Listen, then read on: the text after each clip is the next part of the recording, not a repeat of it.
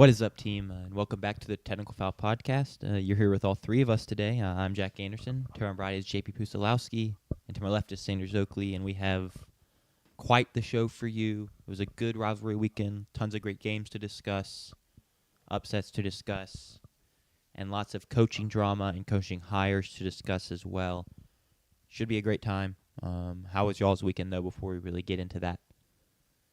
It's been a lot longer than a weekend. It's been a week. Last True. time we recorded was True. Monday when y'all did that double header or the 1.5 header, depending on if you count shows without audio. I think it was a double. It was a double. We'll Yeah. count the show without audio then. We had Thanksgiving. You spent a lot of time in the car. I got to go home. My brother gave me a cold that I am now at like 98% from. Shout out your brother for that one. Yep. Woke up Wednesday morning and couldn't breathe through my nose and was coughing, and it wasn't bad. It was definitely like, it was one of those, the jokes about like, the guy cold or whatever that Sure. like guys can't handle. It was just tough. And it was worse because I was like terrified of like, well, how am I going to work the Egg Bowl and the SMU game on Friday? Like, I need to be 100% for that. So I started popping like Dayquil. I started popping everything to dry my nose up. I spent a lot of time on the couch. I probably drank like 10 gallons of water in 2 days. I was like, I am going to force my body to heal itself in the next 48 hours. And I got there, made it through the Egg Bowl, made it through the game Friday, made it through the Turkey Bowl on Saturday with my family. I brought out my receiving gloves that I got for intramural flag football, for a bit, just to mess with my uncles and cousins because they were... Did you win? I did win. Congrats. And the gloves, I had the nastiest catch, I think, in our Turkey Bowl history. I ran a little crosser, and the ball got thrown behind me, and it got thrown into the DB. My cousin, who's a year older than me, he was trailing me. It goes right to his chest. I reached back in front of his chest from him. and snatched it from between his hands with 3 fingers. Too bad there's no film. Walked into the end zone, and they were all like, yeah, you can't wear the gloves next year. In my defense, we were down a man. We change up the teams every year. When it started, it was the younger generation versus the dads. And there are 6 guy cousins, 3 dads. And so it was when the oldest cousin was 13, it was the cousins versus the dads, and the dads were all in their late 30s, early 40s, so it was a fair game.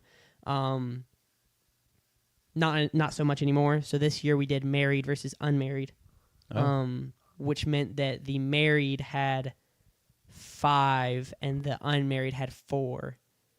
But the 4 was me, Wynn, Harris, and my other cousin, and me, Wynn, and Harris. I mean, we carried, we cooked. Sure. But next year it will be 6v3 if we do that, and it still might be fair that we might still do 6v3, me, Wynn, Harris versus everybody else. We'll see. What if Harris is married by then? Honestly, as the youngest child, you never know. I feel pretty confident that will not be the case, but we'll see. Never say never. Great Thanksgiving break. I put on I stepped on the scale and I weigh about 6 or I weigh 6 to 8 pounds more. Good catch. Than I did probably Monday. A lot of that is, like I said, I got sick, so I just sat on my couch and did nothing. So we'll see. I'm glad JP? You enjoyed it. It sucked. Sorry, Coach. Yeah. Your good weekend was last weekend, though, so. Sure. I'm sorry. That is tough. Yeah, I'm sorry. That's really tough. I don't really know. That was not what the synopsis I expected to get about your weekend, but sorry. Mine was good. It's all good. Mine was good. Kentucky was fun. The drive was not the most fun, but it was fine. Got to see cousins and family I hadn't seen in a while, eat good food. Friday night was not fun, which we'll get into later. But then the end of Friday night was really fun because the Spurs beat the Nuggets. Shout out Devin Vassell for that one. But yeah, it was fun. Happy to be back, though. Ready to close out this little stretch of the semester and get on to Christmas break.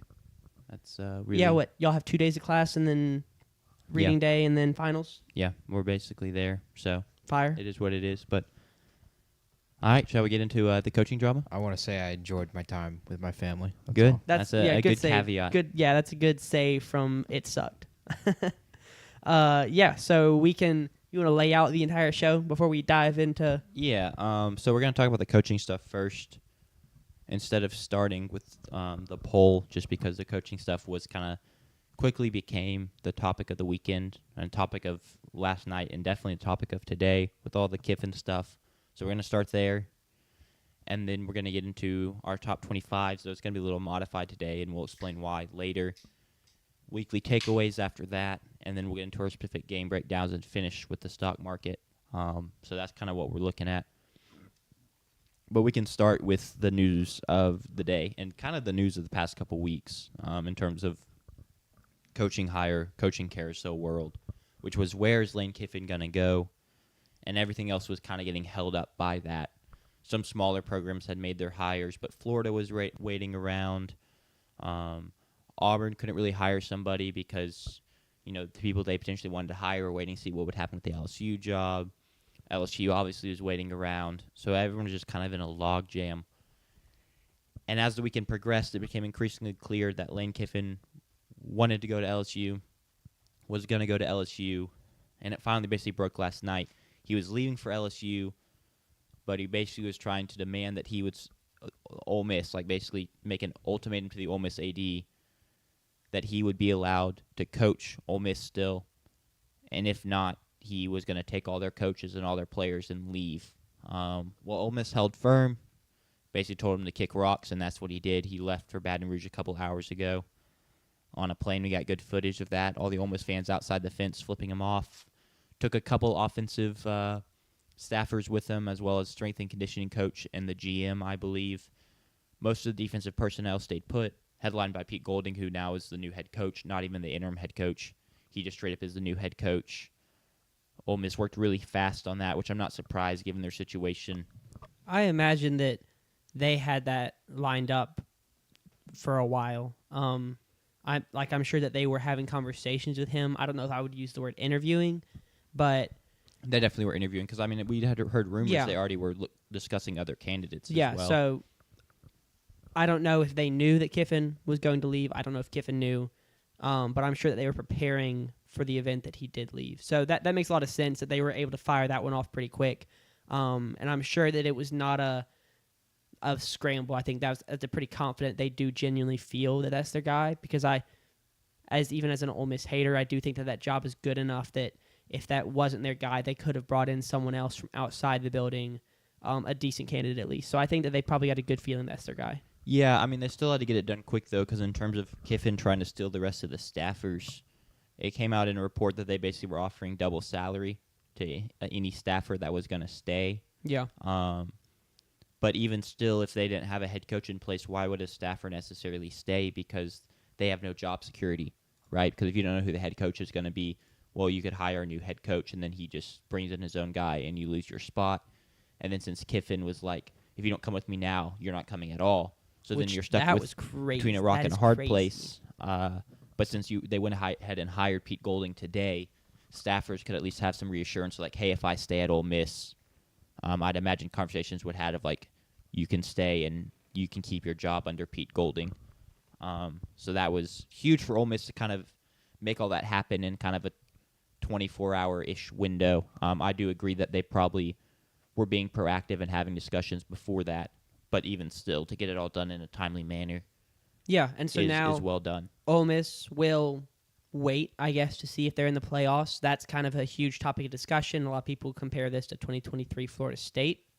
2023 Florida State goes undefeated, but their starting quarterback, Jordan Travis, gets hurt, breaks his ankle, misses it was in the last game of the season. Missed the Florida game. So the second to last, misses the Florida game, and then misses the ACC championship. Florida State goes on to win both games. ACC championship in a close fashion. It wasn't a dominant win by any means, I don't think. And then they get eliminated. They don't make the playoffs. They finish as the number 5 team in the country, and as an undefeated team, they miss the playoffs in favor of 2 one-loss teams. Now people are talking about this Ole Miss team, talking about if Kiffin leaves and he takes the offensive staff with him, is that not more damning than losing your starting quarterback? Should this Ole Miss team be out in favor of Miami, Notre Dame, BYU,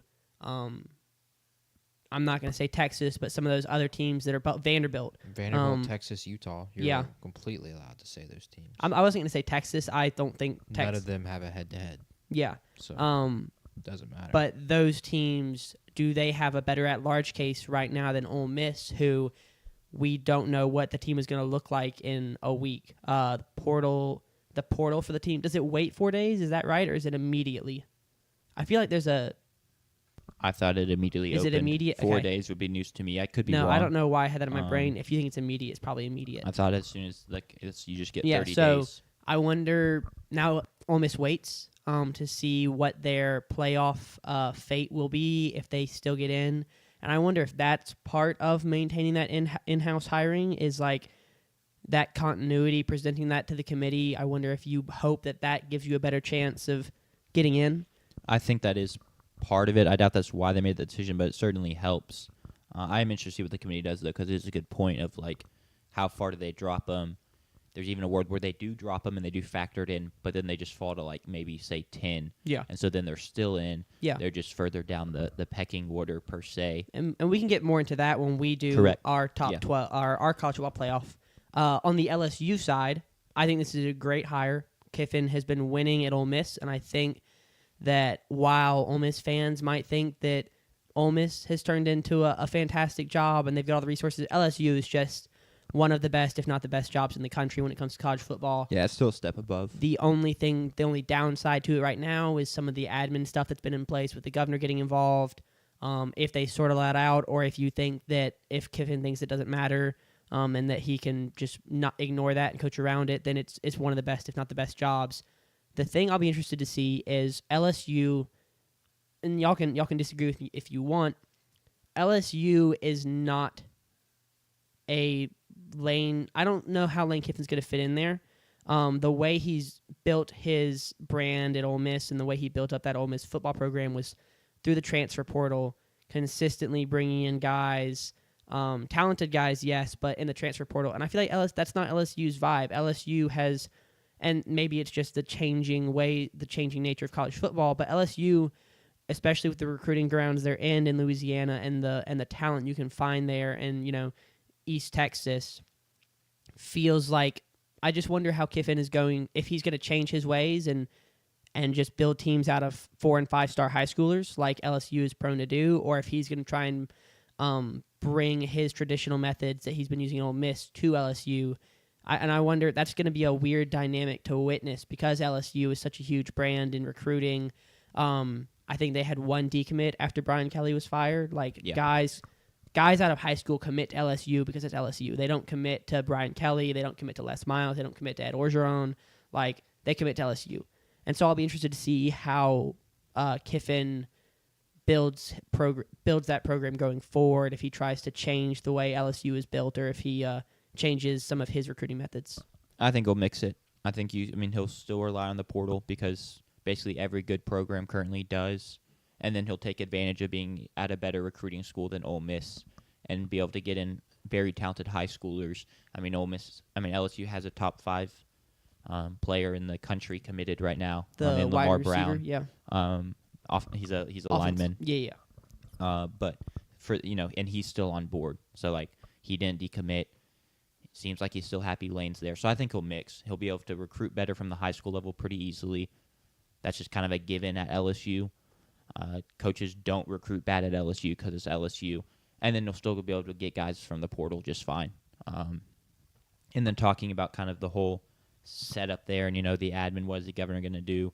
How does he fit there?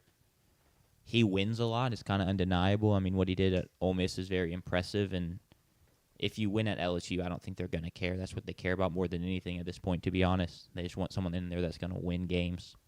So... Oh, they don't just want someone who's going to win games. Win big games. Win big games. Not the game. They don't play in the game. They don't play in the game. Brian that Kelly is true. won 34 games there, so over the course of 3.5 seasons. Yeah.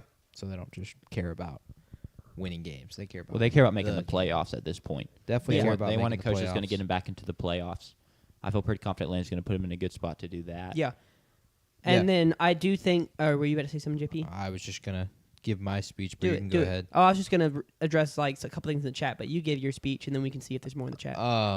Ditto to what Jack said. The recruiting base, way better. They're just going to recruit better high school talent than be able to add pieces that fit well through the portal. Whether that means like, oh, we don't have a quarterback this year, we can go get a quarterback for Lane. Oh, we don't have receiver talent, we can go get receiver talent. Oh, we need defensive back help, we can go get that. So on and so forth, et cetera, et cetera. You're not going to get that consistently at Old Piss. They've done a great job at finding stuff in the portal. They haven't really missed for a year on the portal. But point blank, just go pull up their reference page. Old Piss, LSU. Strikingly different. Since 2000, Old Piss has had 9 losing seasons. LSU's had 1. They were 6-7, which was the year that they fired Ed Orgeron at the end. And that was after their COVID year, and that was really when they were at their lowest. Other than that, they've had years that were extremely successful, multiple 10-win seasons, I think roughly 15 or so. Compare that to Old Piss. They've had 4 under Lane Kiffin and then 6 total across the 25 years. So strikingly different. That they're about to return to the mean, and I don't just say that as a State fan. That is the truth.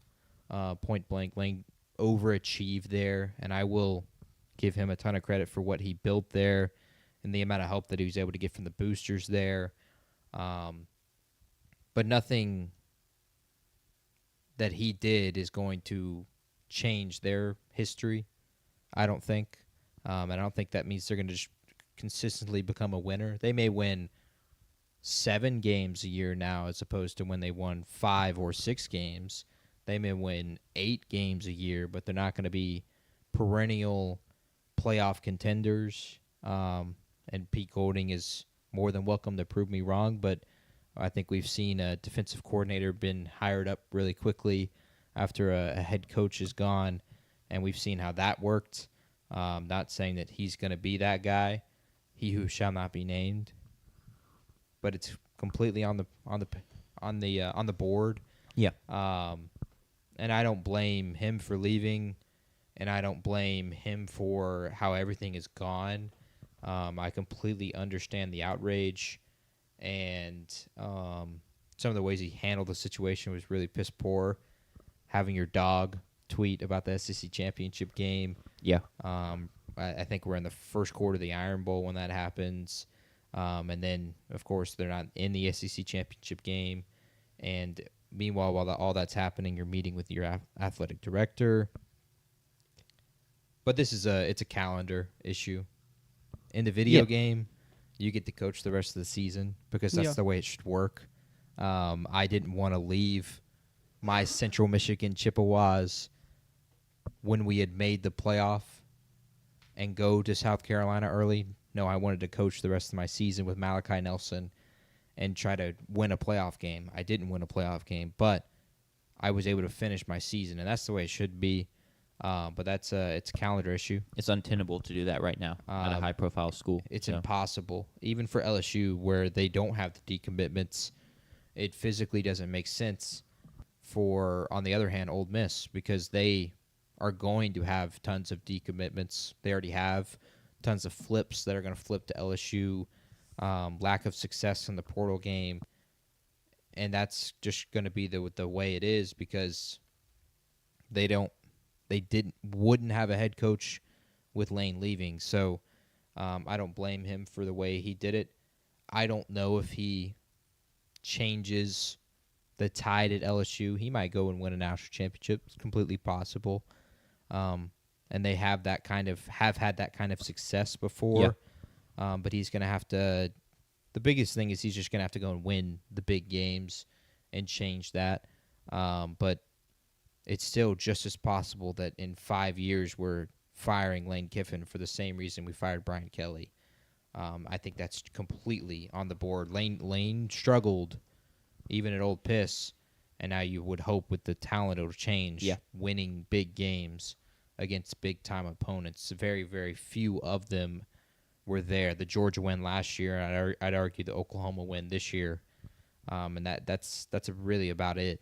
But I don't blame him for anything of what has occurred. I'm not gonna like the guy now that he's at LSU and not at Ole Miss, but Yeah. Good luck to him. No, I completely agree. The if you want to be outraged about how he handled it, that's somewhat fine because I do agree he made poor decisions in terms of at some point he just needed to bite the bullet and just make the move and realize that his fantasy of doing both wasn't possible. And then when he realized that, he got a little pissy about it. But he had to make this move now or he wasn't going to be able to make it, and that's not his fault.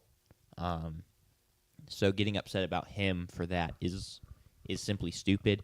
And then also, for the Ole Miss fans, I get you're upset and he left, and so you're never going to be happy about a coach leaving.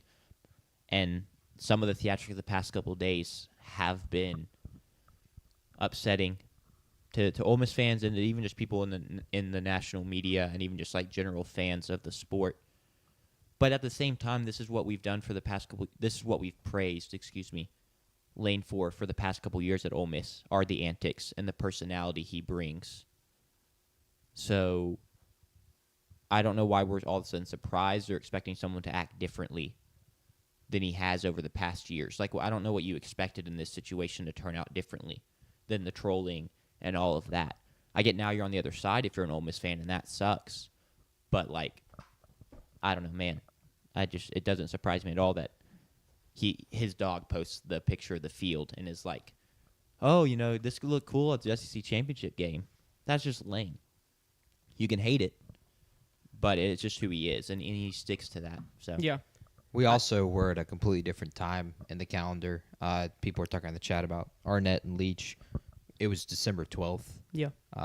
My dad's birthday, the day Leach died, and we didn't even know if he was going to be okay for about 24 to 40 hours with that whole situation. And so it was a completely different time.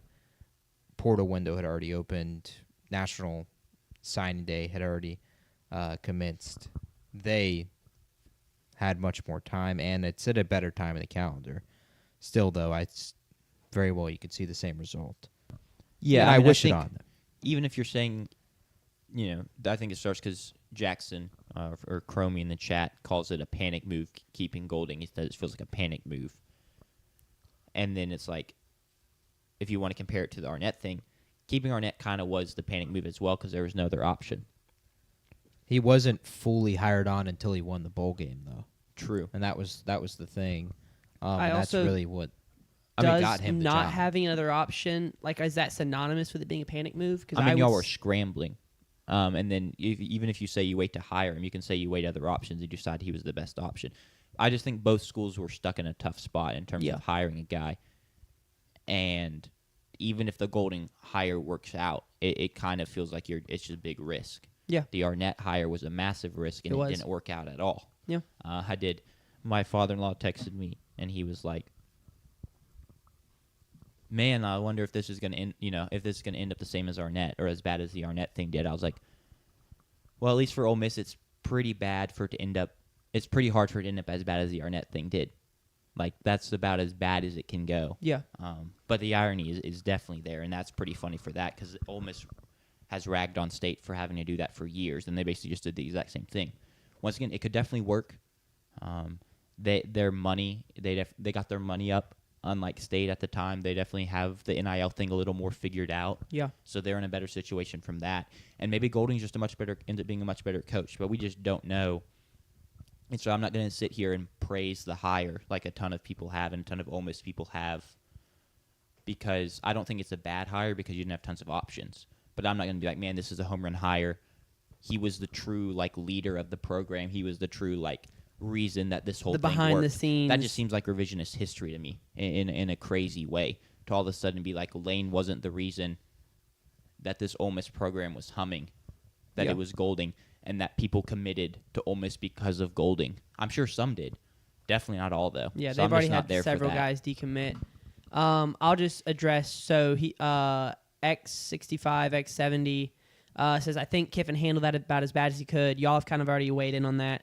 I'll just say that, like, everyone was in a tough spot. Kiffin wanted to take the promotion to the next level. LSU is a level above Ole Miss.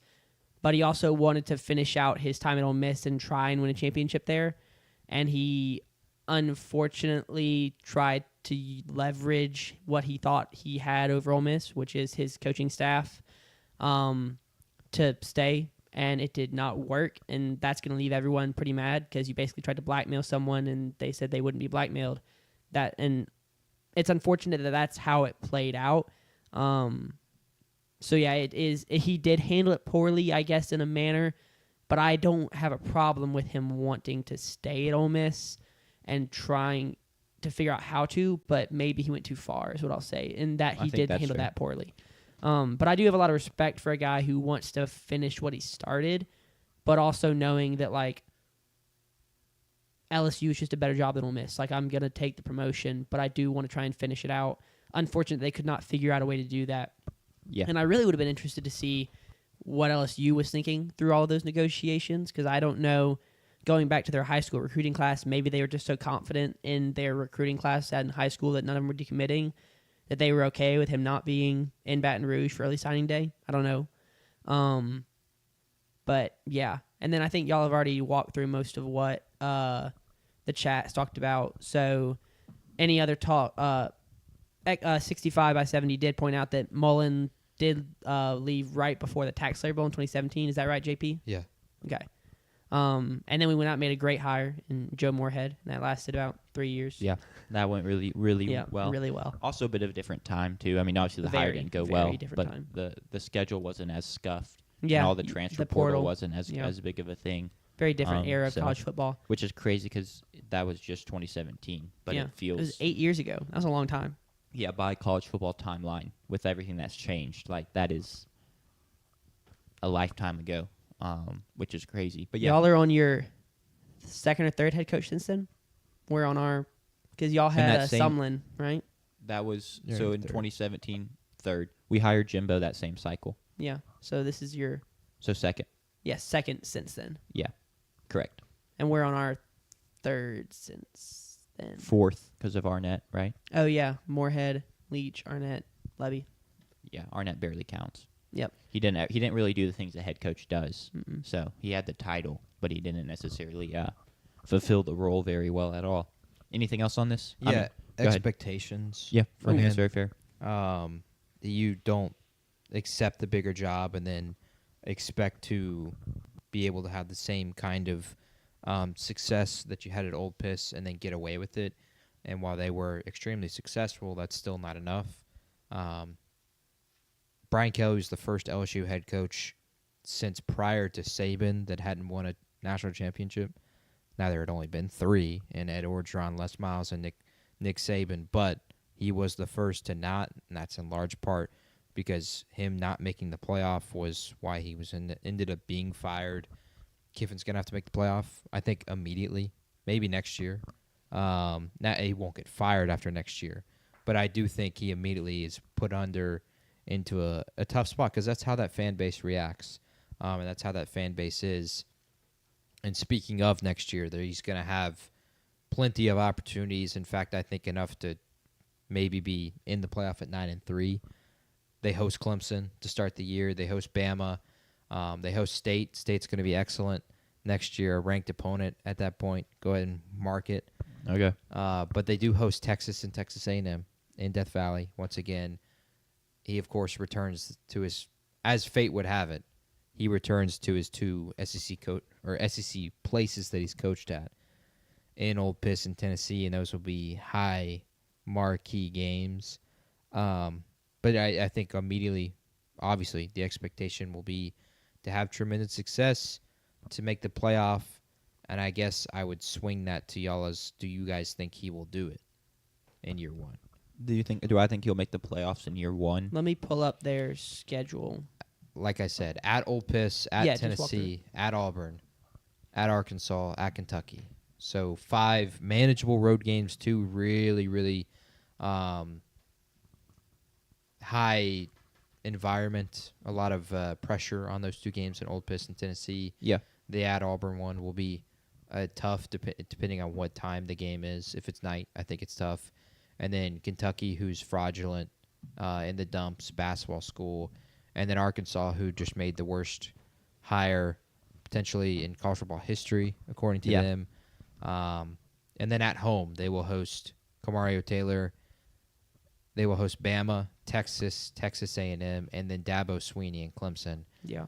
Pretty much, I would say 9 of those games that next year are on ABC. Go ahead and mark it for that. Do you think he can get to...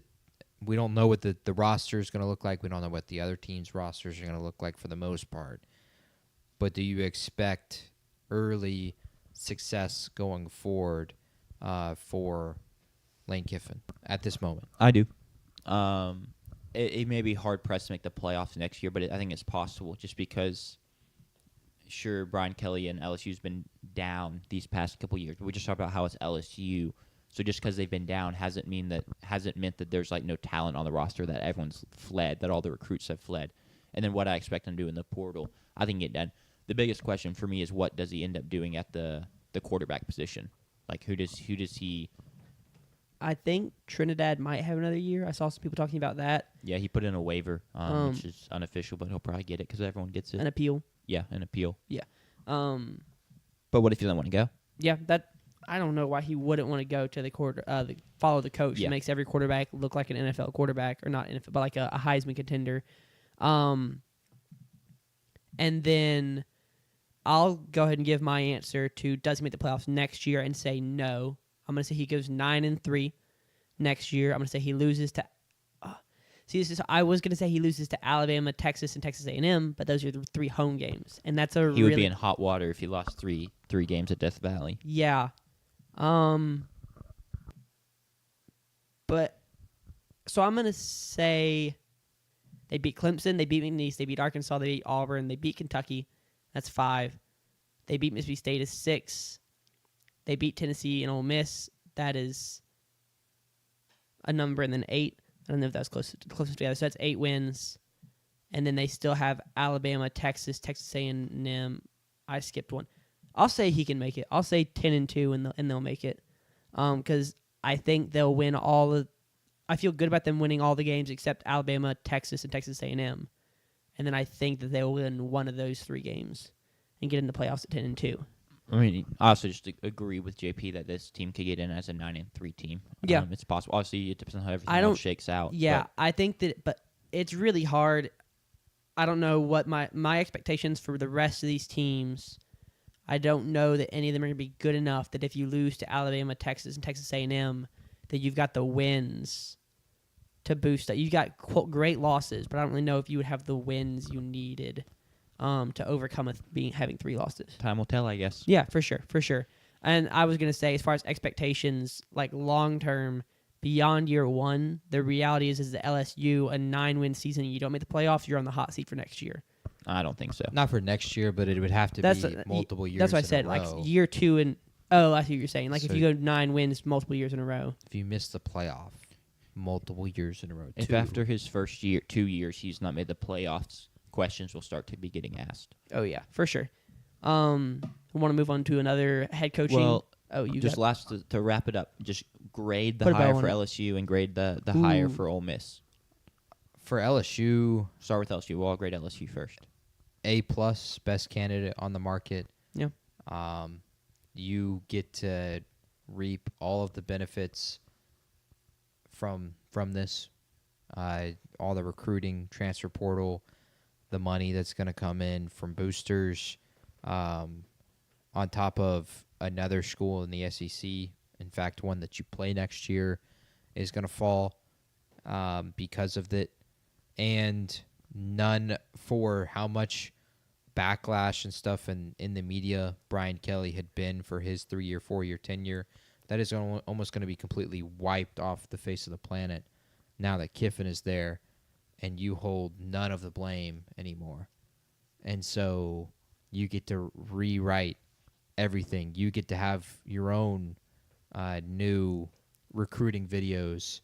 You know, Kiffin can do the Oh this gosh. the a and dance twerk on his recruits. and twerk on his recruit. Lamar Brown or whatever his and name it's was. cool.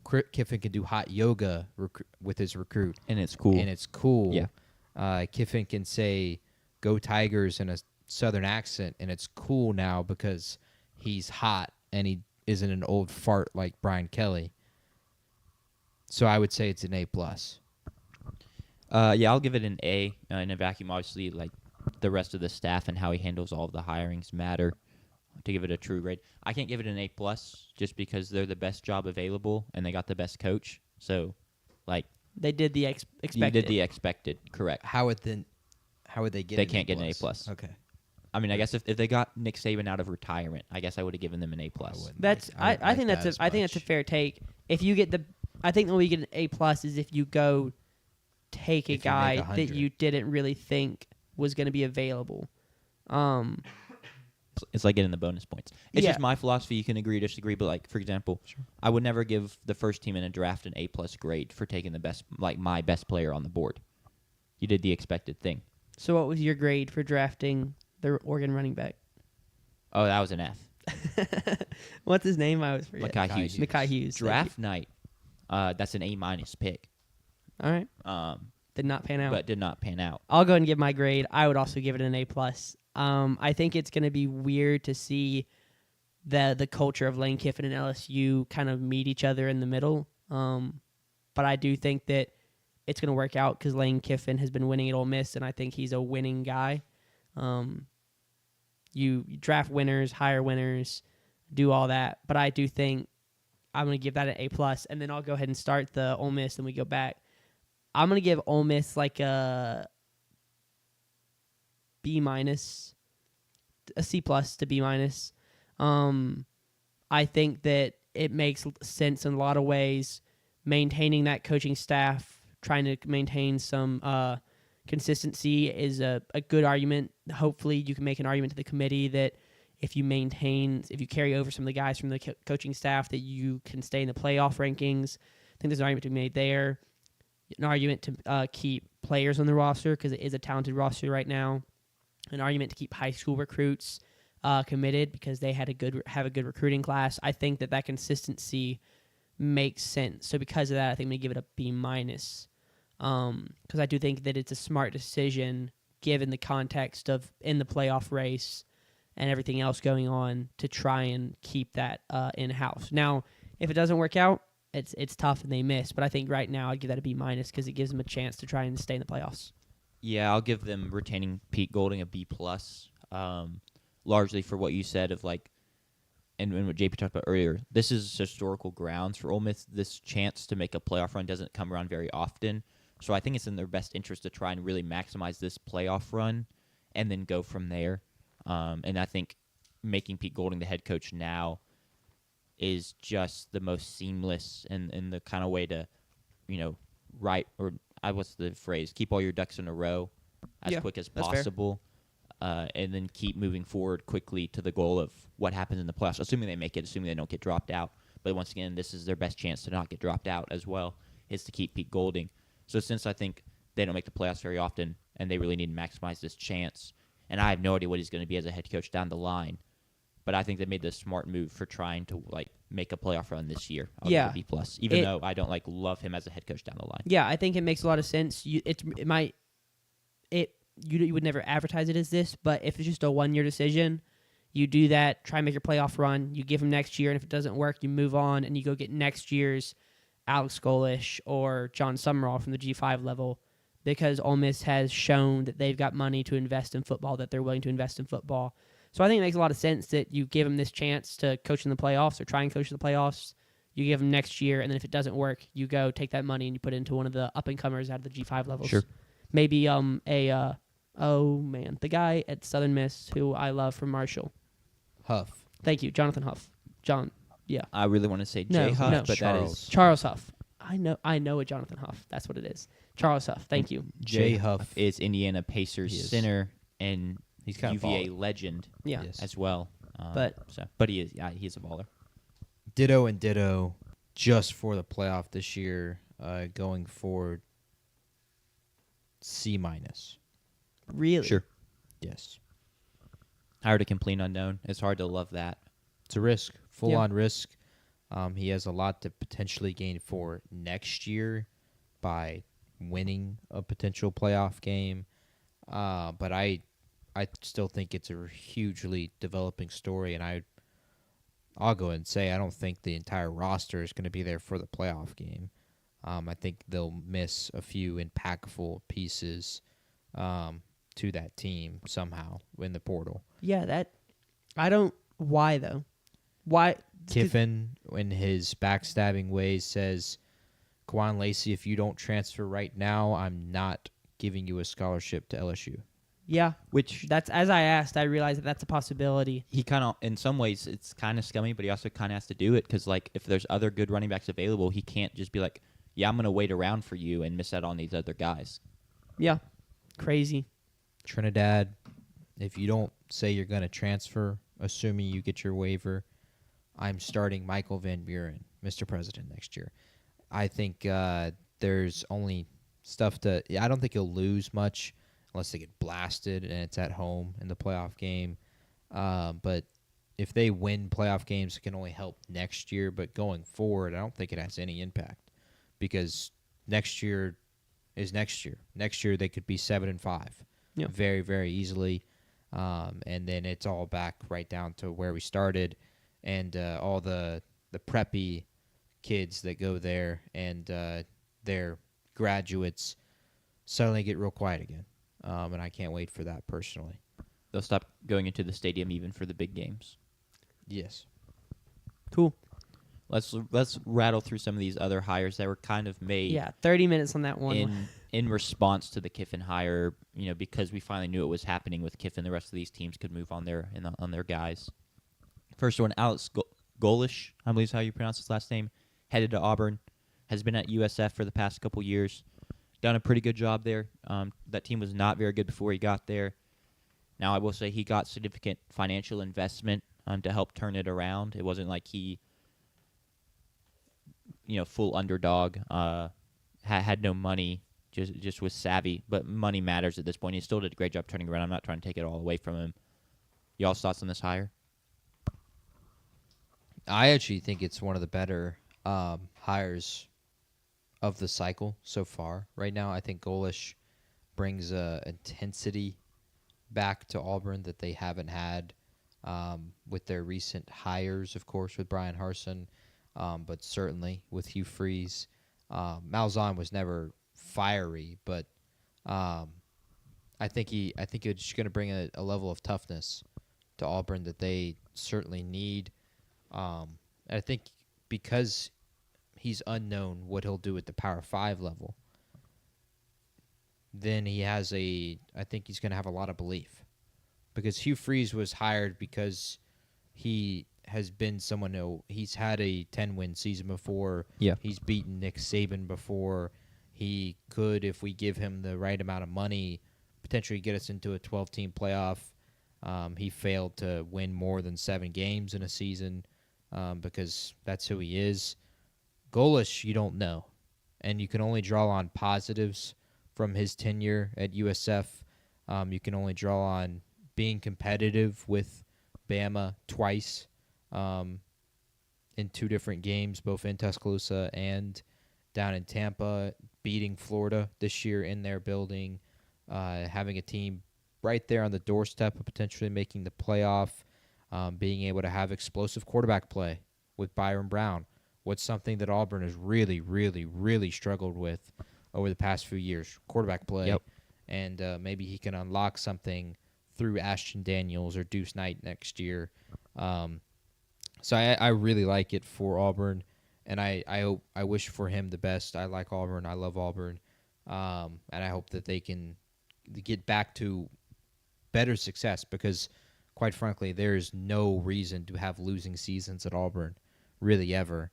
And that's what Hugh Freeze did. And I don't think Golish will do that there down on the Plains. Will he have them consistently in the playoff? I don't know yet. I would assume no. But I think they very well and should be a team that competes to make the playoff year after year, but maybe misses out like Tennessee does right now. Yeah, I think that's a fair assessment. you got to get rid of the winning seasons first, really, or the losing seasons first, excuse me, before you really focus on being a perennial playoff contender. You gotta raise the floor. But I do like the hire. I do think it brings some good fire, and considering you're kind of the underdog in your state, having that is pretty necessary. So some fight to you, some spunk. The biggest question is just we've not seen him at the Power 4 level, so there is a bit of an unknown there. We've seen good Group of 5 coaches that we really liked and really thought were going to make the leap just flop and not have what it takes. I think he does have what it takes. I'm just going to say right now, this is my favorite of kind of the Group of 5 hires that happened today. But there is just still a little bit of an unknown that is worrisome. But considering the other candidates, I almost like there being a bit of an unknown more than just settling for someone that's been proven to be just okay at the Power 4 level, if that makes sense. Yeah, I mean, unknowns is how Washington found Kalen DeBoer. It's how Correct. Indiana found Kurt Signetti. And I say unknowns, I mean those guys were winning at the G5 level, but unknowns at the Power 4 level. That's how those current great head coaches were found, is because somebody with money to invest in a coach and in recruiting and took a chance. And so I think I like Auburn taking this chance because it sets them up for a high ceiling, but it's also a low floor. You could miss yet again. I'll be interested to see if they are what DJ Durkin's fate is. I don't know. Golish is a defensive guy, right? Is he not an offensive guy? No, he is an offensive guy. Because he was at Tennessee. He ran the offense under Heupel. Okay. Yeah. I thought I saw something about his offenses. Maybe I don't remember what I saw on Twitter. It was quarterbacks that he's put in the league. Yes, thank you. So he's an offensive Purdy, guy. Hendon Hooker, and Joe Milton. They've done great things in the league. Shout out Brock Purdy. Was Heupel at Iowa State? No, Golish was at Iowa State. Was at Iowa State. Okay. I'll be interested to see if Auburn can find some way of keeping DJ Durkin around as a defensive coordinator, because he's highly doubt it. You highly doubt it with the way that they've reacted today, being their recruits, being some of their insiders. I don't think that's something that's on the board. I think people are a little surprised that Durkin didn't get the job. Yeah, I think if he had won last night, he would have have made the difference. And we'll talk about that game later, but they lost last night not because of him. But I think that would have been the difference. Yeah, it is. Real quick, it's really fun talking about the recruits' reaction. It's pretty clear. So, like, Lane Kiffin gets hired, all the recruits are fired up, which obviously, like, you got the best coach, it makes sense. But then you, like, have seen quotes from Auburn commits today, and they're like, yeah, I don't really know anything about this guy. So, like, I guess I'm going to have to see, like, what he's about. And it's just, like, I don't know, it's just funny to have, like, I don't know, you're committed somewhere, and then some guy gets hired, and it's like, oh, now, who is this? Yeah. What's his first name? Yeah. Golish? Like, how you say that? Yep. Where was he coaching? Yeah. Unfortunate then for Auburn if you don't think that's going to happen, because they've got a really good defense and they had a talented roster. Hugh Freeze was able to recruit. He just wasn't able to capitalize on that recruiting and even get to a bowl game. So they do have the advantage of Golish bringing that. And ideally, I'm sure Auburn fans are hoping that he brings some of the best players from that USF team that was at one point in the top 25 and conversation for a playoff spot out of the G5. So he'll hopefully bring some of the best players with him, like Signetti did to Indiana, bringing some of his JMU guys. So I'll be interested to see how that plays out. But it is, as a state fan, hoping, praying that we can get Braylon Womack. Love to see it. Gig him. Whatever you want there. I don't think that pertains too much to this. I understand that wish and desire. But you should have that wish and desire. Worry about what's in front of us. Golish was 23-15 at USF, so it's not like he blew it out of the water, but he's been kind of a name for a couple cycles now. But it's it's going to be another with all of these guys that are being hired up. Memphis, North Texas, Oklahoma State, Tulane, and now South Florida. It's all going to be a wait and see. And so I think that's really the only true take you can have on that. It's a bad take. because I hate just saying, "Oh, we'll see," as a take. I wish you could actually make bigger takes on it, but we'll see. As what I would say in the chat. Yeah, we can address that in a minute when we get to our top 12. Hang around, Peanut. We'll get to that. No, I agree. And in terms of Durkin, real quick, I think he's just ready to take a head coaching job again. I don't think he's going to stick around as the DC. Yeah, and that's there's fair. still a couple jobs open that I think he could end up getting. So, DC and Starkville. or that. Yeah, maybe. And it makes sense that the recruits. Let's focus on what's in front of us, JP. I agree. It makes sense that the recruits and like the players wanted Durkin because almost any interim coach, the recruits and players end up being like, keep him, hire him, and it's just because it's what's right in front of their face. It's who they're interacting with day in and day out, and you typically put an interim in place that is like a fiery guy and will bring some Exactly. energy. I think it was Josh Pate that was talking about it, and how interims that happens because they come in and they immediately accelerate to like 80 miles an hour. Yeah. Because they have to coach maximum of like 6 games, minimum a game. Sure. Sometimes, if they get fired at the end of the season or if they coach a bowl game. And so they're able to just very intensely coach for that 4 weeks, 6-week period. And so, yeah, guys love that. And there's nothing wrong with loving that.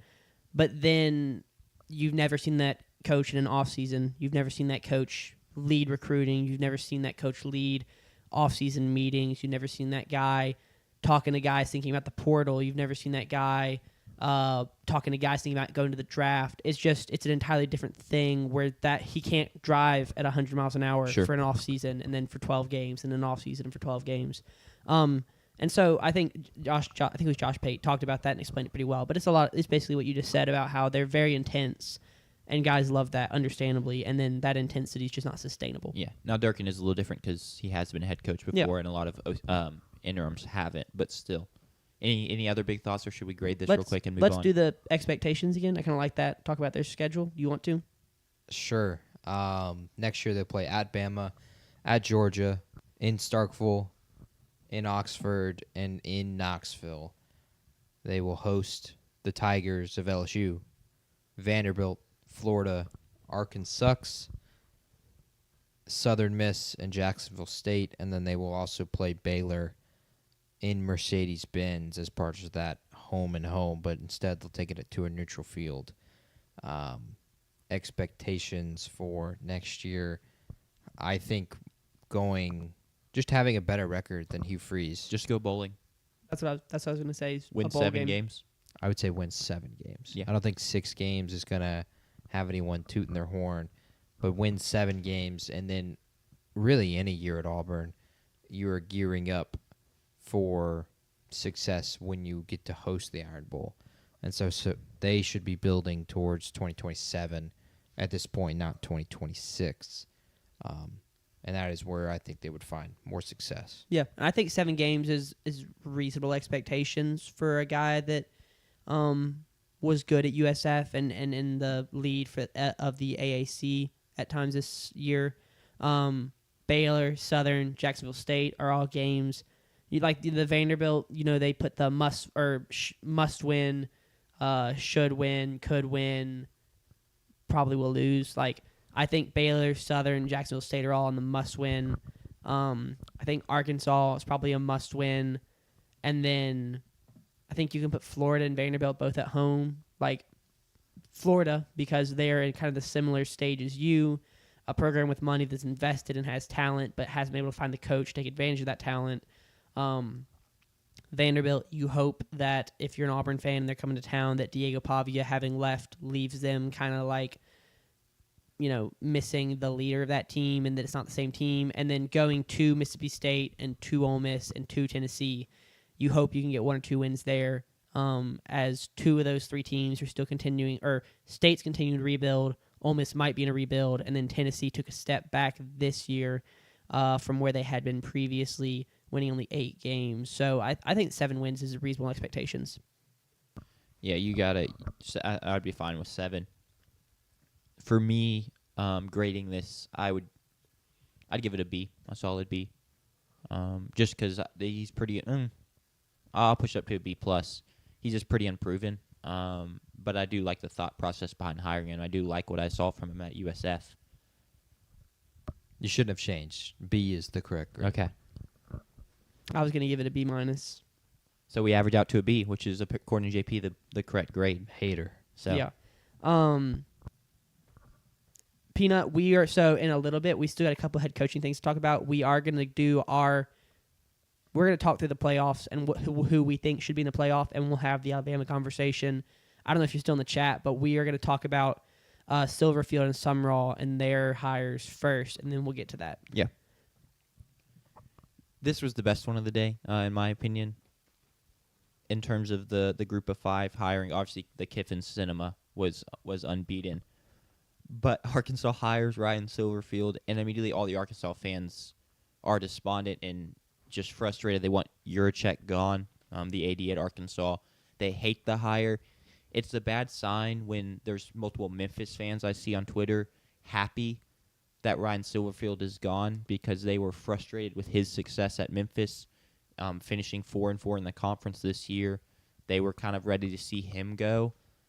And so once again, it's a really bad sign when the guy you're hiring from the group of 5 level, the group of 5 school, and their fans don't even really want him. They don't care that he's gone. It gets bad enough that they try and stage a protest outside the football facility. And from the video I saw, maybe more people showed up, but it seemed like there were about 20 people out there with signs. I love y'all's dedication to your team's football program, but it is also a little funny and a little sad that you rally a protest and 20 people are outside with signs in and their plastic defense, bags. It got to 25 plus. Okay. According to It is reporters. Thanksgiving break. Don't give in their defense. Do y'all think if State tried and organized that, y'all would beat 25 plus? Yes. Okay. I think we get to 30. I don't disagree. Yeah, I mean, I think we could get 30 people out there and yelling about something. Sure. On the You drill pick- field in front of Keenum's office, I think that 30 is pretty possible. Yeah. It really is unfortunate that this didn't get leaked in the same way the Mark Stoops hiring did. Well, not leaked, but I guess leaked is the right word because it gave y'all the opportunity to protest it beforehand. But I think this hiring has already been made official, right? Mm-hmm. And so the protesting is a little late. You can't really do anything. So A little late. It also just did not have the same legs No, it did behind not. ours. I don't love the hire. I don't really know a ton about Ryan Silverfield, but I do agree that it's a bad look if the team you're hiring, the guy from, kind of wants him gone. And there was your move, and you had months plus to make this decision, and this is kind of where you come to. This is the guy you find, and it probably really comes down to a lot of people told you no. It was actually leaked earlier last week that Golish was going to be their coach, that they were finalizing a deal with him, and then you couldn't land that ship, and now he's at Auburn, which he took the better job, so you can't really blame him. I'm be honest, if this was a hire, I just would have kept Bobby Petrino as the head coach and let Bobby P ride again. yeah, Or I mean, once again, I don't know who all told you no. This is a spot I would have been fine getting a mediocre Power 4 head coach that has done it before, has been solid, has had solid success before. Because at this point, that's all you really need to try and find again in Arkansas. like Mike Gundy. Like Mike Gundy, like a Jimbo Fisher, someone like that. Like a Hugh Freeze, not that he's on the market, but, like when Hugh Freeze got hired at Auburn, that Yeah. same thought process. But it just is a very uninspiring hire for me. Yeah, I saw somewhere that they bid on, they gave Golish an offer. Auburn outbid them, and they did not counteroffer. And it does just kind of feel like this feels like a panic hire to me. Like they missed out on all the guys they wanted, and they just kind of went and got this guy because there were no other options. So, do not love that from them.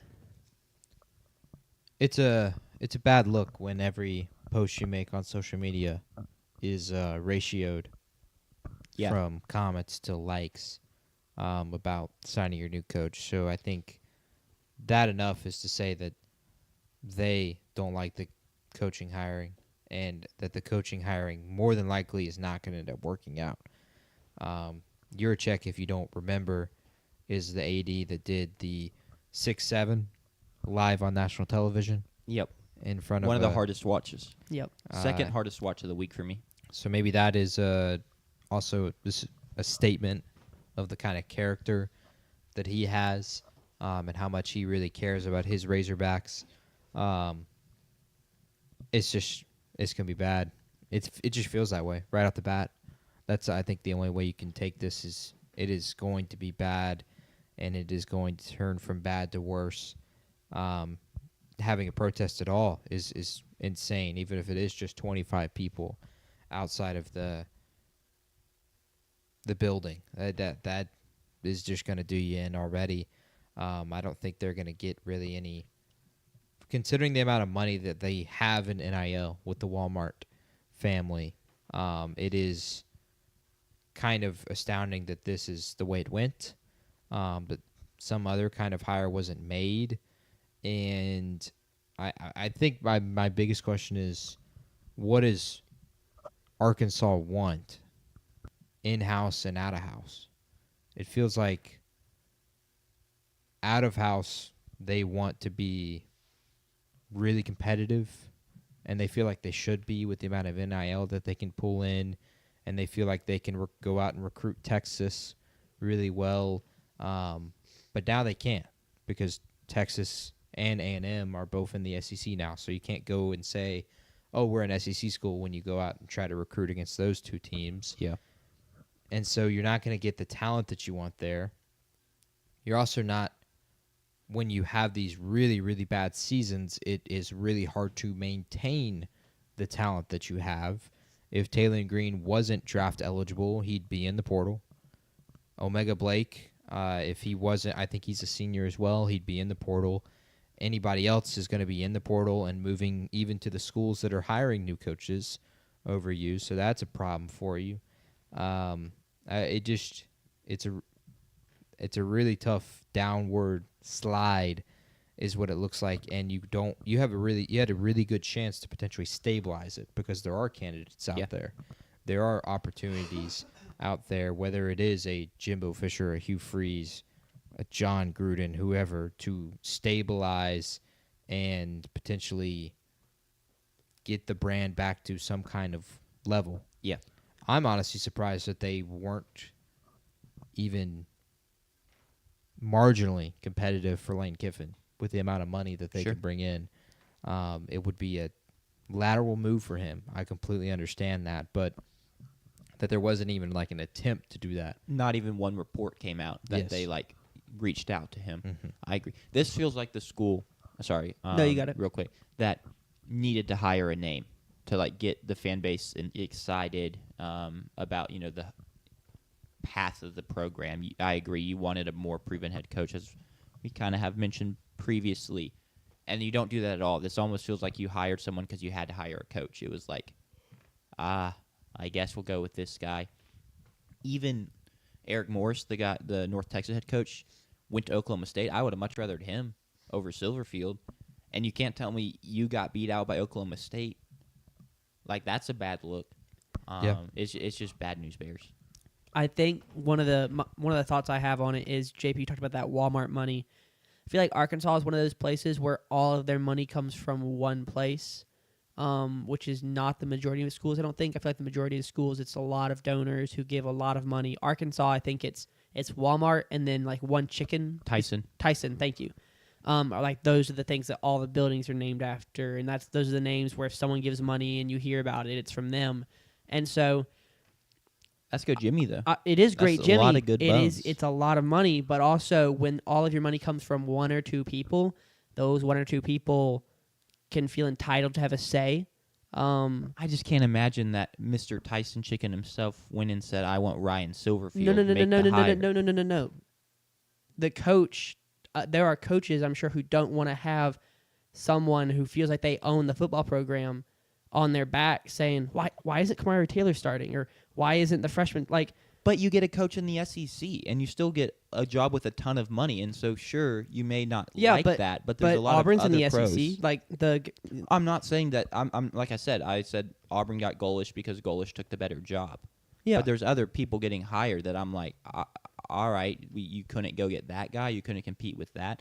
You want to go? Would you go coach at Oklahoma State or Arkansas if they offered similar contract terms?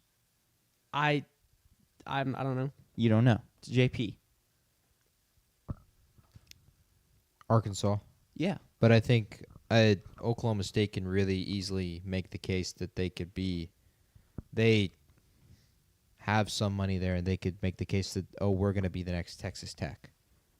And maybe that is more favorable than being the bottom 4 school from a talent perspective in the SEC. Sure.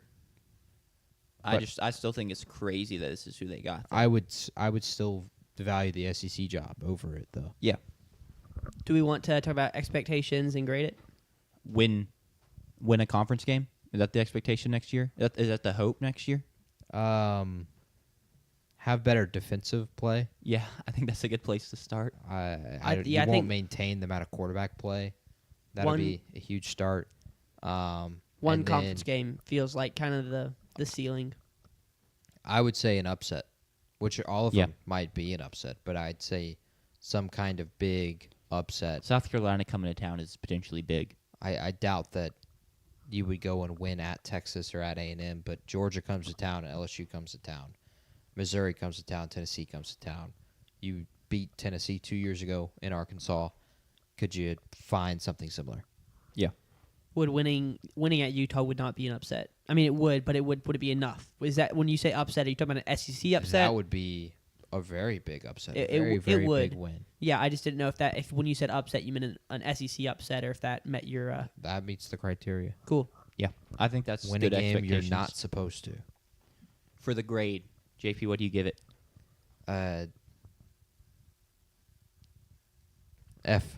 Okay, Wow. An F. I'm gonna give it a D solely because not that he's been great at Memphis, but he is. I guess there's still a little bit of unknown. So like, maybe you luck into one, and if they hire this guy and he does well, I'm not gonna back down from the fact that you lucked into one.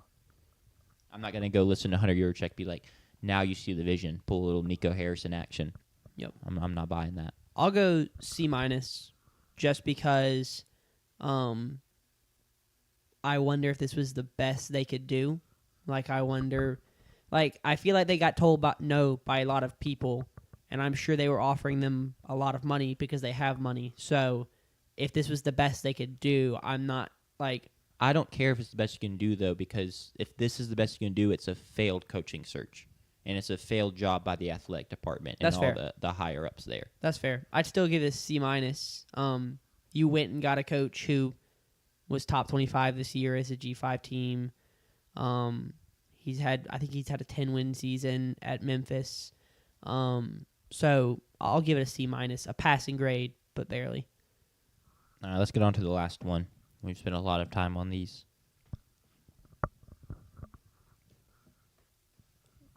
Yesterday, I believe it was yesterday, maybe 2 days ago, it came out that Florida was officially backing out of the Lane Kiffin sweepstakes, which they'd already lost it, but they still, got to act like they were backing out because due to a regular communication, they realized he didn't want the job. So I guess they did concede that they lost it. And very quickly they pivoted, zeroed in on John Summerall to be their guy, and hired him today. Y'all's thoughts on the hire? I mean, I'll just backstory. He's been at Tulane recently, has done well there. Before that, Troy. Before that, he was at Troy, did well there. He's won conference championships at the Group of 5 level. He's made AP poll appearances. He's made college football playoff ranking appearances. Has been one of the biggest names as a Group of 5 guy the past couple cycles. It's a game away from the playoff right now. A game away from the playoffs right now, and he finally makes the jump, and he actually is coaching them through the conclusion of their season. I think it's a solid hire. I'm a little surprised. I wish I knew more Florida fans. I guess I know one. I'll have to ask him. You hired Group of 5 last time. It went terribly. Is there, like, PTSD around that of, like, this feels similar in the sense of it's from the Group of 5 ranks, a coach a lot of people were really high on. Obviously, Napier didn't deliver at all. He ended up getting the nickname Sunbelt Billy. Mm-hmm. Hopefully that does not happen to Summerall. But I can't hate the hire. It was kind of the Group of 5 name everyone wanted. He was linked to Auburn, linked to Arkansas a little bit. It was rumored Ole Miss would want him if Kiffin left. Yeah. So clearly a hot commodity. Clearly a lot of people liked what they saw in him. He's probably the big. He 100% was the highest Group of 5 candidate Yes. available. I personally, I think it may end up working out, but given the avenue or what occurred with Billy Napier, it doesn't make sense to me that this is where they went, that they weren't able to pull. Not that I would have liked the Elijah Drinkwitz hire, but Elijah Drinkwitz, Clark Lee, Brent Key from Georgia Tech. Would you have liked Drinkwitz over Summerall? I would. Okay. I think it would be not that this is getting to that point, but the definition of insanity is trying the same thing over and over again and expecting different results.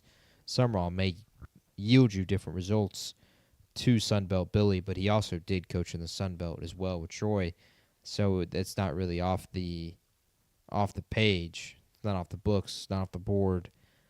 I think Florida is one of those top 10 jobs in the country, and that there should be no reason for them to have to hire a Group of 5 coach unless it was someone who had been extremely, extremely successful year after year after year, and he was really, really proven. There's no reason to not hire someone who's really, really proven and done it at the Power 4 level. That's how they've done it. Yeah. There's no reason that they shouldn't have been able to do that. I also would argue the fact that they couldn't land Kiffin is a failure, honestly. I think they should.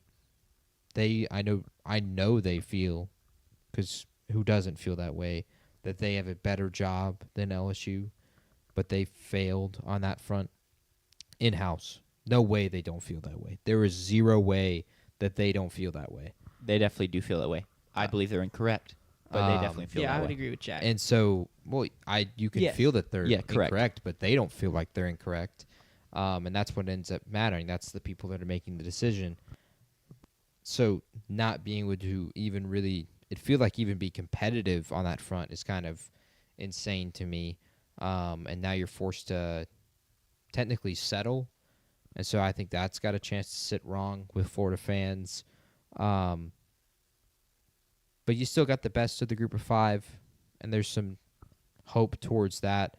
They're going to have the talent there year after year. They just got to win games. That's point blank. They got to win games, and they have not done that with Billy. 100%. And that'll be the ultimate test. That is the test really anywhere. But it wasn't with Mullen, and now it will be with Summerall. He's going to have to continue to recruit and win games. And so there's a ton of pressure on him. Yeah, I agree. The Kiffin piece, I'd feel better about the hire if this was their guy from the jump instead of it being a clear pivot from Kiffin of like, okay, you went and got your second choice. It wasn't like you fell in love with Summerall as a candidate. And not that they don't believe he can be the guy to lead them to great things, but like you didn't believe that from the jump. And so that worries me a little bit as someone from the outside looking in. But I do agree it's another thing of you went and got the Group of 5 guy who's more unproven, so there's more variance there. So as long as you're willing to take that risk as an athletic department of bringing in the more unknown commodity who maybe could lead you to great things and maybe it craters and it's another Sunbelt Billy, as long as you're fine taking that risk, I'm fine with the hire. Yeah, and you talk about PTSD hiring a G5 guy. Since Urban Meyer and those 2 national championships, they've kind of tried everything. Will Muschamp was a defensive coordinator, a co-defensive coach at Texas. He was there for 3 years. That didn't work. Dan Mullen, I think Jim McElwain was also a head coach, but Dan Mullen was a head coach at the P5, P4 level at Mississippi State. He was there for 3 years. That didn't work. Billy Napier, a G5 head coach. He was there for 3 years. That didn't work. So they've tried P4 coordinator, P4 head coach, G5 head coach. They've kind of tried everything since the national championships in 07 and 09 or in the late 2000s with Meyer, and none of them have worked. So I don't really know that like they might just have head coaching searching PTSD at this point. I don't think it matters where they hire the next guy. Yep. They might just have swing and miss PTSD. I think that's fair. Expectations for next season. What do we think their expectations should be for him? For one, make a bowl game. Yeah. That can't not happen with the talent that you have. For 2, I think you're going to have to return to the Swamp being a dominant place. Agreed. A place that you win consistently. They have won at a middle level at that, but they've been punked at home multiple times over the past 2 seasons. A&M, Miami, this year Tennessee. They've been and then with an interim head coach, I get it. But they've been punked at home. That can't happen anymore. It can happen. You can lose at home, and you can lose a competitive game at home, but they can't lose in the swamp. If you can't have the toughest place to play and then get punked. That was the same reason, another reason that Brian Kelly was fired. Yeah. They were punked in Death Valley multiple times during his tenure. That can't happen. So, for one, go bowling. For two, don't get punked. And I would be surprised if they're playoff contenders in year one with Summerall, but those would be my two. How does their schedule start? So they Give me their first 4 games. Their first first 5. well, We don't don't know what They're their not first locked in. Sure. First 4 then. Their first 2 games are going to be FAU and Campbell at home, and then they're going to have an SEC game. Okay. And So we don't know. I'm just No thinking clue. in terms of expectations. I agree they're not going to make the playoffs, but if you could have a scenario where if the schedule starts easy, you get off to a hot start and there's some buzz of like, oh hey, maybe this is a real run, and then even if it peters off down the stretch, you can still kind of hang your hat on, look what we did early season. Now if we can just build depth, build on that identity we created. Next year we can finish strong, stuff like that. But I think the first key for him, first expectation is, how can you keep this roster together with all the kind of offensive weapons they have in the receiver room? DJ Lagway, is that someone he wants to keep around? Jaden Baugh, can you keep Jaden Baugh in-house? I think he can, but I think that's the first step, and expectation should be to try and keep this roster intact. Yeah, I think that bowl game is definitely doable. 3-0 out of conference, 3-3 or 3-6, excuse me, in conference. You've got Georgia. That's a neutral site. Actually, that's in Mercedes-Benz. I forgot they're doing the Mercedes-Benz in Tampa because of renovations they're doing in Jacksonville. So, got Georgia. You've got at Auburn, Oklahoma, Ole Miss, South Carolina, Vanderbilt, at Kentucky, at Missouri, at Texas. Those are not in order. We don't have SEC schedule yet. But I think that if you're Florida, you think you can go to Kentucky and win. And then you would like to think that South Carolina and Vanderbilt at home are both winnable games, and you could win those games, and those are your 3 SEC wins. you should not get punked at home by any of those 4 teams. Nope. Yeah. Did I say 4 or 3? 3 team. 4 You teams. only said 2. Yeah. Oh, Sure. by any of the 4 teams they play at home: Oklahoma, Ole Miss, South Carolina, Vanderbilt. You should not get punked by any of them. Yeah, I agree. Grades. Yeah, I'll go first. I'll give it a B-. I like it a little less than the goalish higher. But once again, if the AD is on board with taking the risk and they're going to back him and they're going to put the money behind him, I'm perfectly fine with them, giving him a fair shot. Yeah, I'll go B+. I think this is a good G5 guy that they brought in. And I think that if you weren't going to get Kiffin, I think this was a really good option. So I do. It was funny. You were talking about them pulling themselves out of the Kiffin sweepstakes to save face. In name only did they take themselves out. They were taken out. But I do think this was a good second option, and I think it was something that they had in mind all along because they kind of always knew it was a possibility. So I think that they handled this coaching search well, going after Kiffin, but having a good backup plan in place because of how they handled the whole hire. I like the hire, but I also like the process of getting there, swinging for the fences, and then having it checked down. So I'll go B+. JP, your grade? B-. Sure. Cool. So we're at you can't really average that very well. If we round up for him, it's a B. Cool. Give me just a sec. I need a tissue for my nose. Still getting over the cold. Yeah, you're good.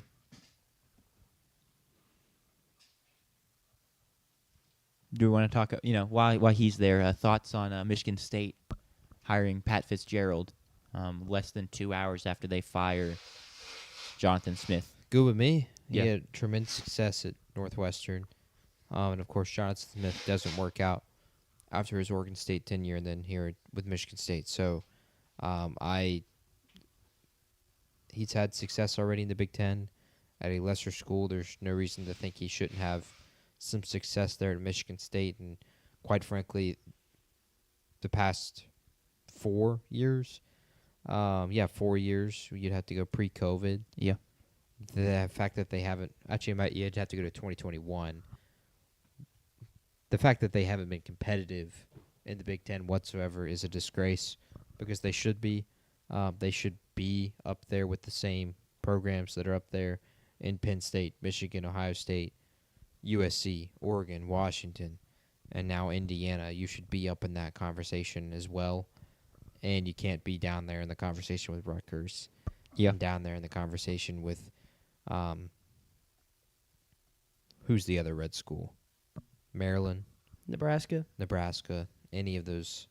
Not UCLA. It's not Nebraska. I'm trying to. You can't be down there with those.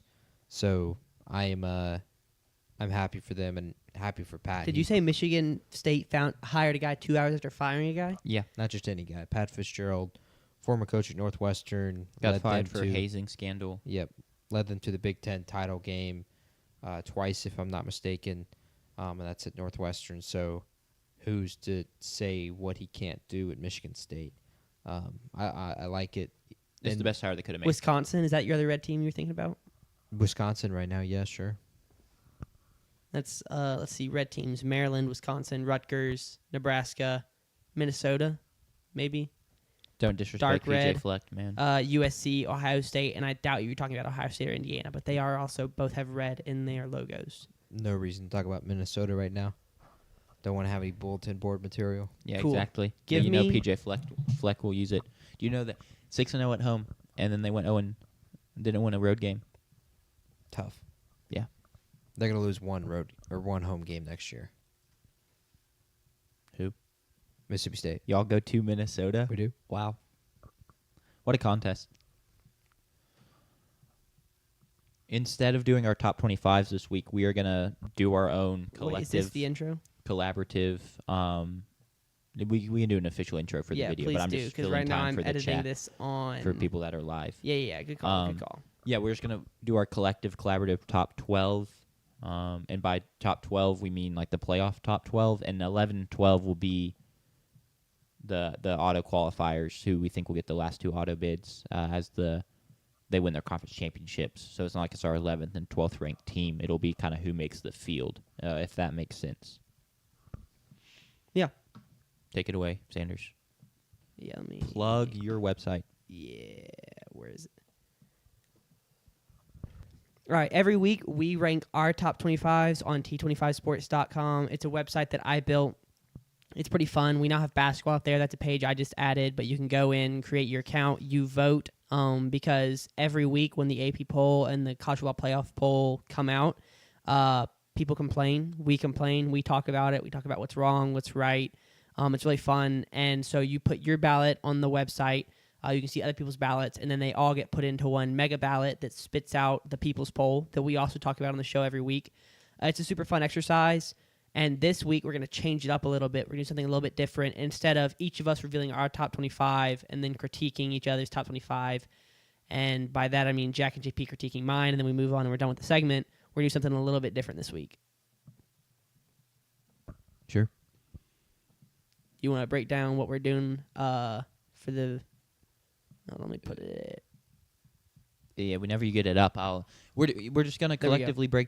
collaboratively combine to make a technical foul playoff. Yeah. Top 12.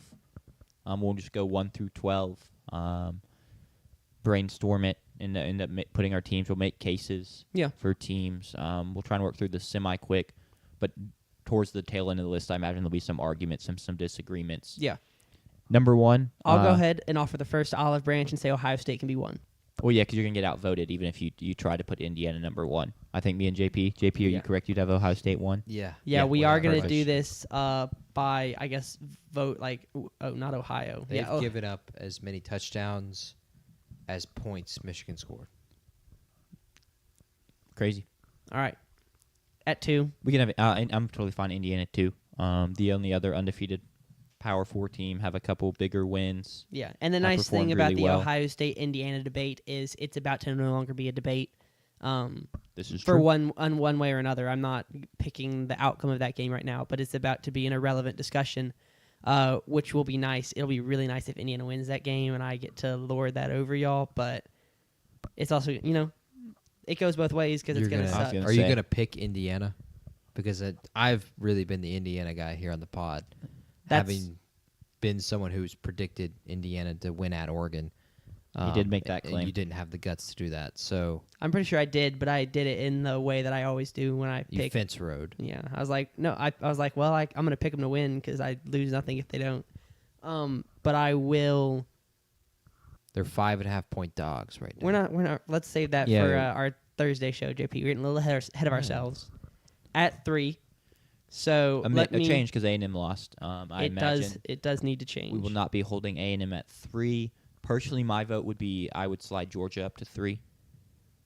You're 11-1. Sanders doesn't matter what you say. I have Georgia at 3 as Cool. well. All right, You're cool. 11-1. You have your one loss to Bama, which isn't a bad loss. Sure, you lost at home.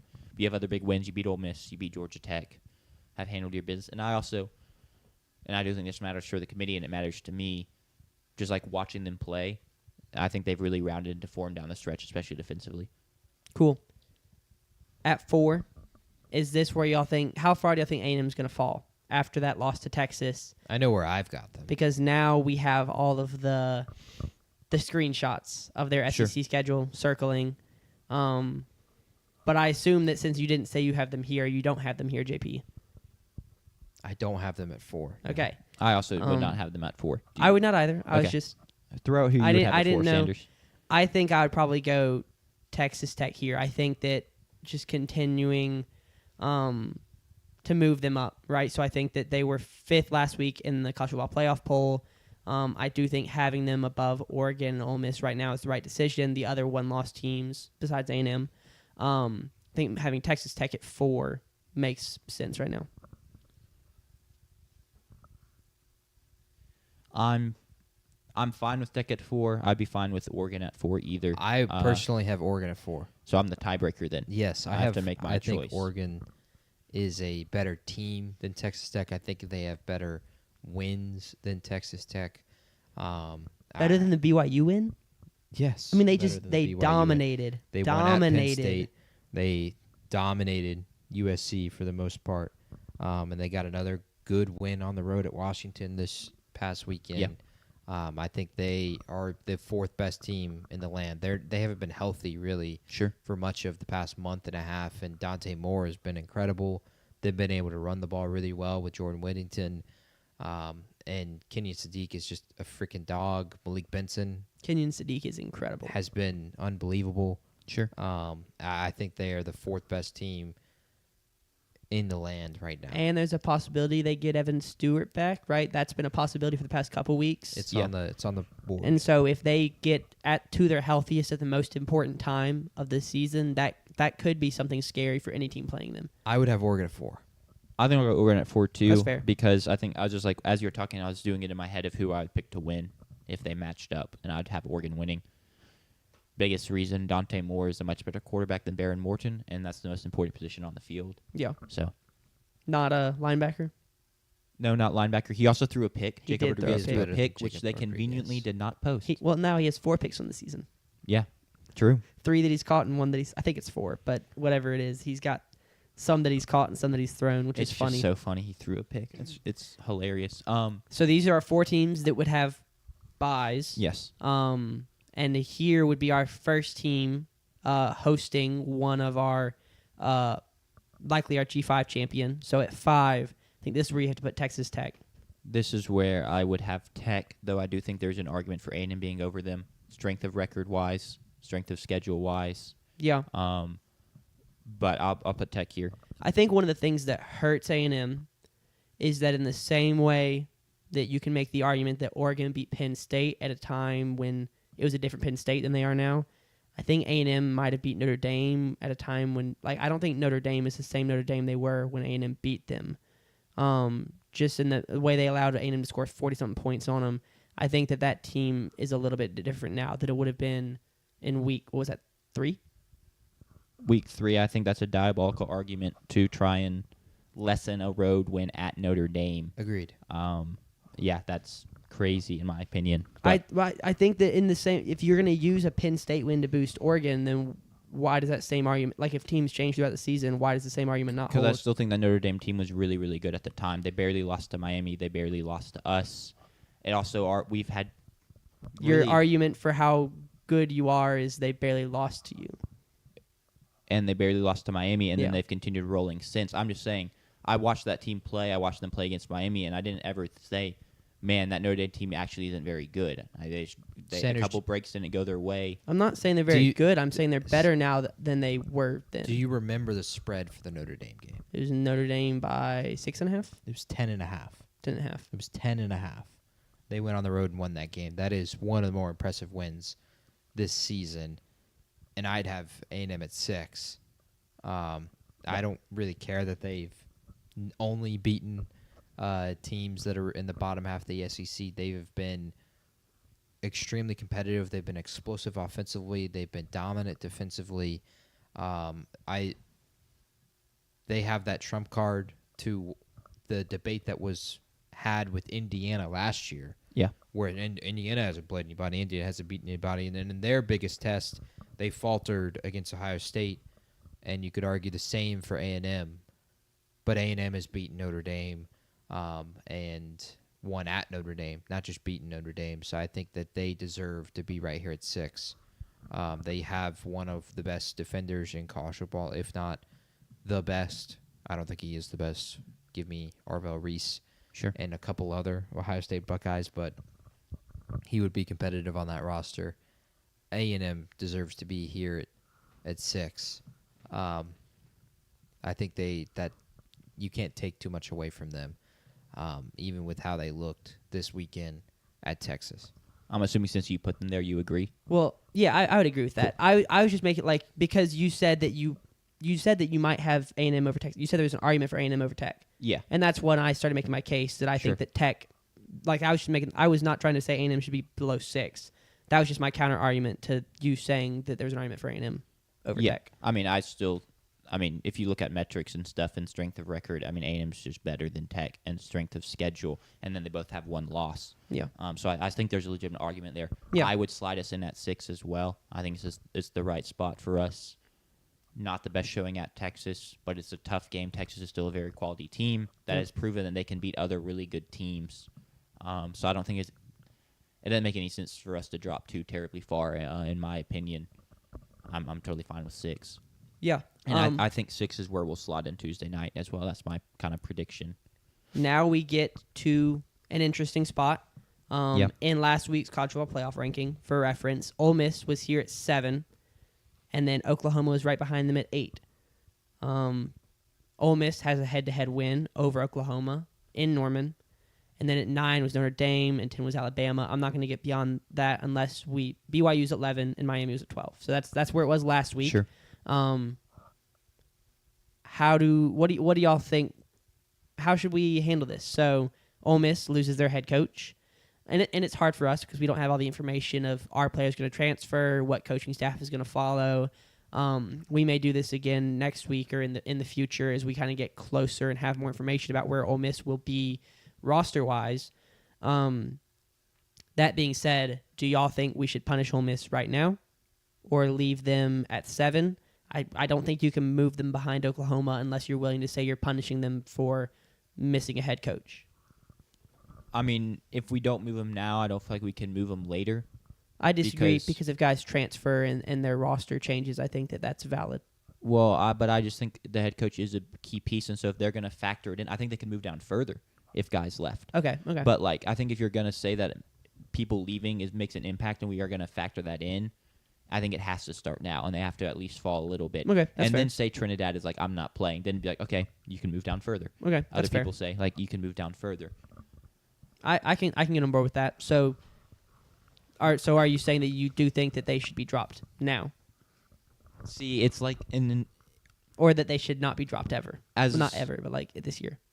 from an emotional standpoint and a feel for standpoint, no, because I'm like the kids on the team or the players on the team have gone and won 11 games. Yeah. But from a standpoint of like I am the committee, putting myself in the committee's head and being like I'm trying to get the 12 best teams in there, I do think them losing Lane Kiffin makes them worse, so I do feel like they have to drop. Okay. I'm going to make the case, as a State fan, that Ole Miss, and I literally just decided what my argument was going to be, which side I was going to choose. Ole Miss should not be dropped. I was an avid defender of Florida State not being dropped when they lost their quarterback, because there were 21 other starters on that team and a coaching staff that went 13-0 and earned a spot in the playoffs, in my opinion.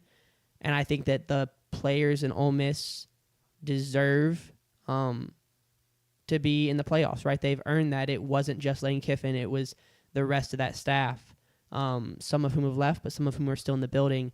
And I don't think that it's the committee's job to give us the most entertaining games.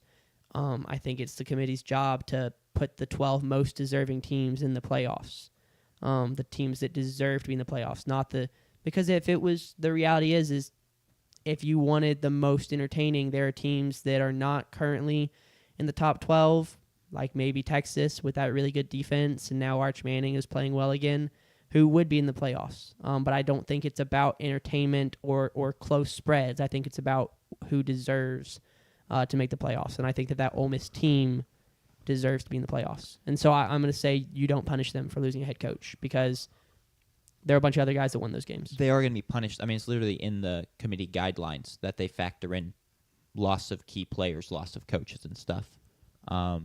So they definitely are going to get punished, and I think that's almost a given. I agree. Like, your stance can be one. I think we should expect the committee to drop them. I'm dropping their ass.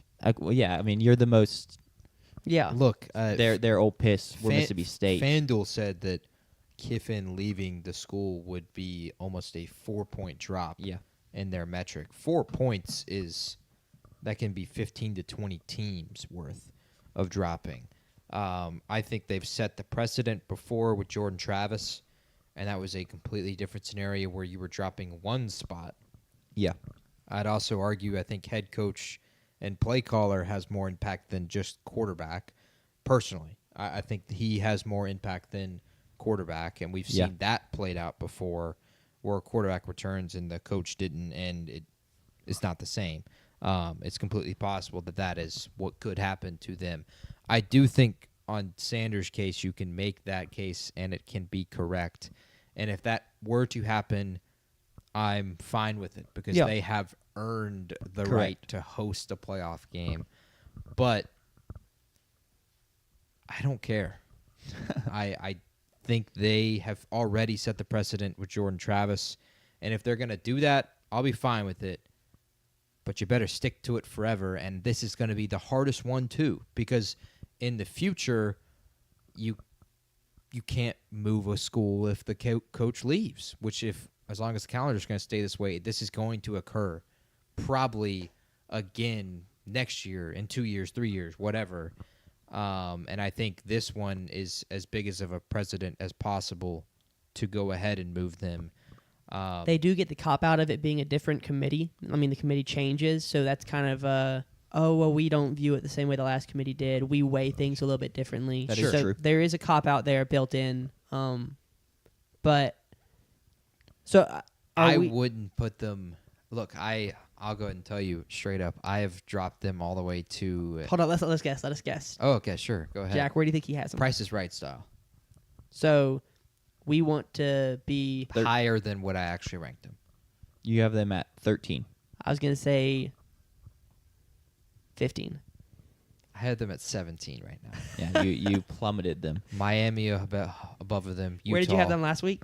Last week, I think I had them at 7, if I'm not mistaken. Wow. All right. I had them at 8. So we will not be seeing Ole Miss at 7, but this is where you would put Ole Miss. Yes, I think. Okay. Yeah. Oh, you can continue to make the case for Ole Miss. No. I mean, and we can continue to outvote you. No, that's. I'm not. Yeah, we'll do it at every spot. This is where Sanders would have no. Yeah. It is weird because I don't really feel like putting Oklahoma here either. I mean, do you want to? Because they've not really looked good. Personally, I can't wait to have the Notre Dame Miami debate. But would you like to put Notre Dame here, JP? I would put Oklahoma here at 7. Okay. I think they have the best win in the country at Bama. And I think that is one of the more impressive wins in the country. I think they have an elite defense, and they have shown that week after week. I don't care how bad the offense is. Their resume is good enough to be here. They have the kind of cop out themselves in that John Mateer was hurt. That's why we lost the Texas game, and that is the reasoning for that. And that's why our offense still can't score And more that's than why 20 your points in a offense still game. can't score, but you've beaten Michigan, you beat a ranked Auburn, and then you have, I think, 2 unbelievably impressive back-to-back road wins at Tennessee and at Alabama, and still, again, a ranked Missouri 2 weeks ago. I'd have OU at 7. I think their defense speaks enough volumes to put them there, and I don't think you can make the case of, oh, well, their offense is piss poor, We've been in this spot with OU before, just flip the 2 spots. And their offense is elite. It always went really well when they reached the playoffs. It didn't go well. Exactly. I agree. Do I detect hints of sarcasm there? That being Just a little said, bit. depending on their matchup, I'm going to pick them to win that first-round playoff game at home with how well their defense plays. Okay. Where they'll get, like I talked about, I think last week, will they go far? I doubt it, because you have to have both sides of the ball for that, but they are the 7th best team in the land for me. Yeah. I'll put them 7. Their resume is good enough. Yeah. I don't actually. There's a couple other 2-loss teams I think are better, but Yeah, I think one of they those do. being Bama, and they beat Bama, and Yeah. then The one thing I disagree, I don't disagree. I like everything you said. I don't think they have the best win. I think they had the most impactful win, which is a great word that you used a couple weeks ago. The only reason I disagree is the Indiana win in Oregon was huge. And so I think they're the same level, but because of when the Oklahoma win occurred, that's why I liked your word impactful. So most impactful win, which is why I think having him here at 7 is fine. so you at 7. You can Yeah. go and slide them in. Identical to my current ballot. Crazy. Lovely. At 8, now you start getting the conversation of Miami, Alabama, Notre Dame, Vanderbilt. BYU. JP will try and lob BYU in there at some point, I'm sure. I personally, this is where I would have Bama. I think they have the best win. I think going and winning at Georgia is the best win of the season. The Florida State loss is brutal. Yes. But what they've done since then in terms of body of work, you also beat Vandy, you beat Georgia, you win the Iron Bowl on the road. Sure, Auburn's not great. I think that's still a good win. You beat Tennessee. The run you went on to get here is very impressive. I would have them at 8, but I will hear arguments for other reasons, obviously, and also this is a democracy of sorts. Yeah. Sanders, who would you have? I think I would go BYU here. I think BYU's resume is slept on. The wins they've had over bowl teams, Utah, who's a top 15 team right now. So the wins they've Can had we over. hear the bowl teams, please? Yeah, they've got like 7 wins over bowl. Yeah, but can I get eligible teams. Cincinnati, TCU, Utah, Iowa State.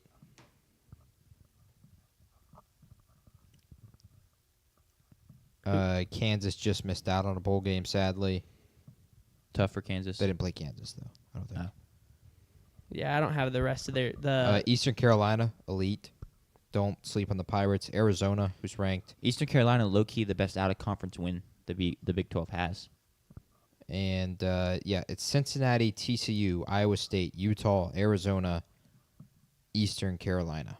Yeah, I think Okay. the Utah win is a big win, and I think they have enough medium wins to boost up that resume, and then they have the quality loss that other teams have, like Notre Dame. Sure. Losing to Texas Tech. You So didn't feel that way after the game, though. That's what confuses me. You didn't think that they lost quality. well, they Do you didn't, feel differently now? They You're didn't allowed to feel I didn't say differently I didn't now. say they lost with quality. They lost to a quality team. Because I think the quality loss applies well to Miami, but I don't think it applies here. How does it apply to one and not the other?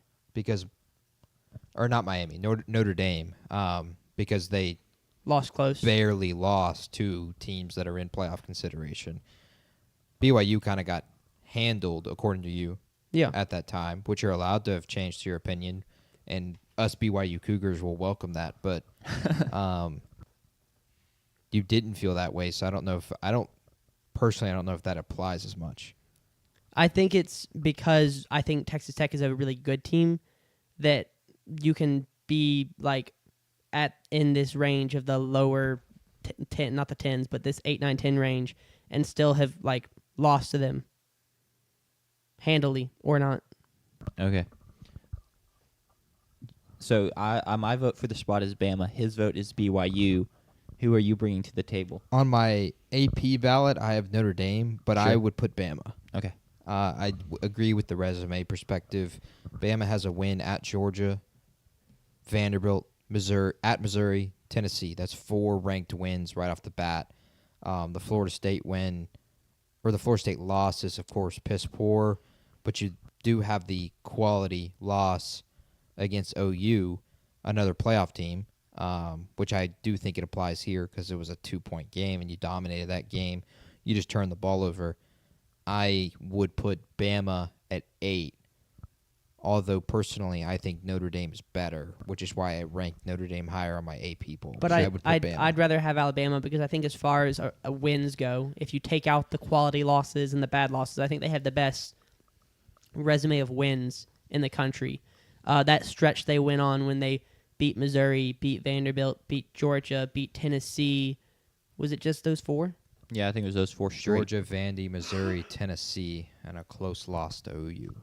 Yeah, so and so I think that stretch of wins is the best stretch of wins any team win on in the country. It's really just that Florida State win.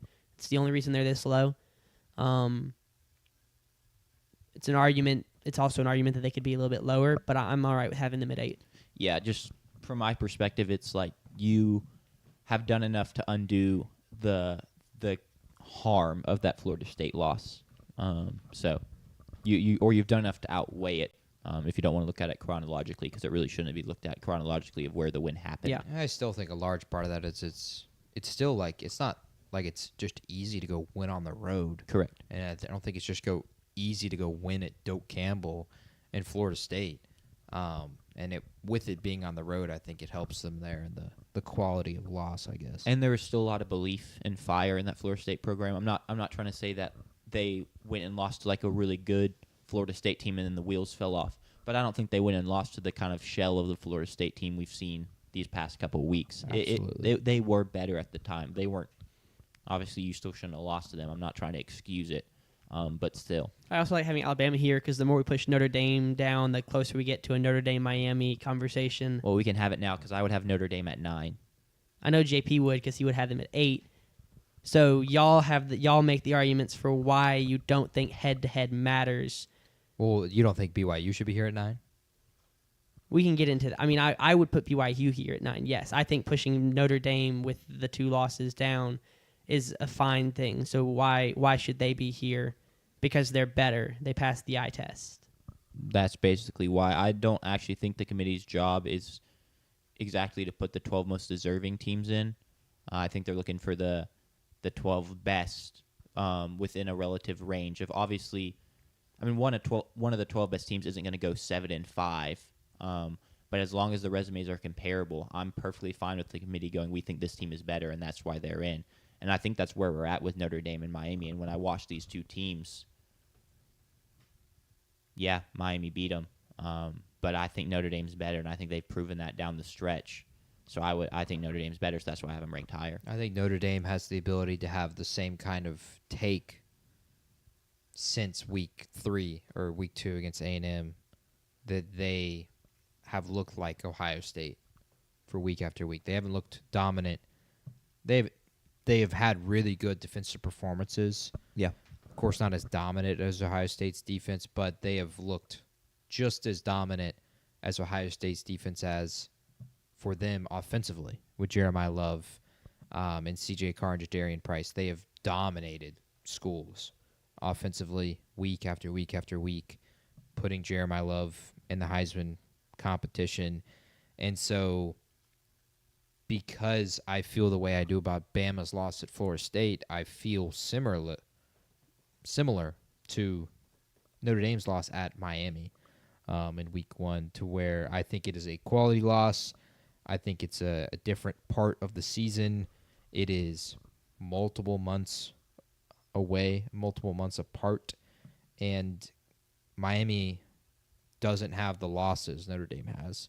I think that's a fair argument to make. Head-to-head should matter, but this far removed from it, I don't think it's enough to propel Miami in when we have seen Miami have the performances they did against SMU and Louisville. Yeah, it's just a tough thing of like Notre Dame's never had that performance this season. yeah. It's hard to feel sympathy for Miami when you finish like 5th in the worst Power 4 conference and you lost to SMU and you lost to Louisville.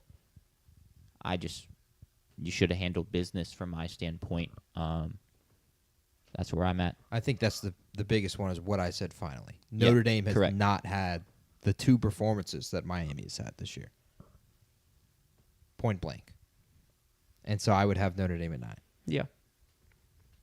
I'm assuming, Sanders, you value the head-to-head, so you would not have Notre Dame at 9. No. But you would have BYU at 9? Yeah. Okay. But we can do Notre Dame, and at 10, I would have BYU. Okay.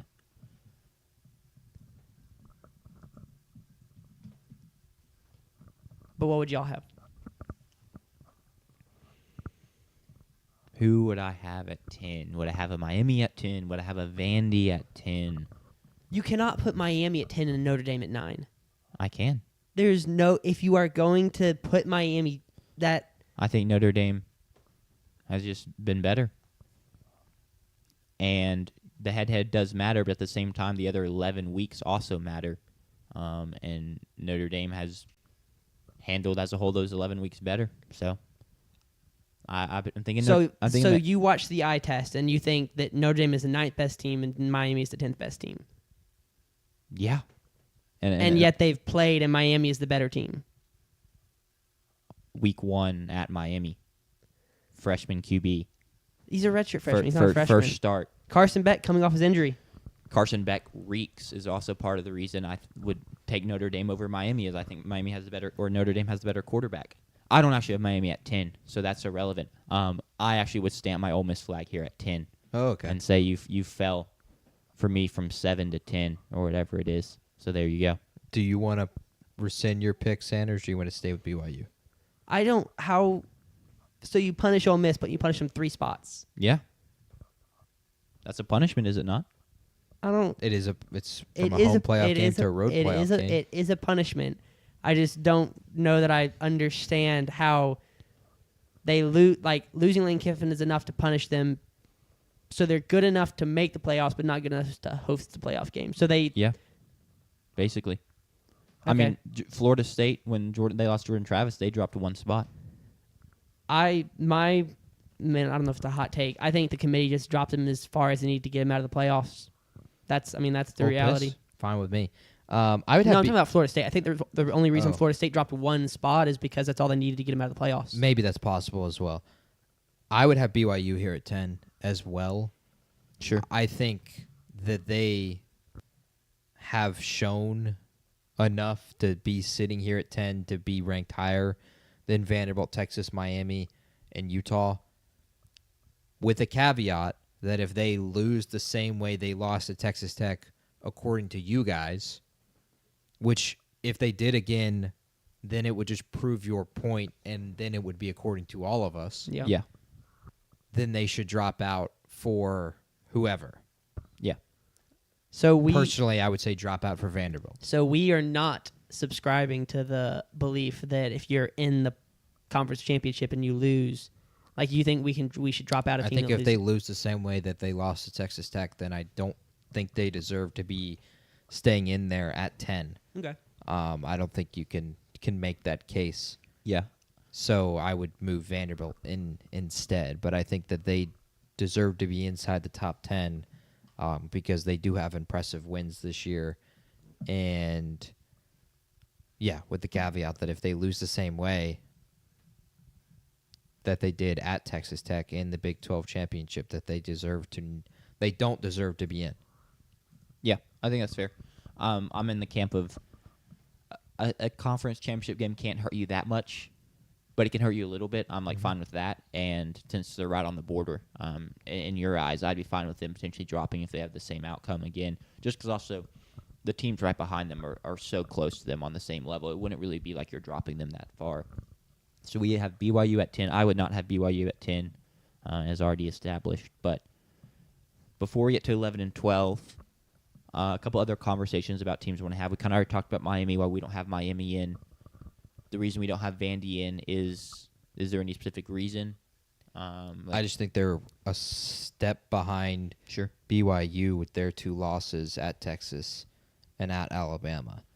BYU only has one of those kinds of losses, and when they have gone on the road, albeit against different levels of competition, they have won those games, and in a lot of ways, they've won those games resoundingly. Sure. And have been very, very impressive. Vanderbilt struggled against Bama and against Texas. They made a raging comeback against Texas, and it was a miracle that it was even that close.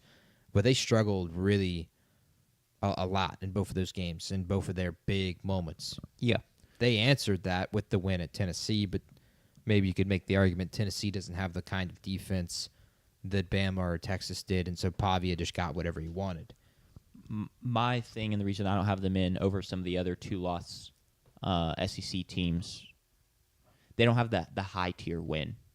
Their best win is at Tennessee. Mm-hmm. And Tennessee's that's a good win. That's a great win. But Alabama won. They dominated Tennessee. They dominated Tennessee, sure. Alabama won at Georgia. Oklahoma won at Alabama. Like, to me, Notre Dame those are beat much USC at home? much bigger wins than the rest of the things they have. Huge win. USC's a tough program. Lincoln Riley's got it rolling there, arguably. Are we really just going to act like Notre Dame has these like huge wins relative to Vanderbilt's wins over Missouri, LSU, I'm not gonna. close loss to Alabama? Okay, they lost by 16, but I think that game was close. Yeah, but also, I I think think Alabama, you laid an egg. In you your lose biggest close at opportunity. Texas. Laid You an go in egg and your dominate biggest Tennessee opportunity. with your season on the line. You dominate them. You got dominated by Texas and then made it pretty at the end. I still agree with Jack there. I don't think it applies to Notre Dame because Notre Dame's just better. Point blank. Seriously, Sanders, this is my stance, is that the committee's job is to put the 12 best teams in. Can we just have computers generate the closest spreads, the 12 teams that generate the closest spreads, and just put those teams in the playoffs? Well, I don't care about neutral field favorability. I've picked many. Those are the 12 best teams. Big underdogs this season, and I've been correct on that. I just think it's the committee's job is to, we don't want a full thing of the 12 best teams, and we don't want fully the most deserving. We're trying to get a mix here. I agree. And that's what the committee's trying to do. And I think that's why I have Notre Dame in, is because how damn impressive they've looked down the stretch. And really, since their couple losses that weren't bad losses, I think they deserve to be in. Okay. We've got a Big Ten champion, Ohio State or Indiana. We have an SEC champion. It'll be either Georgia or Alabama. Go ahead. Finish it. We've got my bad. a Big 12 champion, Texas Tech or BYU, which means we have 2 spots left for 2 conference champions. What did you want to say something? I was going to keep going into the last 2 spots, but go ahead. I want to talk about Texas' case because it's been a hot topic of conversation, even though I don't really have Texas like right outside. But if we want to table it for when we do the Texas A&M recap, Texas A&M recap, we can. But I just want to talk about the whole discourse about, they shouldn't get punished for playing at Ohio State, and if you don't put them in, then no one's ever going to schedule a tough out-of-conference game again. Yeah, we can talk about that. I would save it. Okay. We'll save it then. That's fine. I just wanted, there's a reason I asked. We've got 2 spots left, 11 and 12, for 2 more conference champions. Teams in the running, the ACC. We do not have an ACC team currently in the playoff. Other conferences, the American. In last week's college football playoff ranking, Tulane was ranked at 24th from the American. I know Jack and JP have both had JMU ranked pretty consistently. But let's talk about what we're going to do at 11 and 12. Virginia, is also a ranked team in the ACC. Virginia is playing Duke in the ACC championship. Yeah. I'm going to go ahead and say it's either going to be an ACC team, an American team, or a Sun Belt team, JMU. So 2 of those 3 conferences I think will be represented. Do you think that's fair to say that we're going to land on 2 of those 3? I wouldn't rule out Conference USA champ Kennesaw State. Yeah. Mountain West champ UNLV.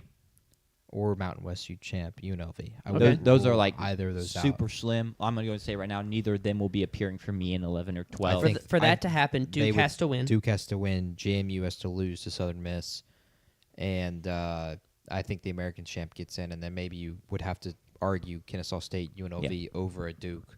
The or American Southern champ gets Miss. in regardless. So at 11, I would put UVA. I agree. I think they've already beat Duke. I would kind of expect them to beat Duke again.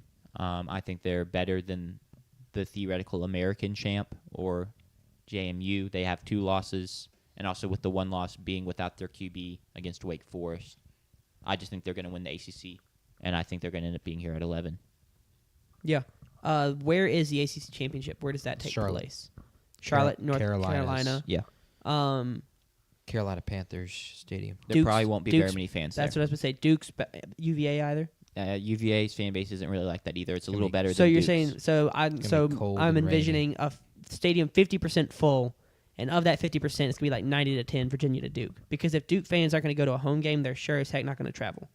Yeah, there probably are a ton of Duke alum in Charlotte. Maybe Like 100%. there's got to be a ton. So- But still, fairweather fans is what we call them. Yeah. Just showing up for the ACC championship. I don't know about that. it is funny. Manny Diaz got fired by Miami and has now made the ACC championship before Miami has made it. Mm-hmm. That is, Quite comical. Also, even funnier when Manny Diaz is 7-5 and has kind of fell ass backwards into the conference championship. But Could Duke make the playoffs at 7-5? I think it's possible. Yeah. JMU loses. You just need JMU to lose. You're better than UNLV and Kennesaw State. Yeah. Yeah. I think they would make that argument. I think they would. I too. wouldn't argue it. Personally, I have- think- I have imagine- Kennesaw State and UNLV ranked. But if they both Yeah. lose, then Duke would make it. Oh, in if they your both lose, then yeah. That's crazy. Duke still has a shot, but I mean, I think UVA deserves this 11th spot with how Yeah. it's currently looking. I would also give it to Virginia. I have little trust for Duke in the way that they've performed. I mean, UVA blew them out consistency-wise. earlier at Yeah. Duke. Yeah. Personally, I have JMU here. But head-to-head doesn't matter, so. It Well, I'm does just saying what matter to in some expect. cases. And also, a blowout does factor in a little differently. Hmm. At 12, I would have JMU because I've had JMU ranked over the American, best team, whoever you want it to be, for multiple weeks now. I think they're better, and I think JMU is going to win the Sun Belt. I don't actually think they're going to get in, but that's not what this is. I'm not trying to. It's not predictive what I think the committee is going to do. I would have JMU at 12. In my world, it is harder for JMU to make it over North Texas, but in the world we currently live in, it'll be harder for JMU to make it in over Tulane, 100%. sadly. I think it's going to be hard either way because if North Texas wins, then they've got a top 25 win over Tulane. Well, they just need Duke to win the upset. Duke has to upset Virginia. That's the only way JMU gets in. Realistically, Yes. it does hurt them that the Sun Belt is also a home game for JMU. It's played at JMU and not a neutral site. Is that a highest seed host? Yes. Okay. Correct. So JMU will host Troy. They host Troy, not Southern Miss, next Saturday. I would personally also have JMU here at 12. I would have had them higher than Virginia, but I do have them technically 12 in my ballot. I think they are better than North Texas and Tulane, and that is why I would have them here at 12, and that completes their ballot, or our ballot. Now, the reason I don't think head-to-head matters for Notre Dame Miami is because I have Miami ranked in a different stratosphere to Notre Dame, if you guys would Which like to guess. I am okay with. That I'm okay with. But Jack being like, do I put Miami at 10? Like, that's when I'm like, that's just I would stupid. like to clarify. I don't have Miami at 10. I know. But you, I don't have Miami at 11. yeah, that's fine. That's I fine. don't have Miami at 12. But when you said, oh, do I put Miami at 10? That's when I was like, well, now we're just being stupid. The committee clearly agrees with me. It's not like Miami and Notre Dame are that far off in the committee ballot. They're three They're a couple spots off. spots 12 separated. versus 9. If I'm 9 not versus mistaken. 12, yeah. Which if BYU loses, it gets interesting. And Bama loses. Yep. It gets really interesting. Yeah. I have Miami at 16, so I don't think they're Sure. really comparable. Yeah. Personally. So in this matchup, we would have James Madison going to Texas Tech. Interesting. UVA going to A. That's a tough matchup for Jack and your family. It's a Yeah, weird UVA it'd be a going to blast. A&M. It'd be a blast. Yeah. Do y'all have any like big like so like y'all are all A&M people, but do you have any people who are just UVA people in your No. family? Okay. No. I guess it's just because y'all moved there that y'all became UVA people by connection. I mean, my dad went to school there, Oh, okay, so we okay. were always kind of UVA people. BYU at Oklahoma, and then Notre Dame at Alabama. That'd be a fire. I love those matchups. Yeah, it's a fun playoff. Do we want to keep moving? Yes. Now that we're 2 hours in, this is gonna be a 4-hour show. We haven't even talked about the Egg Bowl. Correct. We've not talked about the Egg Bowl. Is Jack about to I make a have request? a proposition for this, and y'all can. I think y'all are gonna agree with me, but y'all can also deny. This was the last game of state season, Mm-hmm. so I think there's gonna be a lot of looking ahead. But I think we just have a later segment on another show. Yeah, That's like the off-season preview for Mississippi State, I'm down with that. and we keep our thoughts tied into what happens Saturday, Sure. Friday. Friday, Yeah, I'm down with that. Cool. Because that way it keeps this segment a little more concise, even though it won't be I concise. think we keep it to 30, 45 minutes. But also, it allows y'all's off-season thoughts to get its own dedicated time. Yep. And I think that's smart. Wrong mouse. Too many mouses. Too many mice. The Egg Bowl kicked off rivalry weekend as it was 11 a.m. on Friday, and Ole Miss went to Mississippi State and won 38-19. It was close for a while. State just couldn't really keep up, unfortunately. We got our classic Egg Bowl shenanigans. Lane Kiffin claiming State students stole Chambliss's jersey from the locker room. A fight on the field, which led to Zach Selman, Mississippi State's AD, and Lane Kiffin being like 5 feet apart and pointing at each other. Lane Kiffin claiming that they're just here to play football, and Mississippi State wants to fight, and he's just not for that. All that kind of stuff. But once again, Ole Miss did win the game. It is now their third straight Egg Bowl victory, if I have that right. Yep. Yeah. Y'all's thoughts on this game? JP, started off as always. Yeah, Take a deep breath, buddy. Well, I think, leading up to it, there were obviously it was named the Distraction Bowl, and a lot of people's previews really didn't lead into what was going to happen on the field, really whatsoever. A huge developing story that became this story when State took their first series was that Camario Taylor got his first start as Mississippi State's quarterback in the Egg Bowl. Cinema. Couldn't have it in any other way. I requested for it 2 weeks ago, and we got it.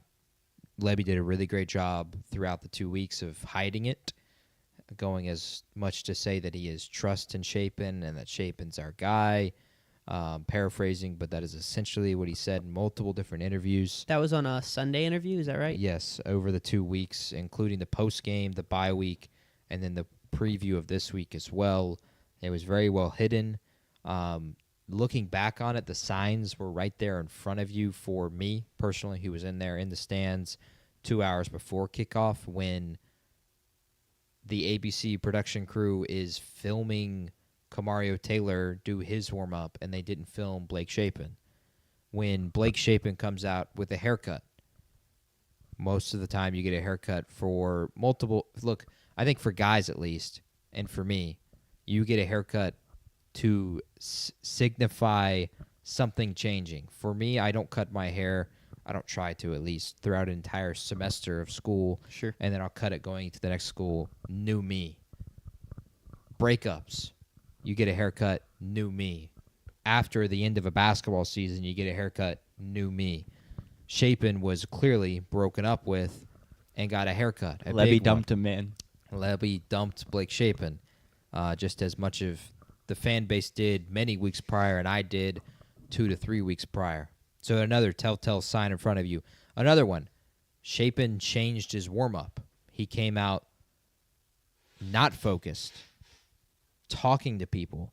Normally he would wear a headset not too unsimilar to this one. Of course, it wasn't wired, but he would do that. He would have his stretches, and then he would start throwing, and he wouldn't talk to anybody, like a pitcher on game day in baseball. He was talking to people. He's chatting with people, so the signs are right there. They don't do the starter introductions on the scoreboard. The signs were there, and yet when Camario rolls out, it is nothing but cheers and cowbell ringing from the fan base. And I'll go ahead and tell you point blank, I was emotional. I was emotional when it was confirmed in our chat that ABC had said that he was going to start because for the amount of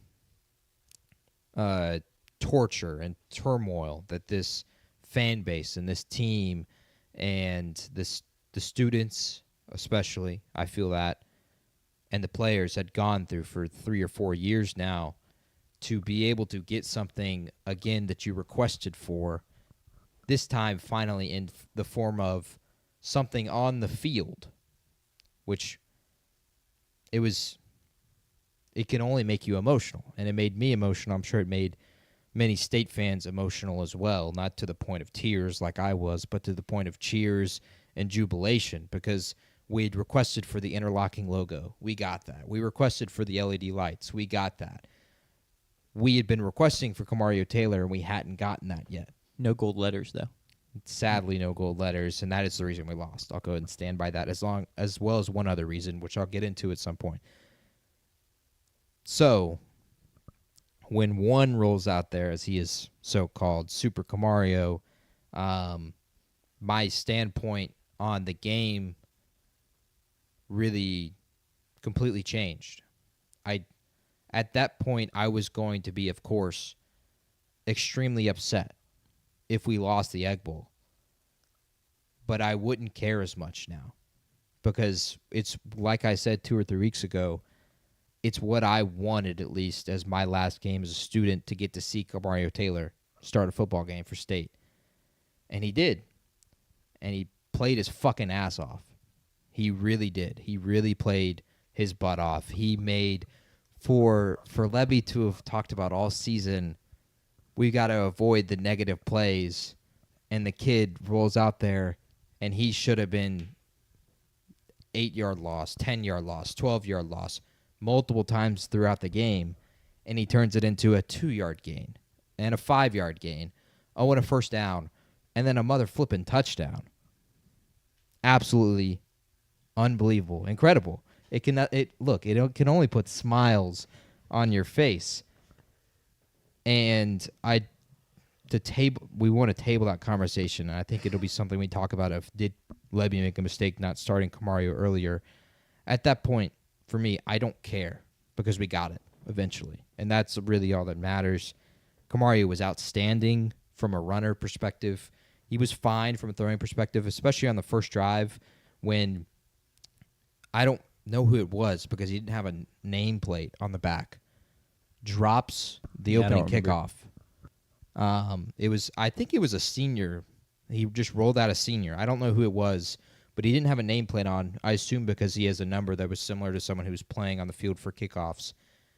He rolls out there, calls for the fair catch, drops it, then picks up. And if you don't know by rule, if you call for the fair catch and you don't make the first catch, you get the ball if you retain possession off the fair catch wherever it lands on the field. And so Camario was forced, after a opening drive touchdown from Ole Miss, to drive 97 yards from his own damn 3-yard line in front of the student section, and he did that. He did that with his arm to start, and then he did it with his legs to end that drive.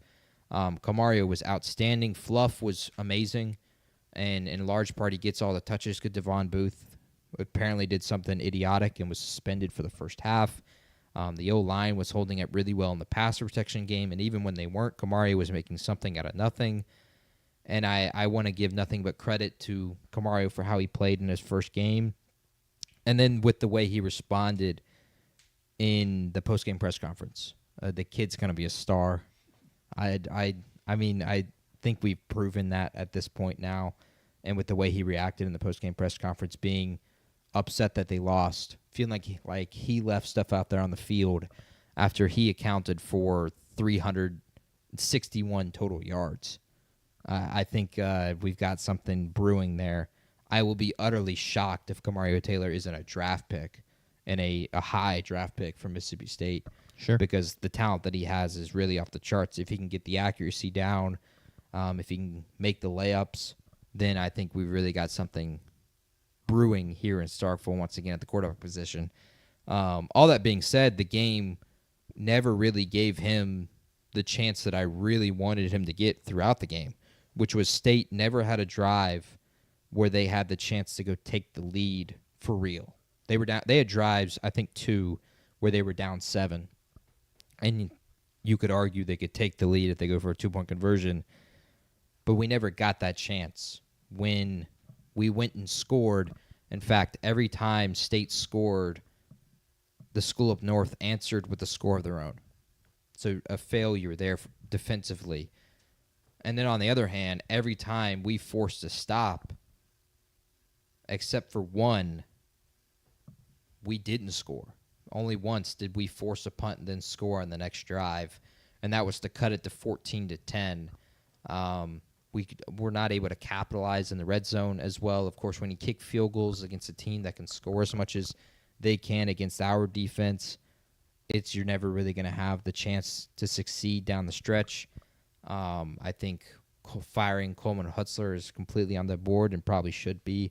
I think the argument last year is fine that, he didn't have the players to. I do think he had enough players to not give up this many rushing yards and this many passing yards, and to not load the box and to rush 3 guys and give Trinidad all day. And our corners weren't able to plaster their receivers because why would they be able to as easily? Your best chance coming into this game was going to be being aggressive, getting after the quarterback, forcing Trinidad to think quickly and make throws based off of anticipation, not throws of I sit here for 5 seconds, then I see the guy open, then I throw it to him, and not giving him super, super easy one-on-one situations. They capitalized on every single one of their one-on-one situations as well in this game. That's what hurt, is every time we did bring pressure, Trinidad was making off his back foot dime to the corner of the end zone. And it's just, I'll say to that, you got to live with it. Yeah. You have to live with it, because I think I texted in the chat, and that's how I feel right now. We got, at least from that, in those plays, what we wanted, which was put our DBs on an island and let's see if they can make a play and win a 50-50 ball. They lost every 50-50 ball in the game, but Kelly Jones Island was not targeted once, as far as I understand. Yeah, didn't have to be, unfortunately. Yep. Because, you could even see the thought process there, because there's that stretch kind of in the probably 3rd through 5th Ole Miss possessions where Chambliss was off, where he wasn't hitting those deep balls. He wasn't putting the one-on-one opportunities in positions for his receivers to go make a play, and that's when you are getting stops. Now that it didn't continue for the whole game, but I think you could see some of that thought process there you're talking about. Diago Brumfield's name has been involved way too much just throughout the whole season when it comes to other opposing wide receivers scoring touchdowns or making big catches. Yeah. For me, or you got more stuff to JP to go? No. I wouldn't say I say no, and then I'm going to say Yeah, you got it. probably a minute more of stuff. I want to credit our fan base for showing up. Yeah.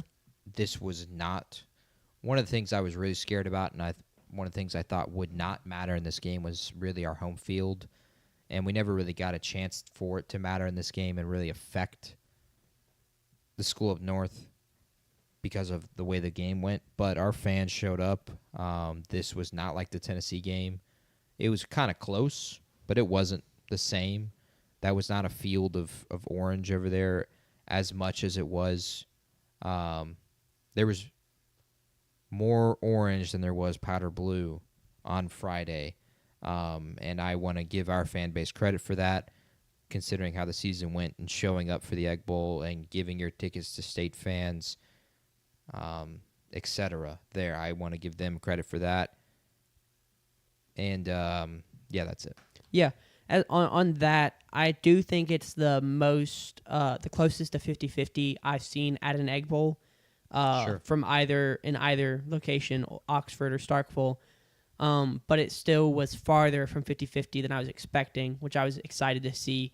I also do think that it might have been closer to the Tennessee game than you realize, but because it wasn't white and orange, it doesn't stand out as much because it was maroon, and sometimes State fans wear gray, and Ole Miss fans wear gray, and Ole Miss fans wear powder blue, navy blue, red. It just it's a lot less noticeable. It doesn't pop as much as Sure. a whiteout when every single Tennessee fan shows up wearing the same orange.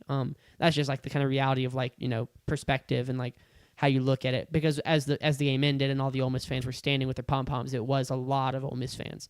But I was also happy with the way attendance turned out and how many state fans were there and how loud they were. It was awesome. Even though we didn't get what we wanted, it was really sad to see Brendan Thompson wear maroon and white for the 12th and final time.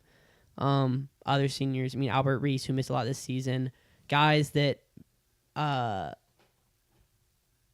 maybe are done because they're going to draft Kelly Jones, Isaac Smith, TBD.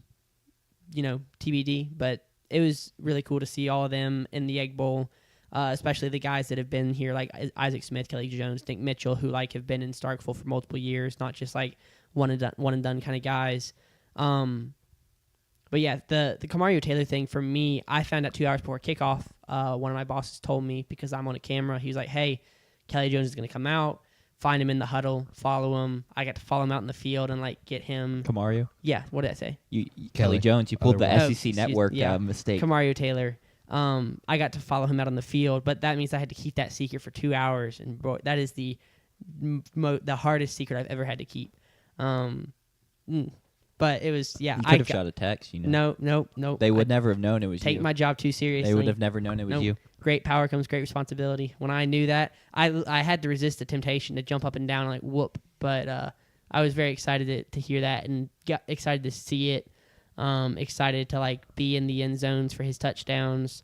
But yeah, it sucked. I said in the week leading up to it that I had visions that we were gonna win. I was like, I can already see Kelly Jones going to the locker room and getting the trophy. I can see Isaac Smith running through the grid, like down the Gridiron Club with the trophy, high-fiving everybody.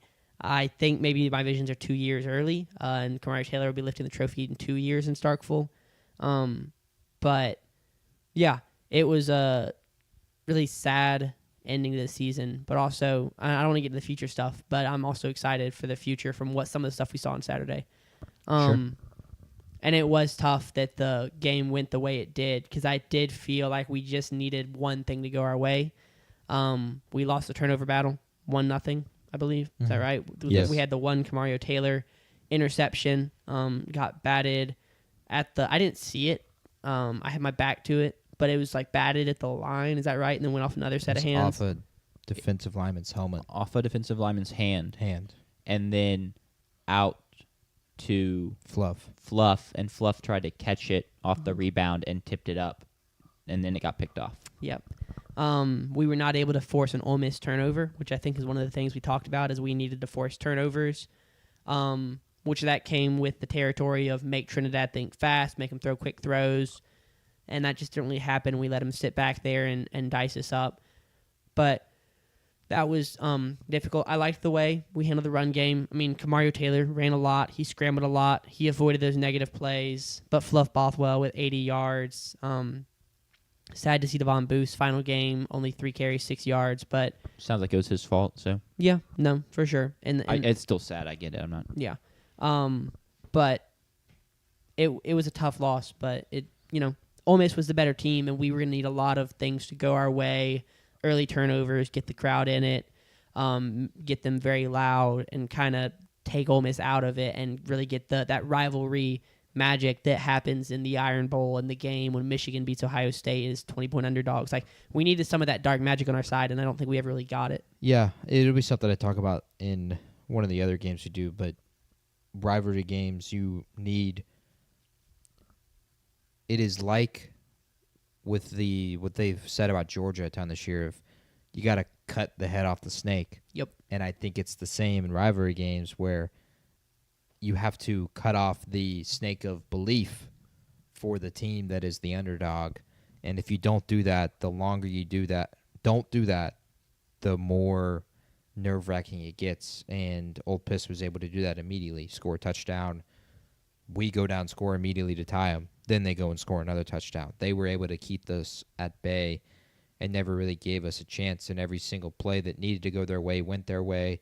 We did have the one missed field goal early that then you turn around and throw a pick. No, I know. I was just going to say that we had that. Whereas, like, if we go in and score there, Yeah. maybe that's the play, the thing that people look back on and say, well, there was the moment where Ole Miss missed a step and Mississippi State took advantage. We didn't, but Yeah. we did have that one play. I'd argue that's the difference in the game. But I think that's basically it from a takeaways perspective. Only other one I want to give credit to is Seydu. The way he played was outstanding. 4 catches for 68 yards, I'll say.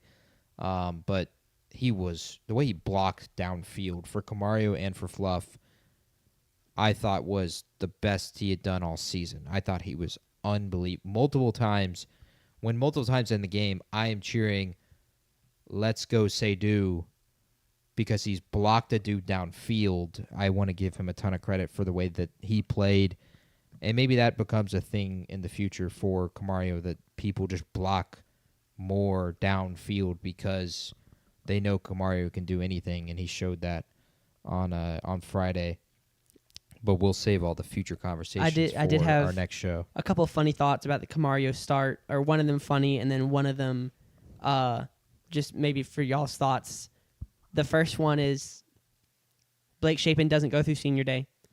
That's another telltale sign. I think we're getting a lot of hindsight 2020 here because, well, we don't have to get into all that. There's a lot of explanation. A lot of the things that you gave as signs, there's a lot of reasonable explanations for, but we don't have to get into that.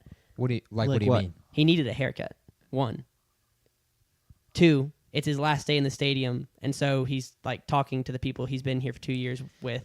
Yeah, but if you're starting QB, you're Not not as a changing up competitor. your 3, routine. Camario Taylor is the freshman phenom. Blake Shapen is a 6th-year starter. ABC's, and he's not like the 6th-year starter that's like fascinating. He's the 6th-year starter that's like, all right, he's done. Like, so ABC's like, oh, let's get clips of the 6'4" freak, as opposed to the Were there clips of Keelan Russell prior to the Bama? no, because Auburn there's zero QB controversy at Alabama.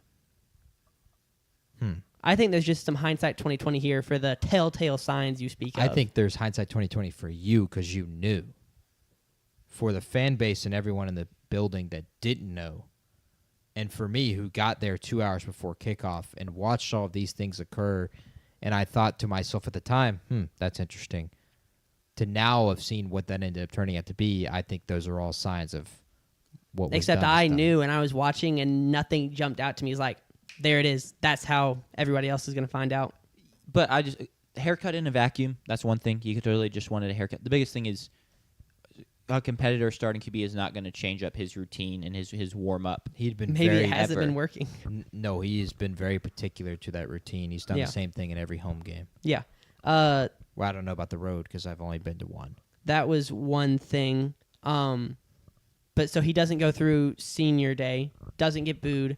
And so there's a part of me jokingly that's like, Lebby is such a big Shapen guy that what if he started Camario just so Shapen didn't have to get booed again? That's a joke. That was a joking.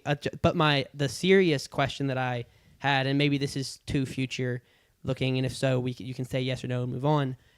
I wonder if Lebby just started Camario because he's the future, right? Because you want him to have a game.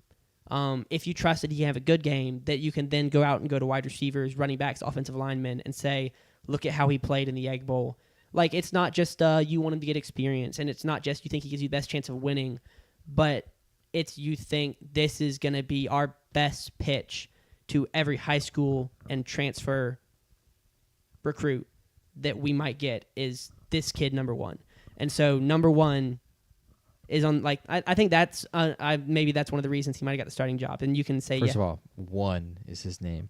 What did I say? Number 1? Number 1. His name is 1. My bad. Tomato. Jack, do you want to go right? You can go, and then I'll pick up if needed. Yes, if the pass was incomplete on 4th and 5 at Arkansas. If we weren't able to be bowl eligible, Yeah, okay. then yes. But I think with the ability to be bowl eligible and win the Egg Bowl, 2 of Lebby's biggest goals coming to the season, he was going to play like I'm pretty sure he answered that way in at least one of his questions throughout the 2 weeks. I'm going to play whoever's going to give us the best chance to win the Egg Bowl. Yeah. And so if he truly felt that it was Shapen, he would have played Shapen. Yeah.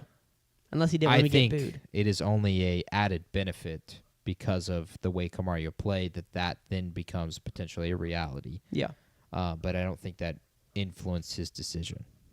Yeah, I think I probably would agree with that. I do think he enjoyed the benefits that also came with starting Camario.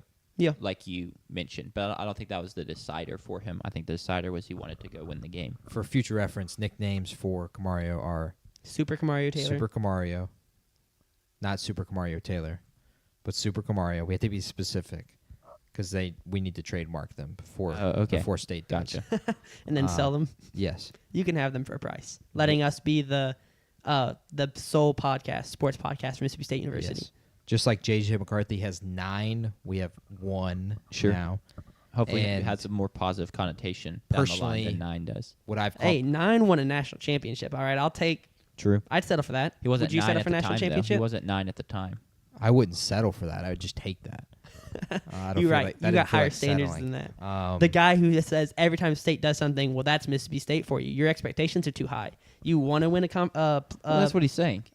That's not a settle because, like, how do you settle for a national championship? Yeah. Like, you're taking that. Oh, yeah, sign me up. Like if you told me we could have 2, but you could take just the 1, You're taking 2. I would settle for the 1. No, take the 2. We could have 2. We're not guaranteed to. Oh, I We're see. guaranteed 1. Okay, yeah, I see what you say. So you're guaranteed 1, or you have a chance at 2. You take the guaranteed I'll 1. settle for the 1, but that's champagne problems. The final nickname is what I've called him all season when he's played in games, KT. Yeah, Cool. That's it. sure. All right, is that it? For the Egg Bowl. think that's Then it, we yeah. get I think to that might be it for off-season. Mississippi State football. What a season! Well, we have an off-season. Yeah, but the season is Primer. over. That was the end of our We don't first know if the season. season's over. I guess we could go to a bowl game as a 5-7 academic team. But I'm pretty sure there's in 3 all, of those spots available. North Carolina right now is the highest. They only won 4 games, though, right?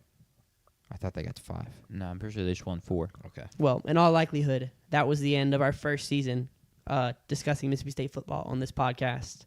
And what a season it was. Want to move on to the next game? Yeah, let's move on to the next game. I think these are They're not in chronological because UGA at Georgia Tech was. Okay. I didn't really watch a lot of that game, so that's why I couldn't remember what time Sure. it was. But then A&M Texas was the night game, Friday night, correct? You're Yes. in correct order after that. Yeah. Yes. that's- Okay. Cool. So let's go this game. I'm gonna be honest. If you told me, like, if you just gave me the score 16-9 and tried to and told me to assign it to a rivalry that I thought it was most likely to happen in, this is one of the last games I probably would have assigned the 16-9 score to, just given on how the offenses were humming and the disaster that has been Georgia Tech's defense down the stretch of the season.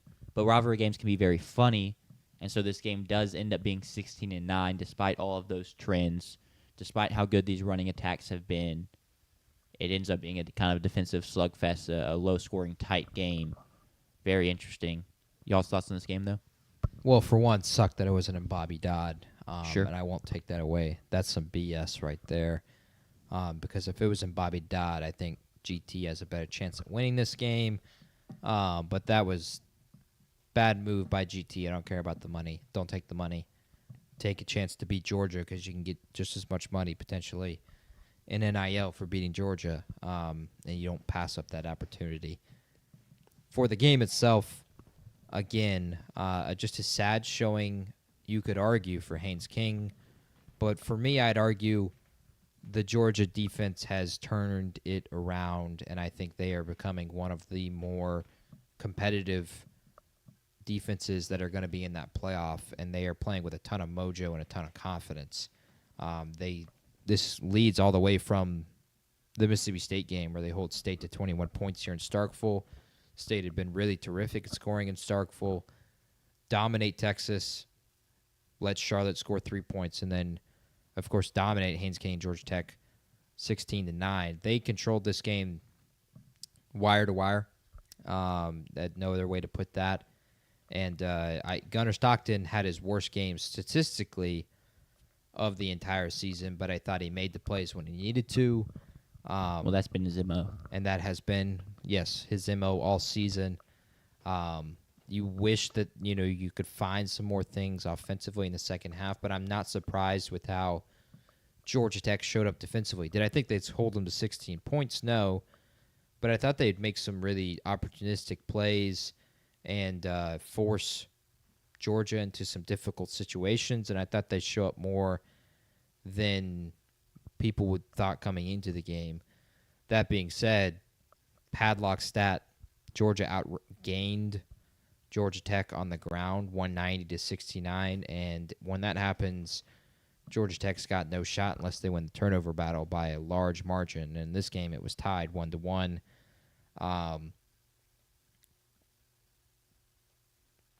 That's what I got for my first lead away. Go ahead. Yeah. Sorry. I was going to ask, I just think it's funny you started with don't take the money because you have a chance at more NIL money by beating Georgia. Just going to ask you a quick question.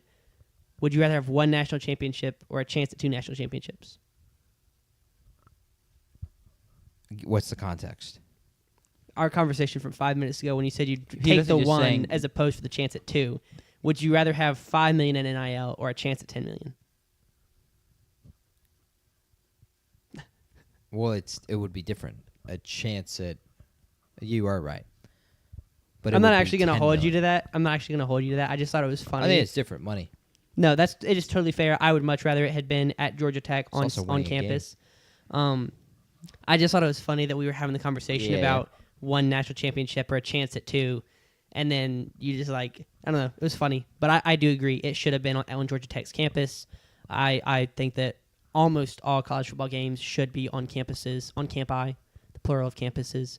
I think there's a few exceptions like Oklahoma, Texas, but yes, I do agree with that. Sure. Yeah, I mean, I don't really think there's too much to this game, to be honest, with the way it played out. And this is the final game of the season. There's no major takeaways. There's no crazy stat that defines the whole thing. It really is just the Georgia defense has really rounded into form, and they displayed that yet again on Friday afternoon against Georgia Tech. 69 rushing yards. You held Haynes King and Haynes to 69 rushing yards. And it's like you got, torch through the air or anything. You gave up under 200 passing yards. I mean, you had a great day, and I mean, you needed it too because the offense wasn't its sharpest, and Georgia Tech's defense actually showed up to play. But you get the win, and now you kind of pivot to the SEC championship game. Yeah, I think it'll be very easy for them to get back up for that SEC championship game. Agreed. And this kind of performance can only help them offensively to be ready for Bama. After Bama kind of shut you down for the most part in Sanford. It was 21-17 in that game, if I'm not mistaken. Or it was 24-21, one of the two. So I think they'll be back up offensively. And it's another defensive performance that you can propel yourself on going forward. I think the only thing if I'm a Georgia fan, I take away from this maybe negatively is obviously our offense didn't show up. But the fact that Georgia Tech even got a chance in this game to win the game or tie the game is astounding, and that can't happen. You got to be better down the stretch of the game. You have to, for a team that has been so demoralizing to play against because of their ability to lead these long, tantalizing drives and end up in points. In the second half, they have really none of those. They have one of them for 5 minutes, and it ends up in a field goal. You got to go out there and score a touchdown if it's against Georgia Tech. But too many drives that are wasting time but aren't picking up enough first downs. That, I think, is the only thing that maybe could concern you, is that maybe you showed something that Bama could take advantage of in the SEC championship, or even worse, someone in the playoff. But I think there is, in this sport, there's something to be gained from winning in these kinds of ways, winning dirty. And I think Georgia has the tremendous opportunity to do that next Saturday and going forward in the playoff. Yeah, I agree. It's a little nitpicky, but if you did have to find something, you kind of would have liked them to just twist the knife with how well the defense played and just take control of the game and just keep scoring and not look back. Anything else on this game? We've asked the question about Ohio State all season. Are they pulling punches? Did Georgia pull punches for the SEC championship against Alabama? I didn't even know they were playing in it. Because actually they did know they were. Did. No, they did not know. That was a big thing coming into the game. And so, no. Georgia, there was no way they would have known their fate coming into the game. So they were forced to play with a ton of passion because Texas and Texas A&M hadn't played yet, and Bama and Auburn hadn't played yet. So, no. I don't think they pulled punches. Yeah, I think that's fair. Thanks for the compliment on the setup, by the way, guy in the chat. It means a lot. I think it's fair. We can move on to our next game. Good save. Buckeyes Yes, fan. He's a Buckeyes fan. We'll Oh. talk about the Buckeyes here in a second. we will. After we have to get through my team losing. Unfortunately. There you go. Oh, man. It was a tale of two halves, realistically. A&M goes up in a halftime, up 10-3, and really felt like they had controlled the game. But what did we talk about in the preview? And that was if you gave Texas momentum offensively and let them get rolling, that's when they're really impossible to stop. And that's what A&M did. Came out of halftime, went 3 and out, gave Texas the ball back, immediately let them start running the ball. The run fits aren't good. Their offensive line starts taking control. And then that leads to, oh, no, we're pressing. We're trying to figure out the run game. And then there's big coverage bust because of that. The zone coverage isn't holding up. We're making Arch's job too easy. And the offense isn't responding on top of that. It's not like it became a shootout.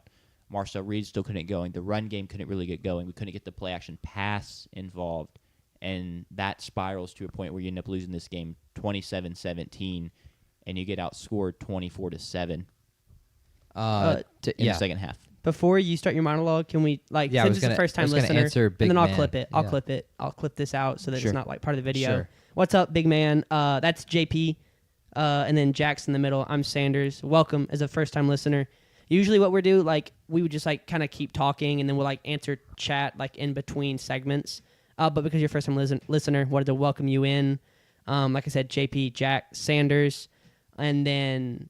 Yeah, we can kind of get back into it because we'll answer. Well, I was going to say, ahead. this is a Mississippi State podcast because these are 3 Mississippi State students, one who has graduated, one who That will, is correct. and then 2 who will graduate here in the spring. So we are in Starkville, Mississippi right now. Wow, just give the address away. No, I'm kidding.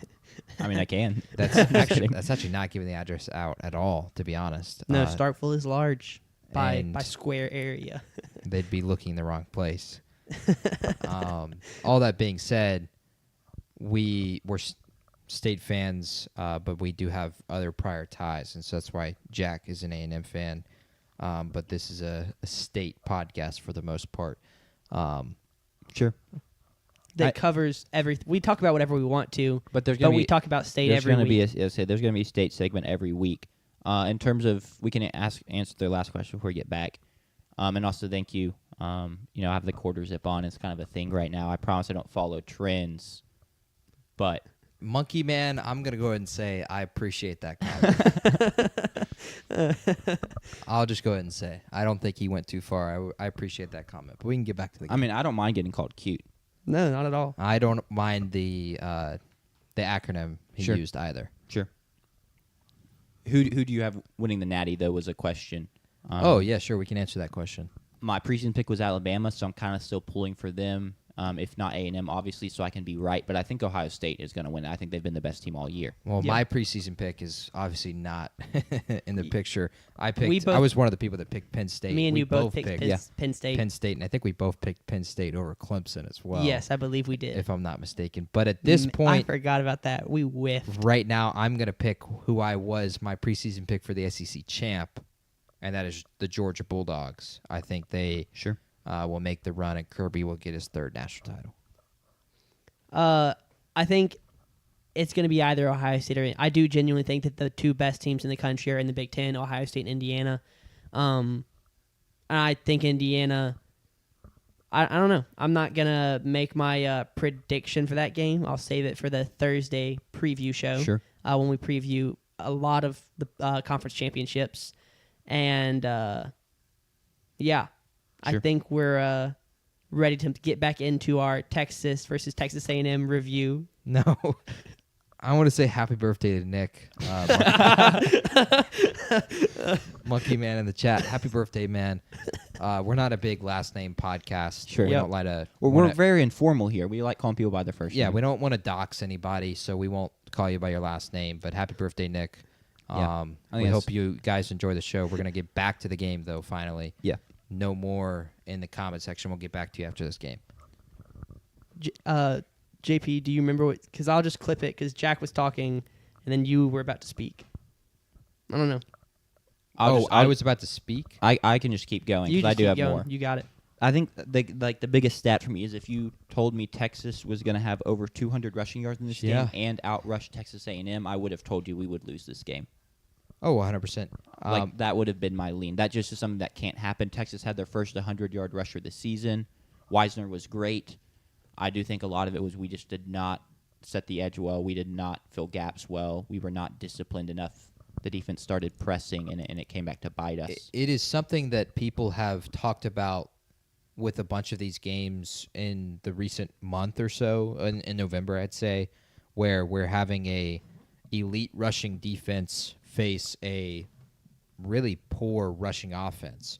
And so people have scoffed at that, and people have said, oh, that doesn't matter because if they don't run the ball well, who cares if they're facing an elite rushing defense? It doesn't matter.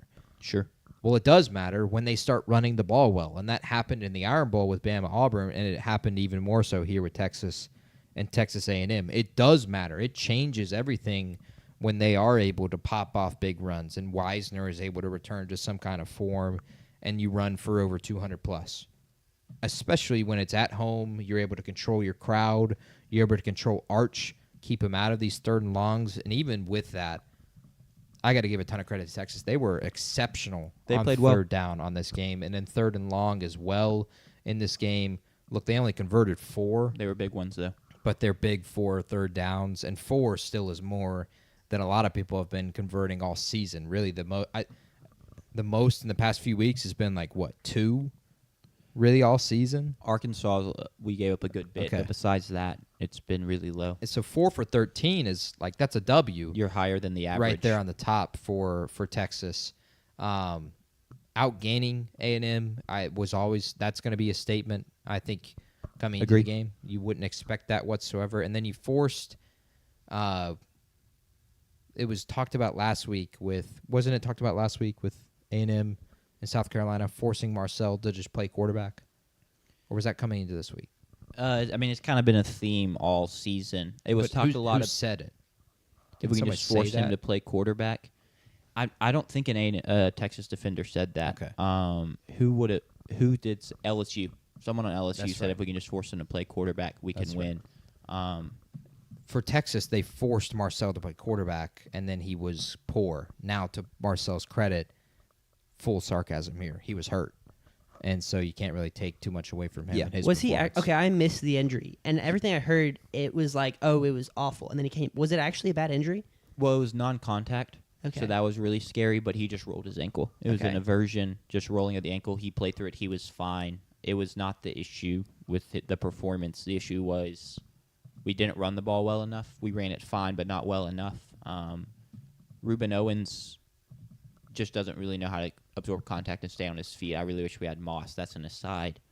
And then also since we got down later in the game, it led to a lot of just standard shotgun pass, no play action, which he was great against South Carolina in the comeback. But obviously, it's a completely different ball game, and that's where his 2 picks ended up coming from. Is we were down late, and he's just pushing. We're playing tempo, and he just eventually made a couple of bad decisions, and they get picked off. Yeah.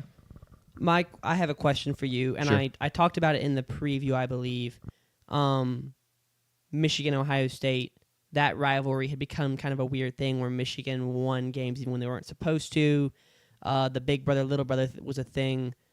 Do you think this was A&M's best chance to beat Texas? Kind of a down year for Texas, and A&M is 11-0, right? Number 3 team in the country. Yeah. Like, I'm not gonna say your best chance because I do think that y'all are gonna. I do think Elko's doing a great job, but like, this was a down year for Texas. I think a lot of people have been underwhelmed with Arch's play, and statistically he's been better recently, but he's not been the outstanding 5-star quarterback people expected him to be. But was this, do you think maybe your best chance or one of your better chances you're going to see? I wouldn't say best chance. I wouldn't even say one of our better chances, but I will say it feels like a missed opportunity Okay, because that's they fair. were down and we went into the game favored, and we also just didn't play well. We didn't play to our standard. It was one of our worst performances all year, so it definitely feels like a missed opportunity.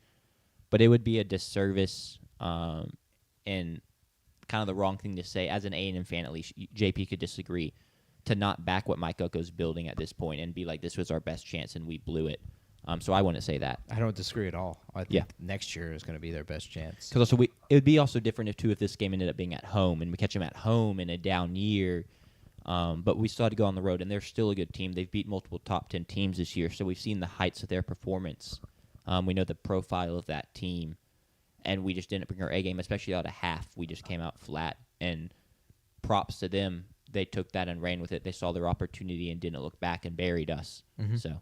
Yeah, I wouldn't say that was their best chance, and I mainly made those cases for State was because it was our best chance because we were at home, and it was down for Texas, and Georgia was vulnerable. It looked like on one side of the ball, but credit to them, they turned it around, and have turned it around for a month now. A&M is absolutely trending up in a way that we are not trending up right now. So that's not to take away from what Elko was building. Just more, it's still a valid question. Yeah, it's like, more out of respect for asking. I don't expect Sark to. Like I think Sark is a good coach, and I think Texas is going to keep recruiting at the highest level in college football, top 5 recruiting classes consistently. So when you catch them in a year where they're going 9-3 and things are, the wagon wheels are not falling off, but the axles are shaky. Like, you're not going to catch Texas like that, I don't think, very often in this era. I'll say right now, I think A&M would be a bigger point favorite next year in this game than they were in this game. 2.5. It's possible. And it's 3.5, 4.5 next year because they're at home. I don't think this was their best chance. All that being said, maybe now finally that you had the loss, and we've been undefeated up to this point, and we've been escaping upsets every single week. Y'all have been on upset alerts on any given college football page. Is there any concern, not for this season, but going forward, that this is maybe, I've heard at least this take a few times of, they've clearly, and you can't argue this, overachieved this season. Sure. And maybe this because they now have gotten punked by Big Bro, and I'm kind of laying you up here, they are going to return to 8-4 Aggie syndrome. Yeah, I mean, I just think that's a little disingenuous. I agree. And not the right take from this game. I understand why, because it's as much as it's a layup for me to say I disagree. It's a layup for them to make those jokes. Sure. But even just the kind of change in mentality you've seen under Elko, coupled with how well we recruit and how well we've handled the portal this past cycle and stuff like that under Elko, I think it's safe to say that good times are still down the road.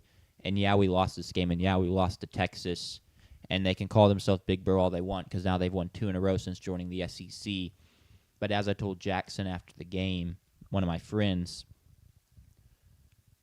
and I feel like I kind of maintain this a lot on this channel, is like I kind of wait till 3 times to call something a trend. Even I've said it, one of the most vocal disagreements we've had on the show with Justin Herbert playoff losses. Oh, I don't think 2's enough. Let me have a 3rd. Yeah. I do think now losing this one makes it really crucial to go win next year's at home. Yeah. Looking way down the line, because I don't want it to start becoming a trend. But I'm also just not really worried about that. What I'm worried about now as an A&M fan is who we're going to play in the playoffs, what spot we get. Do we get a home game? Who do we play? Can we get our minds right for that game? How do we prevent Friday's performance from happening again in terms of an execution standpoint from us? Because if we can't let that happen in a playoff game, we don't have a shot of winning it. And the margin for error is gone. The margin for error is gone. The season has suddenly become a one-game season. Correct. And that was something that really sat with me after the game was, wow, how quickly we've gone from, we can lose a game, to, we can't lose again. I mean, I think Marcel said it in his presser after, we lose, we go home. It's win out at this point. Yeah. Which is exactly true. And the last thing I want to say from an A&M fan standpoint, and we can transition some maybe more to Texas, very disappointed about the game. I obviously never want to lose to my rivals. I hate Texas. Having watched all their fans celebrating towards the backstretch of that game, seeing the guy in the fans with the Reveille, the Border Collie, stuffed animal's head cut off, celebrating with that, seeing all the horns up, getting flashed. I hate that. That doesn't sit right with me. I'm very disappointed. I'm very frustrated with the outcome of the game. Similar to what we've talked about in this podcast, though, preseason expectations. Looking back at the 11-1 season we just had, I'm very happy with the whole season. I'm very excited, and I'm excited we get to play in the playoffs for the first time in the College Football Playoff era for A&M. Yeah. Huge achievement, huge success of a season. But, yes, I am very disappointed with how the Friday's game went, but both can coincide. Assuming you're in. Assuming we're in. I think that's a pretty safe Well, Marshall assumption. Reed's really I don't hurt, know. and so you don't really know, if Yeah. they factor that in like they did with Jordan Travis. Sanders already made the case that they haven't played anybody or This is true. beaten anybody either. Yeah, Only the worst teams in the SEC. only the worst teams in the SEC. Is it actually the you said bottom It's half. essentially It's the- actually I essentially the believe- bottom half. I thought it was just the bottom 7 teams. We didn't play Kentucky. That's what it. We didn't okay, play Kentucky. That's what it was. So the bottom 7 of the bottom 8 teams, which is the bottom half, I guess. Correct. Wow. We Man. enjoy schedule luck, and that's why I won't complain. That Yeah, despite us but only the real losing one problems at- in college football are college football playoff size and Yes. nothing else. and that is why I won't complain about us not making the SEC championship because we only had one conference loss. Well, they couldn't predict that. South Carolina and Florida were both really And highly LSU. preseason ranked. LSU No, was voted to be number 1 in the country Yeah. after their week 1 victory. But my point is that the issues in college, like the size of the college football playoff, is not the biggest issue in college football. Conference size is an issue because I'm not blaming anyone for what happened, but it happened You can blame to Texas, Indiana actually. last year. It happened to Texas a little bit last year. It happened to A&M this year. When you have conferences that are so large, you can do your very best to balance schedules. But the reality is that sometimes teams are better or worse than expected. Yeah. And so when you have 16, 18 team conferences, or is Big Ten's 18 now? Are they 20? 18. I think they're 18. I believe they're 18. It's just impossible to balance that. You don't want to blame anyone. You can, in fact, blame Texas for kicking it all off back in 2012. Yeah. I mean, So. y'all joined the SEC. Yeah, because they started their own channel. Why didn't you start your channel? We were going to start together, and then they demanded unfair revenue So go from start your own the channel. channel. And so we said, psych, we'll go to the SEC. Go start. And then they came and chased us 10 Why years would they later. start their own channel? They're in the ACC right now. Yeah. Yeah, but that's my point. Is like, I don't. The conferences weren't too big when it was just us and Missouri joining the SEC. We still had divisions. Still, it's 14 It was teams. pretty great. It was getting there. For Texas, huge win. I kind of feel like this rights the ship on the season in terms of Oh, we could have this conversation. fans starting to be like, I don't know about Sark. This is year 5. What's the conversation be like? And now the Texas fans pivot from being very frustrated about the season to spending a week campaigning that they should be in the college football playoffs because of what they've done this season. You beat your rivals. For them, you can say we beat our rivals in a down year, and that's a big accomplishment. We still control the Lone Star Showdown, and that's massive. You had other big wins this season. You're going to finish firmly top 15, which we don't know how it's going to go for Sark. We'll see as the sample size gets larger. But I think in this day and age, in college football, if a down year for your team ends up in you finishing inside the top 15, you can't be mad at that at all. You have to love that that's a down year for Sark and a down year for Texas right now. The question does become now, as you won this game, and they're trying to make the case to be in the college football playoff, does the committee listen? Does the committee agree? And the biggest debate around that has been you can't penalize us for losing to Ohio State because we went and played that game. And if you do that, people aren't ever going to schedule big out-of-conference games again. And then the counter is always, well, look, why did you lose to Florida? I'll kick it to you first, JP. Your thoughts kind of on their whole scenario, their body of work as a whole, how you would dissect it, whether you'd have them in the playoffs or not, even though we already know you won it. Yeah, I don't care. Sure. You've made the playoff the past 2 years in the 4-team and in the 12-team. So you're going to get this opportunity for many future years going forward. And not that the playoff should be an invitational to those who don't get the opportunity all the time, but I do wish that that could potentially be the case for when you're making the debate for teams right there on the outside, which is why I think Vanderbilt deserves to be in more than Texas, even though Vanderbilt has lost to Texas. I think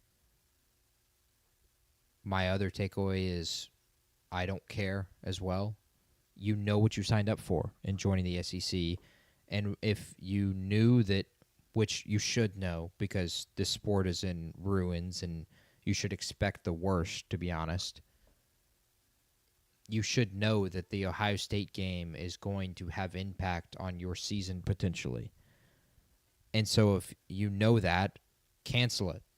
Other schools have already canceled their games against bigger schools, like Indiana has already done that. And you decided instead to continue to have that game, and you can't even like make the argument of, oh, we didn't know Ohio State was going to be good. Because like Mississippi State, when we scheduled Arizona State, we didn't know Arizona State was going to make the playoff that year and then be really good the second year. Yeah. We had no clue.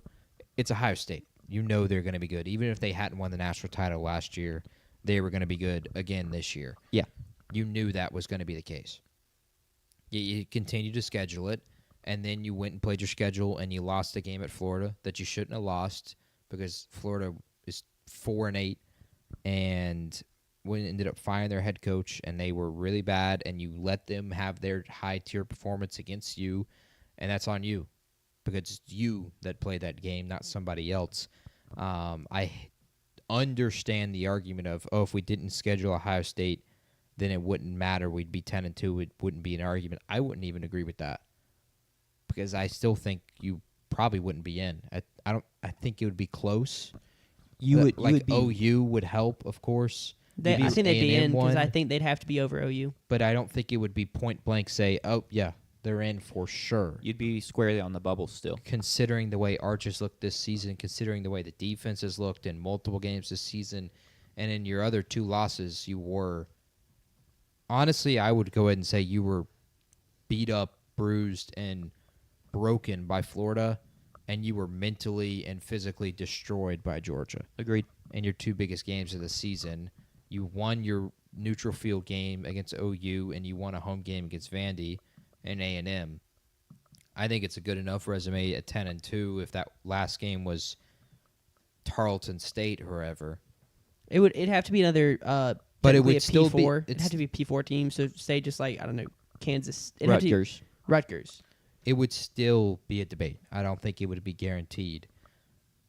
You cannot tell me it would be guaranteed. I don't think it would be guaranteed. Let me just because if Notre Dame isn't guaranteed and Miami isn't guaranteed, I don't think you can. I think Texas has. If Vanderbilt's not guaranteed, right? Because Texas has a win over Vanderbilt, a top 10 Vanderbilt. So I don't think you can. And number 6, I think you would have Texas at 5 right or 6 right now. I think I'd have them at 7. Oh no, 6. Yeah, because they beat A&M. I think that they open the season. They're preseason number 1. They beat Rutgers. I think they stay. They maybe drop to number 2 if Ohio State looks dominant enough and the AP wants to reward the team. Then they lose to Florida on the road. It's a talented Florida team. They probably drop down to like 8, 9. Then you beat Oklahoma, who's ranked 6. You immediately right back up to like the 5, 6 range. You beat Kentucky, but it's a road game. SEC, you're not going to get punished. I think they would have dropped after the Kentucky and Mississippi State game if they're ranked that highly. I agree, probably after back-to-back, because also you would think other teams behind them probably would have picked up big wins those weeks as well. They wouldn't have dropped that let's far. Let's say they drop down to 8, then you beat Vanderbilt, and you're immediately back up to 6 or 7 again. Freak. All right. I think that ends your argument right there. Unfortunately, no. Then you lose to Georgia, and Georgia's number 5, so you're stood in there at 6 because they've got the head-to-head, but it's number 6 Georgia on the road. You would drop a little after losing to Georgia that bad. All right, you dropped to 9 again. Then you beat Texas, and you're at 9. You beat A&M. You've got to win Oklahoma and A&M. I don't think they'd be at 9. They were 9 when they played Florida. Do you remember where they dropped after they lost to Florida? 18. Out of the rankings. Out of the rankings, yeah. They weren't ranked. So one, but that's because Florida was their second loss. To 14, 15. I think they likely would have been in, but it would have been in the hands of the committee, and that's not a spot you want to be. My biggest argument is, I have 2. One, it's not like the loss to Ohio State was keeping you out. The loss to Florida is what's keeping you out. Correct. And so I don't have tons of sympathy for a team that loses to a really bad team and makes it out. I have Bama in, but if Bama didn't get in, I'd be like, well, you just shouldn't have dropped a stinker week 1 of the season. If Alabama lost any other game, a third game, they would be out. Correct. my biggest thing is why I think it's stupid to why you shouldn't schedule those out of conference games is because you never know how the season's going to go. Think about A&M. If A&M played Rutgers and not Notre Dame, think about how different the discourse would have been around A&M this whole time and would be about now at us with one loss of, man, you really didn't play anyone in the SEC. And out of conference, you played Rutgers. And then the one hard team you play, you go lose to, and it's not your best showing at Texas. And now you're 11-1. All of a sudden, we're not hosting a playoff game. You are a lot. I think y'all are more likely to be out at 11-1, not having played Notre Dame, than I think Texas has a better chance of making the playoffs if they don't schedule Ohio. Sure, and that's fine. So I think that's. I think y'all are last year's Indiana. I think you sit at 10 or 11, and if enough bid steals happen or whatever you want to call them, the college basketball version, y'all are out. And so that's where I'm like, that's why you schedule these games because the way they can help you is honestly a lot better than the way they can hurt you if you lose them. Like, we are immensely helped by that Notre Dame game. Even if we go lose that game, it's kind of like, well, you played Notre Dame really close on the road. So, we know you can kind of hang with playoff quality teams. So I just don't think teams are going to stop scheduling them even though they claim they're going to because the benefit can be really immense if you go get the win. I only understand the argument if the game is a neutral site game. But when it's a home and home, I don't like it because you know the risk signing up for the road game there. And so in this season it hurts you, but next year you get to host Ohio State, who could be the two-time defending national champions week 2 in your building. How many people get that opportunity? Yeah. 2. Yeah. You get week 1 opportunity against the host potentially, and honestly 1, not even 2. 1 team gets that opportunity really once a year for that. So if it's a home and home, I don't care. That's my takeaway. If it's a neutral field and they were playing in Kansas City at Arrowhead, which would be sick, but it shouldn't be that way because college football should be on campuses. Then I understand maybe if it's a one-off, but this is a home and home. You know what you signed up for. Yeah, you can't complain after that you signed up for something and it didn't go your way. You got to go find a way to win the game. OU's going to get the same thing next year when they go to the Big House and play Michigan. Yeah. I imagine, although I don't think it's likely, that Brent Venables won't make that same case next year. But then again, SEC coaches will really make whatever case is popular. Yeah. Do y'all think that Texas will jump Vanderbilt? No. Okay. I don't think so either. I was just curious. I wouldn't. You think Texas is better than Vanderbilt? No. Okay. I still, with the Texas win, I have Texas at 13 and Vanderbilt at 11. I think Texas, it's weird because I think Texas is capable of playing a better game than Vandy. Mm-hmm. But we've just seen a lot of high variance with this Texas team, so it's kind of hard for me to say they're clearly better, if that makes sense. Wow. The AP has Vanderbilt at 13 and Texas at 14. Yep. Yeah. Crazy. Move on? Yeah, we can move on. I don't think there's anything else to add there. Just leave Texas out, I think, is going to be what's going to happen. One, because I want it to happen, but also I think committee has a very easy case to do so because you can be like, they're the only team with 3 losses. Like, that puts them into their own group. Yeah, I mean, you're going to put them over in Miami with 2 losses, with a win over Notre Dame. You're going to put them over Vanderbilt with 2 losses. You just go, their big wins were enough to kind of put them in the conversation, but at the end of the day, losing at Florida is what keeps them out. Yeah. And no one can complain about that. If Texas really wants, the real solution is for them to get out of the SEC where they don't have to play the SEC gauntlet. You could go back to the Big 12. That's the real answer. I think that's what they need to do. Devastating touchdown, man. All right, we can move on. Now we can actually move on. Sorry. No, you good. You good. Ohio State at Michigan. The game. And the game is the right name for this rivalry just because of how much aura and hype it has going into this game. And then the game kicks off, and Gus Johnson's on the call, which I know hasn't always been the case, but he's the perfect guy to call this game. It just makes it feel that much more important. And the fact also for this specific edition, Ohio State's this fantastic team, but Michigan's had their number. Michigan's won 4 straight, so how is that going to go? And out of the gate, Michigan rips off a massive run, but you hold them to a field goal. And then, oh no, Sayan drops back and throws a pick. And all of a sudden, second play of the drive. second play of the drive, he throws a pick. Michigan tacks on another field goal, and it's like, oh man. I'm not an Ohio State fan. I'm sure every Ohio State fan was sitting there going, oh no, here we go again. But this team proved they're different. From that point on, Ohio State kind of got back to their ways. They locked in defensively, started limiting that Michigan run. Bryce Underwood had nothing in the passing game all day. It was a struggle all day long, and they knew it was going to be the case coming in. That's basically what they said, talking about Marshall Reed earlier, is we just have to make him play quarterback. And part of it is due to the receiver weapons they have there as well. But that proved to be the case. When they made him play quarterback, he couldn't deliver. And then the offense started to get going. Bo Jackson got some bigger runs. We saw those wide receivers make plays. Jeremiah Smith in the corner of the end zone, though I think it was a touchback. It was a touchdown called. He scores. You hit Carnell Tate in the second half down the seam on the little corner post route, and he scores. And it was like, yeah, this is the Ohio State team that's been great all year. And they proved that even when they're great all year, this team, they can be great against Michigan. It doesn't really matter who they're playing. Y'all's thoughts on this game? Again, with Michigan, it is frustrating their approach offensively in these games. It was a similar discourse and feeling from Michigan fans. When you pay a quarterback as much money as you do, why did you take the ball out of his hands so many times? And why didn't you set him up into more favorable situations to complete passes?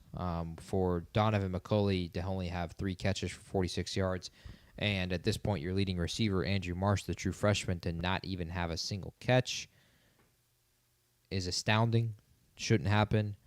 I would understand that they lean on the run as much as they did if you had Justice Haynes and Jordan Marshall. But you only had Jordan Marshall, and then you only had the walk-on in Cudzall. And so to lean on a walk-on and for him to have more touches than your $10 million quarterback, I have a problem with that. I'm upset with the way that they approached it offensively, because they were given the chance to take this game and make it into a really, really difficult climb for Ohio State. When you are given the chance to get down the field in that first drive, and you're at the Ohio State 27, and you're forced into a field goal. When Sayan throws a pick immediately, and you have you have the ball inside the 11, a field goal. That right there is when I knew that Michigan wasn't going to win this game. And even when you kick 2 field goals and you give up a field goal, you come back out on the field and it's 3 and out.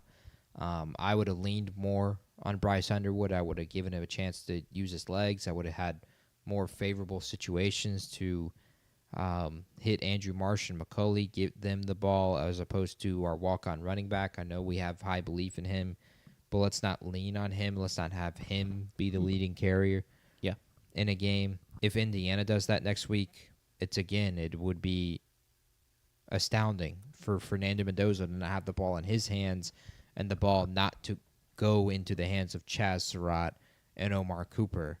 You have that with Bryce Underwood, McCulley, and Andrew Marsh. Why didn't you use it? If Indiana next week instead hands it off to Hemby and Kalen Black the entire game, I think it's going to be a problem. I'm going to have the same problem. Yeah. You can't do that. I don't think you can do that in an opportunity that you were given in this game. On the Ohio State front, look out, potentially. I'm really, really curious to see how the game goes against Indiana, because I think that'll be the litmus test for how we might expect the playoff to go. Yeah. But for their playmakers to, on the national stage, show up as much as they did, of course, in Jeremiah Smith and Carnell Tate, but for Sayan to make the throws that he did in the snow, incredible. For Bo Jackson, he just putting kids on skates, literally, in the snow. It's like they were playing on ice. Yeah. He was dusting fools, and he's not just dusting anybody. He's dusting Michigan defenders. They could be scary because their defense is already scary. Their defense has given up as many touchdowns as Michigan scored points on Saturday, 9. Shout out J.J. McCarthy. Indeed. But if they're able to have this kind of offense production on the road in Sayan's biggest game of his career in the snow and they are able to still score 27 points, I can't imagine what they might do in the playoff. Yeah, I think that's fair. Taking it back to Michigan real quick. Right when they get the pick and they only get a field goal because the play calling's quite conservative. Like I said just a couple minutes ago, I knew they weren't going to win the game. I guess there was a chance Ohio State just straight up lost it. But Michigan basically right there was admitting, we don't think we can really score, and so we're just going to play it safe and hope our defense can pull off a master class.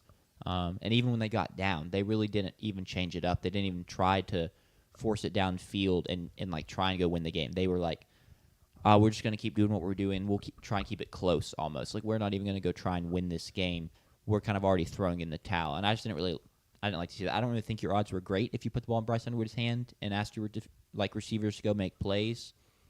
But I would have liked to see you try, because it's pretty clear what you went out to go do wasn't going to work. As soon as Ohio State scored 17 points, it was like, okay, we're going to actually have to, in some capacity, try and score with them.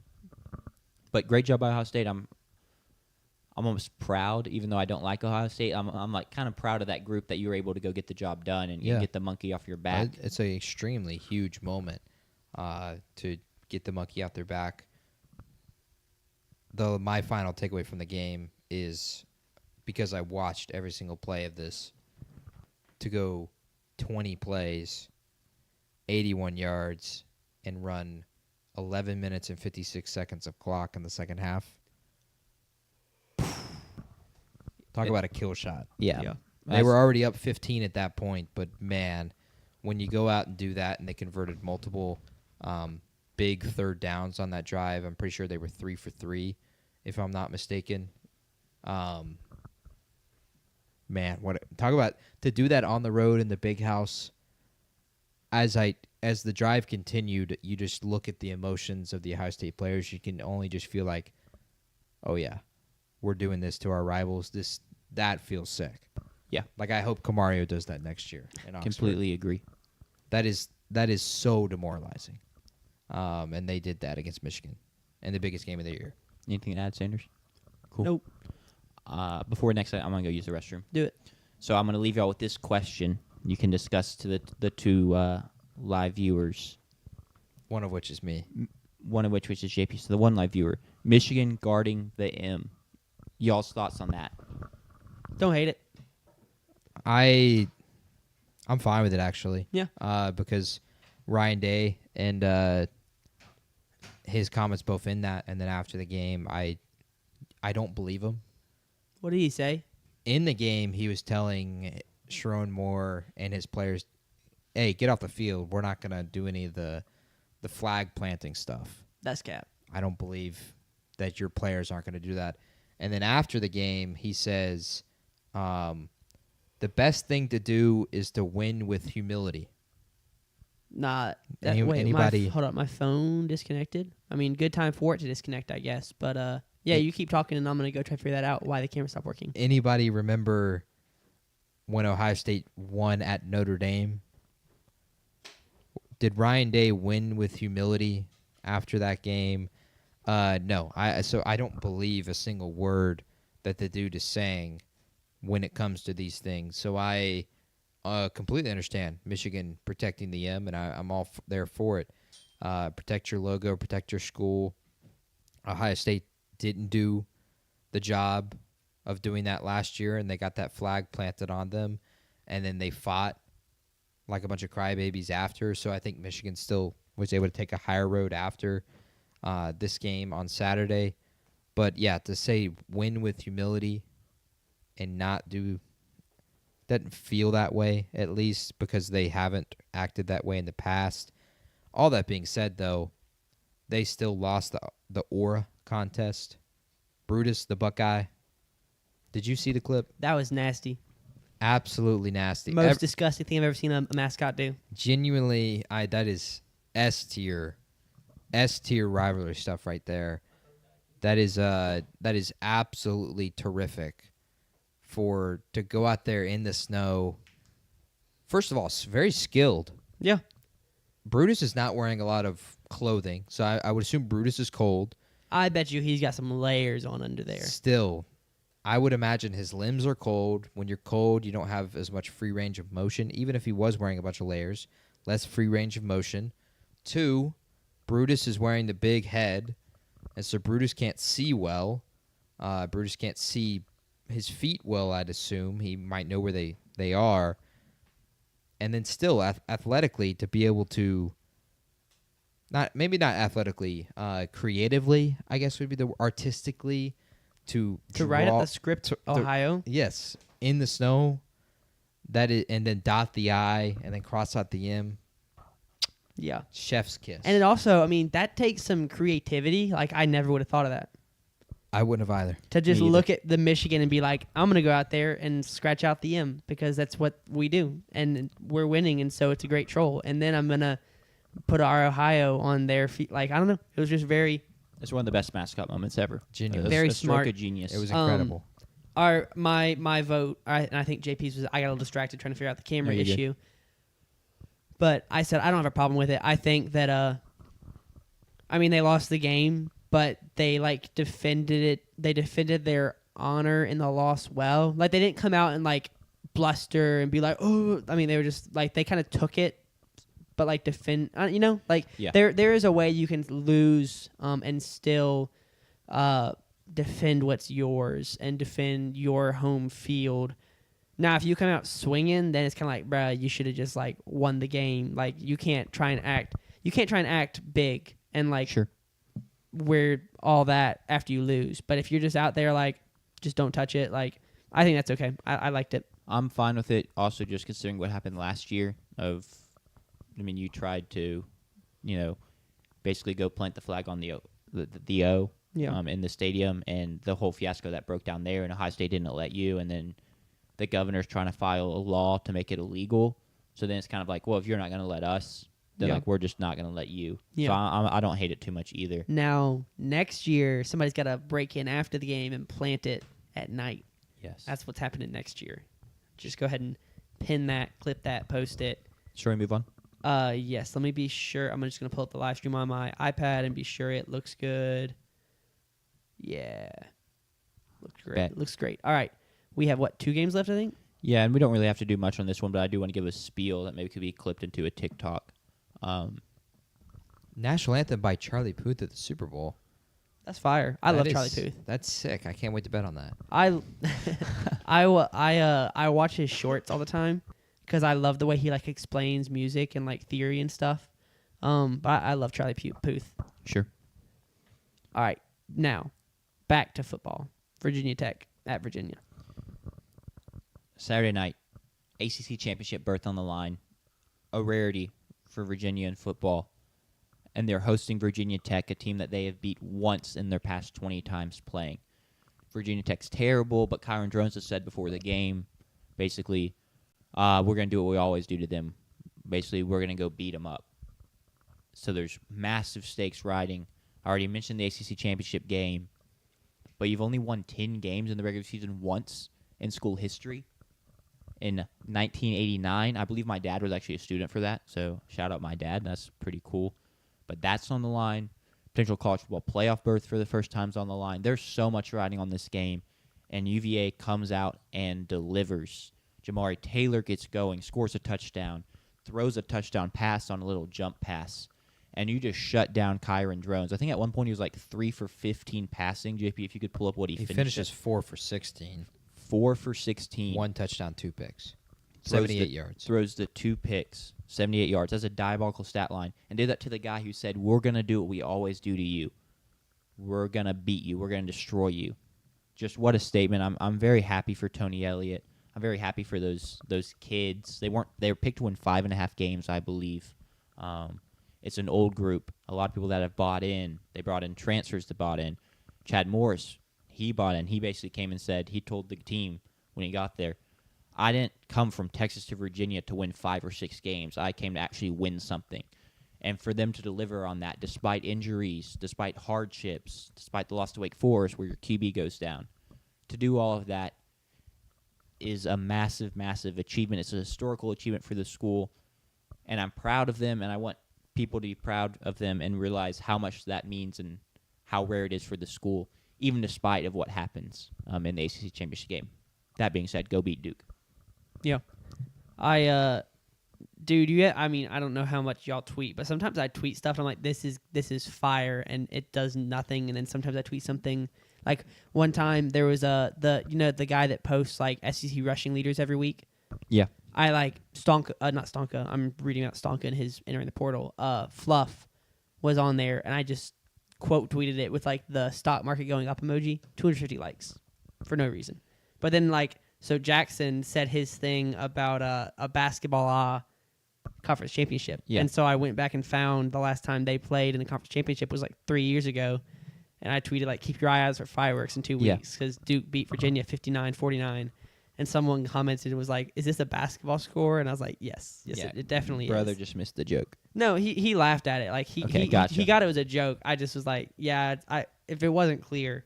But yeah, it was stole that one from Chromie. He cooked with that one. Sure. We got one left, and arguably, no, not arguably.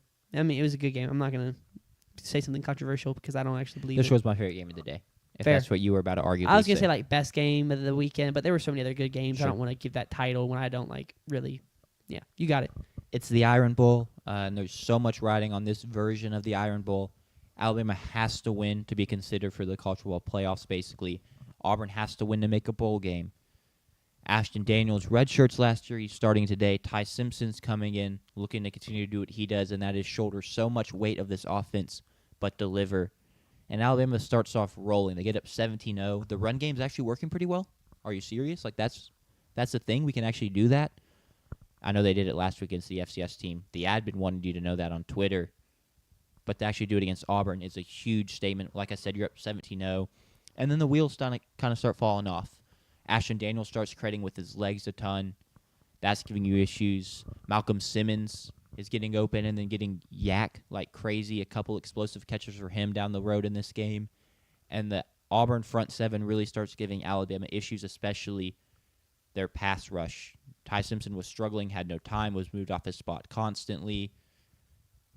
And it falters, and all of a sudden the game is tied 20-20 in the second half late. And Alabama has to drive, and they do. It's aided by penalties, sure, but they still do. And now on 4th and 2 in the red zone, here we go. DeBoer's actually going for it. It seems crazy, but this is what he's always done, going back to even his Washington days. If they have a chance, 4th and short, it doesn't really matter what situation is late in the game. Maybe even if the numbers tell you don't go for it, he has big balls. Ryan Grubb has big balls. They're going to go for it, and they get it. They score the touchdown, and then it's Auburn's turn to drive.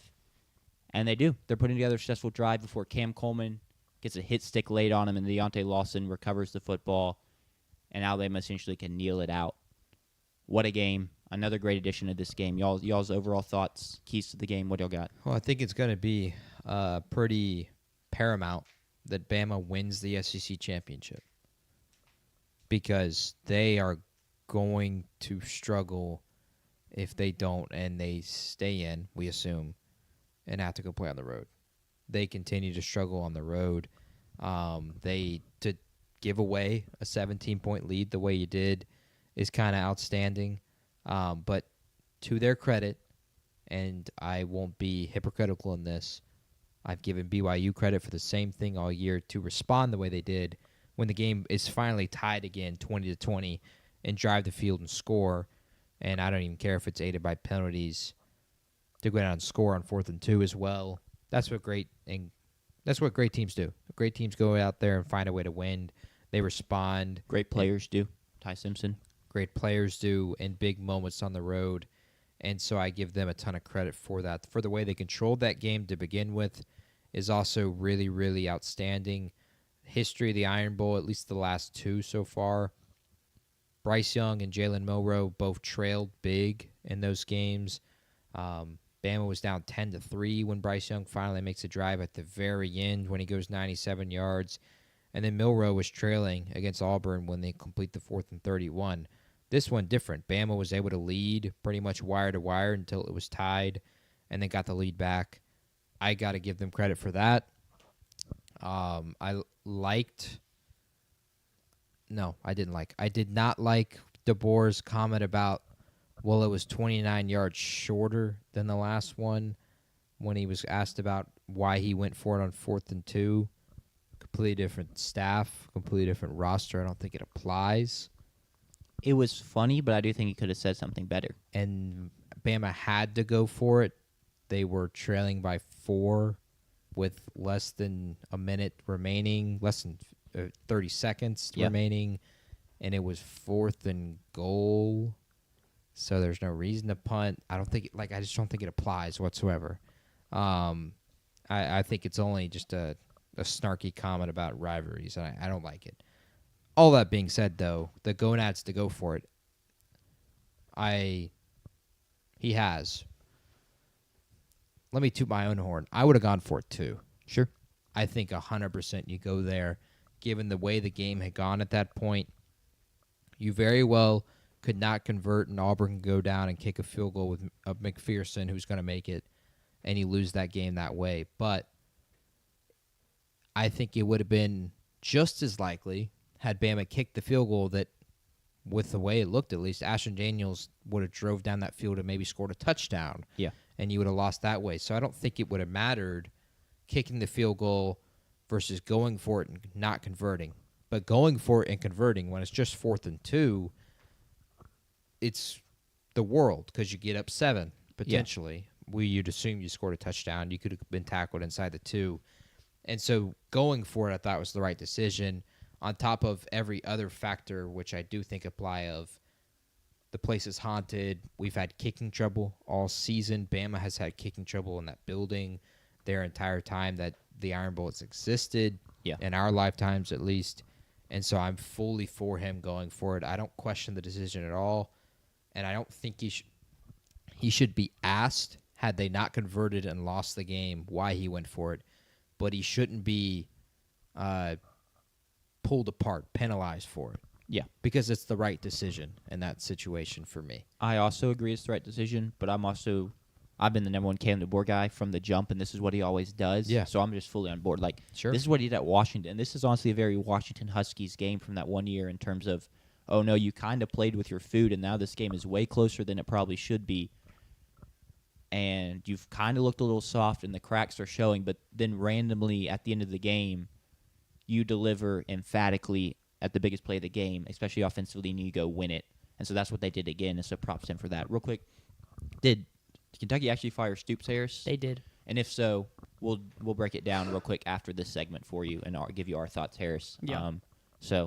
Back to the I was going to topic. break that news after this. It happened 5 minutes ago. Okay, cool.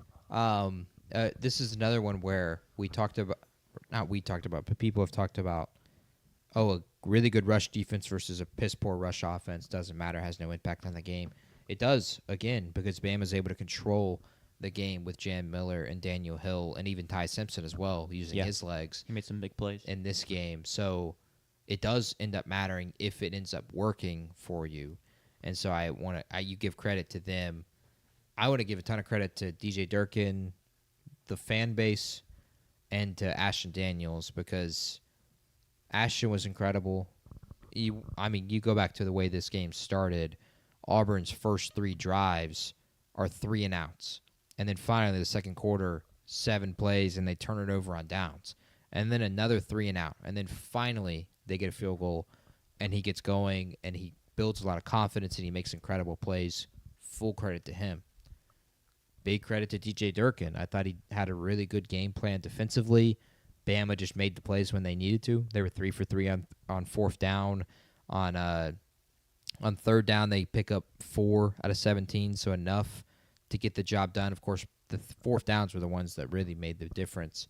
But I thought DJ Durkin had his boys ready. I really personally loved the way, now this is how it's presented to us on TV, how he handled his guys. When they had bad moments in that game, it was, calm down. We're okay. We're okay. And for coaching perspective, when it's just one game and it's, you're overmatched, and yet it would mean the world if you were to win that one game, and the season is just one game at that point. Coaching like that really, I think, works really, really well. If that was the way he coached all season long, then you have a problem with it. I don't think you can say calm down, we're okay when Kentucky is in your building. Oh yeah, 100%. But when it's Bama, I'm fully here for it as I watch. That is an incredible catch by Traylon Burks. I'm sorry, Sunday I Night had to Football. interrupt. With one hand in the end zone over Riley Moss. over Riley Moss, not Pat Surtain.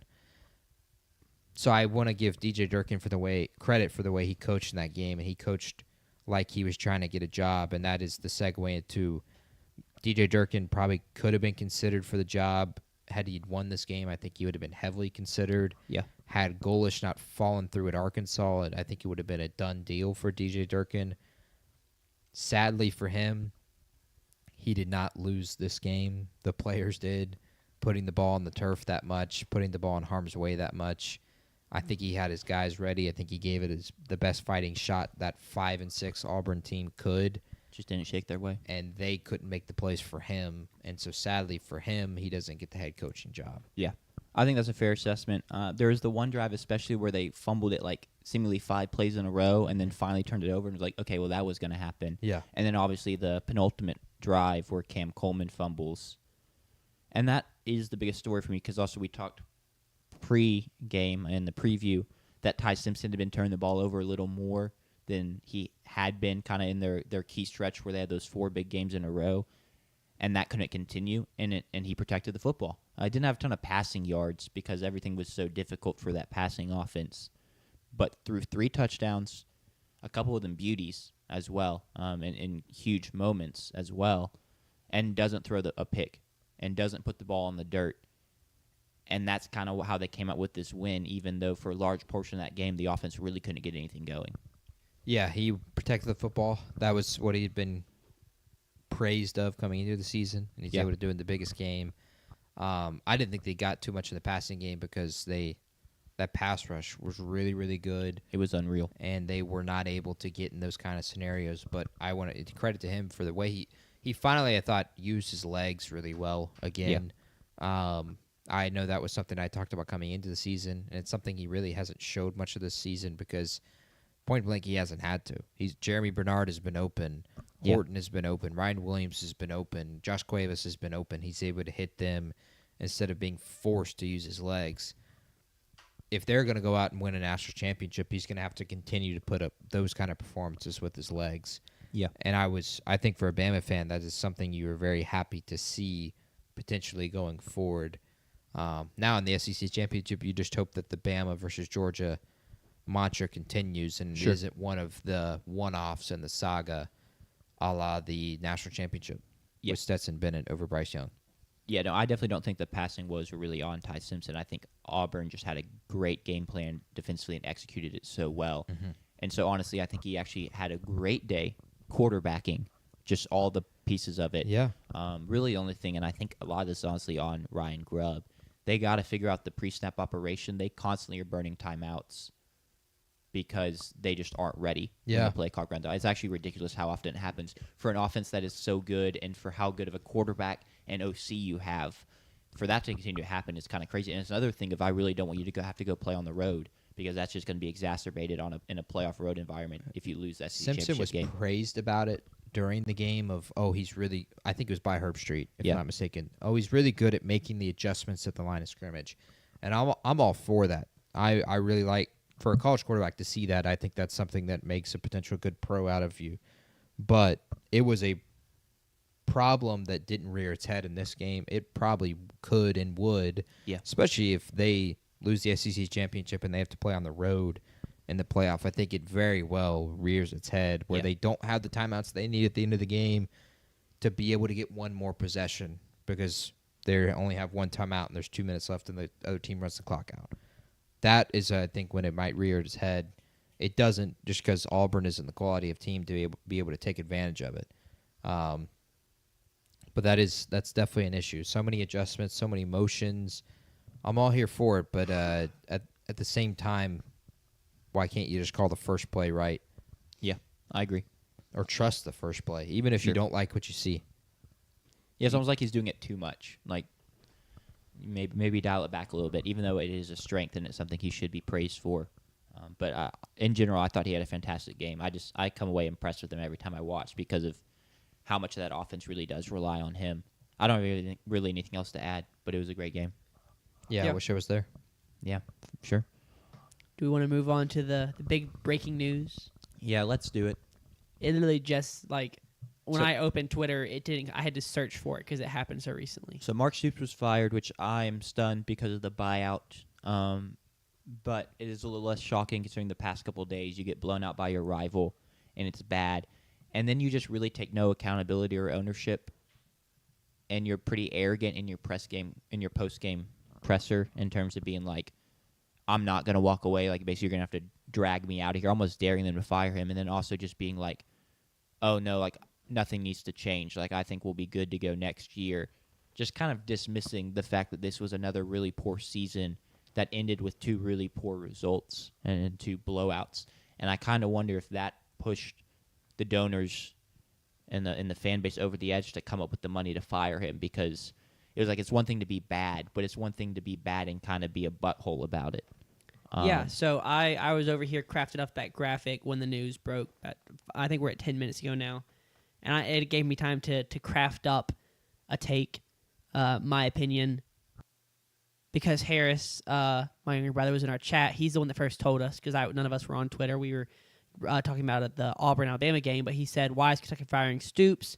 All the good options are gone. If you fired him earlier, you could have gotten Summerall. For those of y'all that don't know, John Summerall is a Kentucky grad, I believe.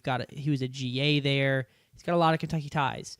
And 3 months ago, 2 months, a month or two ago, when people were talking about the possibility of firing Stoops, it was because this was your chance to go get a successful coach in John Summerall with ties to your organization, in the hopes that he could be the kind of guy that was consistently going to get 7 to 9 wins and not leave for another organization because he's a Kentucky guy. That's always a great feeling, is if you can find a guy who is going to pick your school over other better options because he loves that school, because he went there, or is where he got his first start. But John Summerall was an option, and now that Summerall has announced that he's going to Auburn, that's been announced, Kentucky fires him tonight, because all those jobs were announced this afternoon. They've been rolling out all day. Kentucky announced tonight that they're firing Stoops. And I'm going to be honest, and maybe this is a terrible read, but does it not make sense for Kentucky? I think maybe, is there a possibility that as a basketball school who we have jokingly said does not care about football, that they did this intentionally because they didn't want to make the investment necessary to bring in John Summerall?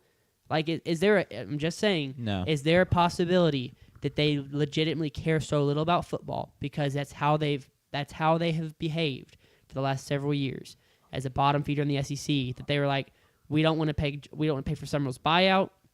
We don't want to give him the investment that he would want in the portal, in recruiting, and NIL. We don't want to give him the investment that he would expect in facilities.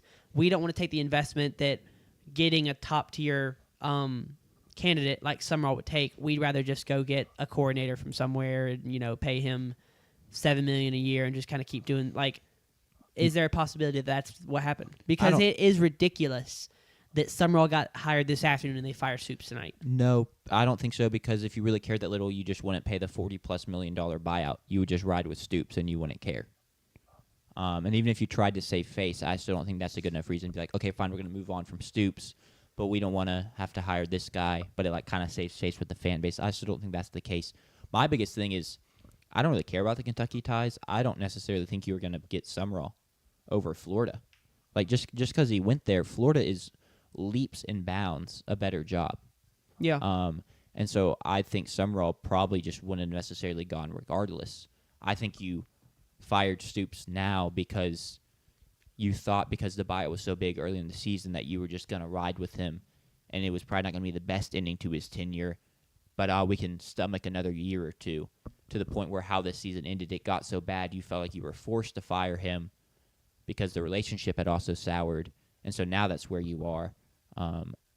Yeah, it's tough. A lot of those candidates are gone, but I just don't really know if you're going to get them anyway. So Yeah. I don't really know if it really matters that much. And maybe I'm tying too much of the timing. It just feels like it is potentially tied maybe they waited till Summerall got fired or hired, so that they wouldn't have to deal with the feedback of not getting him or Sure. like I do feel like because of the timing. I mean, it happened 6 hours apart, 9 hours apart, something like that. Like, and maybe it's just because it's the first day of the off season for these teams, right? The season's wrapped up yesterday. Maybe there is no coincidence at all. It's just the first day, so it's all happening. But I wonder if that's a possibility that they didn't want to deal with the fans who were angered. Well, why didn't we get Summerall? Why did he choose Florida over us? Or why didn't we offer him more money? Maybe that's a possibility. But it feels like maybe I'm pulling straw. I don't remember what it's called. But, Grasping at straws. grasping at straws. Thank you. Not Yep, pulling at of straws. course. Maybe I'm grasping at straws. But it just, it does feel like there could be a connection in the timings, but maybe not. And it doesn't really matter because Summerall is not a possibility. Stoops has been fired. So, I mean, now Kentucky has to go find the next guy. What are your thoughts, JP? It seems like a reaction to, with what everything that is going on, making something out of nothing, thinking, oh, well, Mark Stoops is under, heavy fire, not comparatively to Kiffin or to what Billy Napier was to get fired or anything like that, or Hugh Freeze at Auburn. Also it sounds or it looks like it's working out for these other schools. Maybe this is time for us to do it. That's what it looks like to me. It looks like a AD and GM or whoever saw what was going on in the landscape and thought, maybe we need to get ahead of the curve now while everyone else is. So then, instead of, let's not delay the inevitable here and, we'll fire Stoops here in 2 years and then we'll be even further behind the curve. Let's get ahead of it now. But that's go ahead and grab a good candidate, the worst candidate of the SECs, and we'll go ahead and be able to rebuild with them. This is the exact what they're doing is the exact opposite of getting ahead of the curve. Though they are literally behind the curve. They are now the 6th SEC school to hire a coach. I mean, it's a terrible process, and I don't know if that's what they did, but I do get what you're saying in terms of like, okay, well, this is where we are now, so we might as well cut our losses, and we're not getting ahead of the curve, but we're kind of joining all the other coaches and having a first-year head coach, and so he's kind of on the same playing field as them, even though he's not, because it's Kentucky. You don't have the resources, and you have a worse head coach, correct? But it's kind of like, we'll join the club, and the gun gets fired on their tenure all at the same time in terms of the starting line. But it is pretty goofy if that's what they did. Everything about this feels goofy. I want to give credit to Pete Nokos. He predicted the Stoops firing roughly 3.5 hours before he was actually fired. Shout out Pete Shout out Pete Nokos. So what does Pete Nokos know? That's a good question. Maybe that's Pete Nakos' burner, and that's where he tweets the stuff he's not allowed to say yet. I mean, Sintel has been alleged to be Woj's burner, so yeah, who knows? It does not make a lot of sense, and I don't know. I still don't think it matters, though. If they fired him earlier, I don't think they would have necessarily got a much better candidate. Yeah. I think now, since you've fired him... I mean, maybe you could have got the Memphis. I mean, I don't know if you'd call him a better candidate, but he's probably better than the next best option, right? They could get I don't DJ know about Durkin. that. What if they got DJ Durkin? Ooh. The biggest thing now is there going to be any increase in resources from the donors and the athletic department? Yeah. Because if not, it definitely doesn't matter when you fire the guy because you're going to get the absolute... You're not even getting the top of the scrap heap. You're getting the bottom of the scrap heap. Does State play Kentucky next year? I wish. Yeah, me too. But if there is some sort of increase in resources, can you convince someone like a DJ Durkin? Heck, does Jimbo Fisher say, sure, I'll throw my hat in the ring at Kentucky? Or are you just going to have to go a coordinator route? But even still, if you don't increase resources, I think a lot of coordinators would tell you no, yeah, too. you have to get a G5 coordinator. It almost feels like a death sentence for anyone trying to jumpstart a coaching career or a head coaching career to take the Kentucky head coach job, which is why I think you may have to go get some old head that's done it before because... What's Bill Belichick's buyout? That's a good question. Probably a lot. Astronomical. Because the old head's, his career is basically over. So if this goes poorly, you're not nuking the start of something. It is what it is. Kind of like, I don't know, someone in like the Mark Stoops range. Yeah, someone like in the Mark Stoops range. Yeah. That's maybe, I guess, hopefully a little better than Mark Stoops. Yeah, someone with head coaching experience, but like not a high end head coach. I think Mark. Yeah, that'd probably be a good option. It's ridiculous. I don't know. We'll maybe they'll surprise us and they'll. This is so Kentucky, though, because what have we heard from Harris all year? We need to fire Mark Stoops. We need to fire Mark Stoops. We need to fire Mark Stoops. And yet, because of the timing of it and how it's gone down and it's so late, they're not even happy that he got fired. They're just mad that he got fired so late. And understandably, now it feels stupid. Correct. It's I just, do agree that if you were going to fire the guy, you should have done it earlier instead of being the last person at the buffet line to get your head coach candidate. Harris suggested Ed Orgeron. But yeah, it's just funny that they finally did what Evan wants them to do because of the timing. No one's actually happy that they did it. Way to holy Frederick, royally screw that up. There we go. Yep, there you go. You got it. My gracious, I shouldn't have tried that. That was.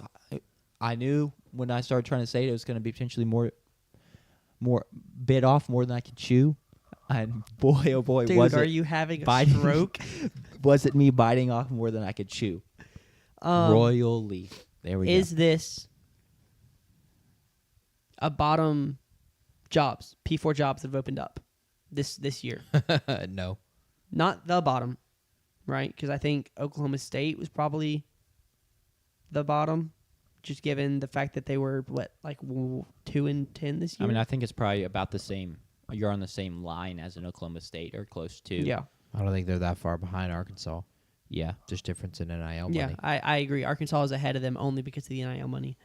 I'm trying to think of other Power 4 jobs. UCLA was open. Oregon State. No, it's not. I'm not going to count that as Power 4. But I think that it's near the bottom in your totem pole. If we did a totem pole, when you factor in, especially like the difficulty it is to win there, it is like bottom. Yeah, but I mean, next year, Kentucky will play. Let's talk about expectations for the next coach. If we don't win or make the playoff in 2026 or 2028, we never will. Do you get Kentucky both those years? No. We get Kentucky neither of those years. Oh, okay. Wait, then what? Because Kentucky's about to be really good is what you're saying. Well, we play them in 2027, but 2027 we're not making the playoff.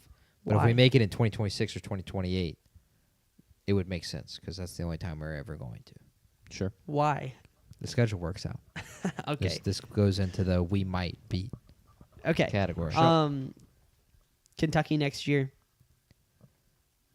Who cares? They're going to be 2-10. They are. That's all I was going to say. It's just a hard schedule. Are they going to get the 3 wins?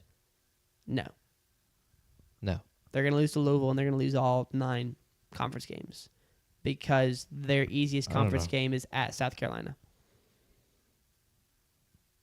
Yeah. If Elmo loses to whoever the coach is next season by 75, is he fired? They don't even let him back in the them? plane. I didn't see us on the schedule. At the bottom.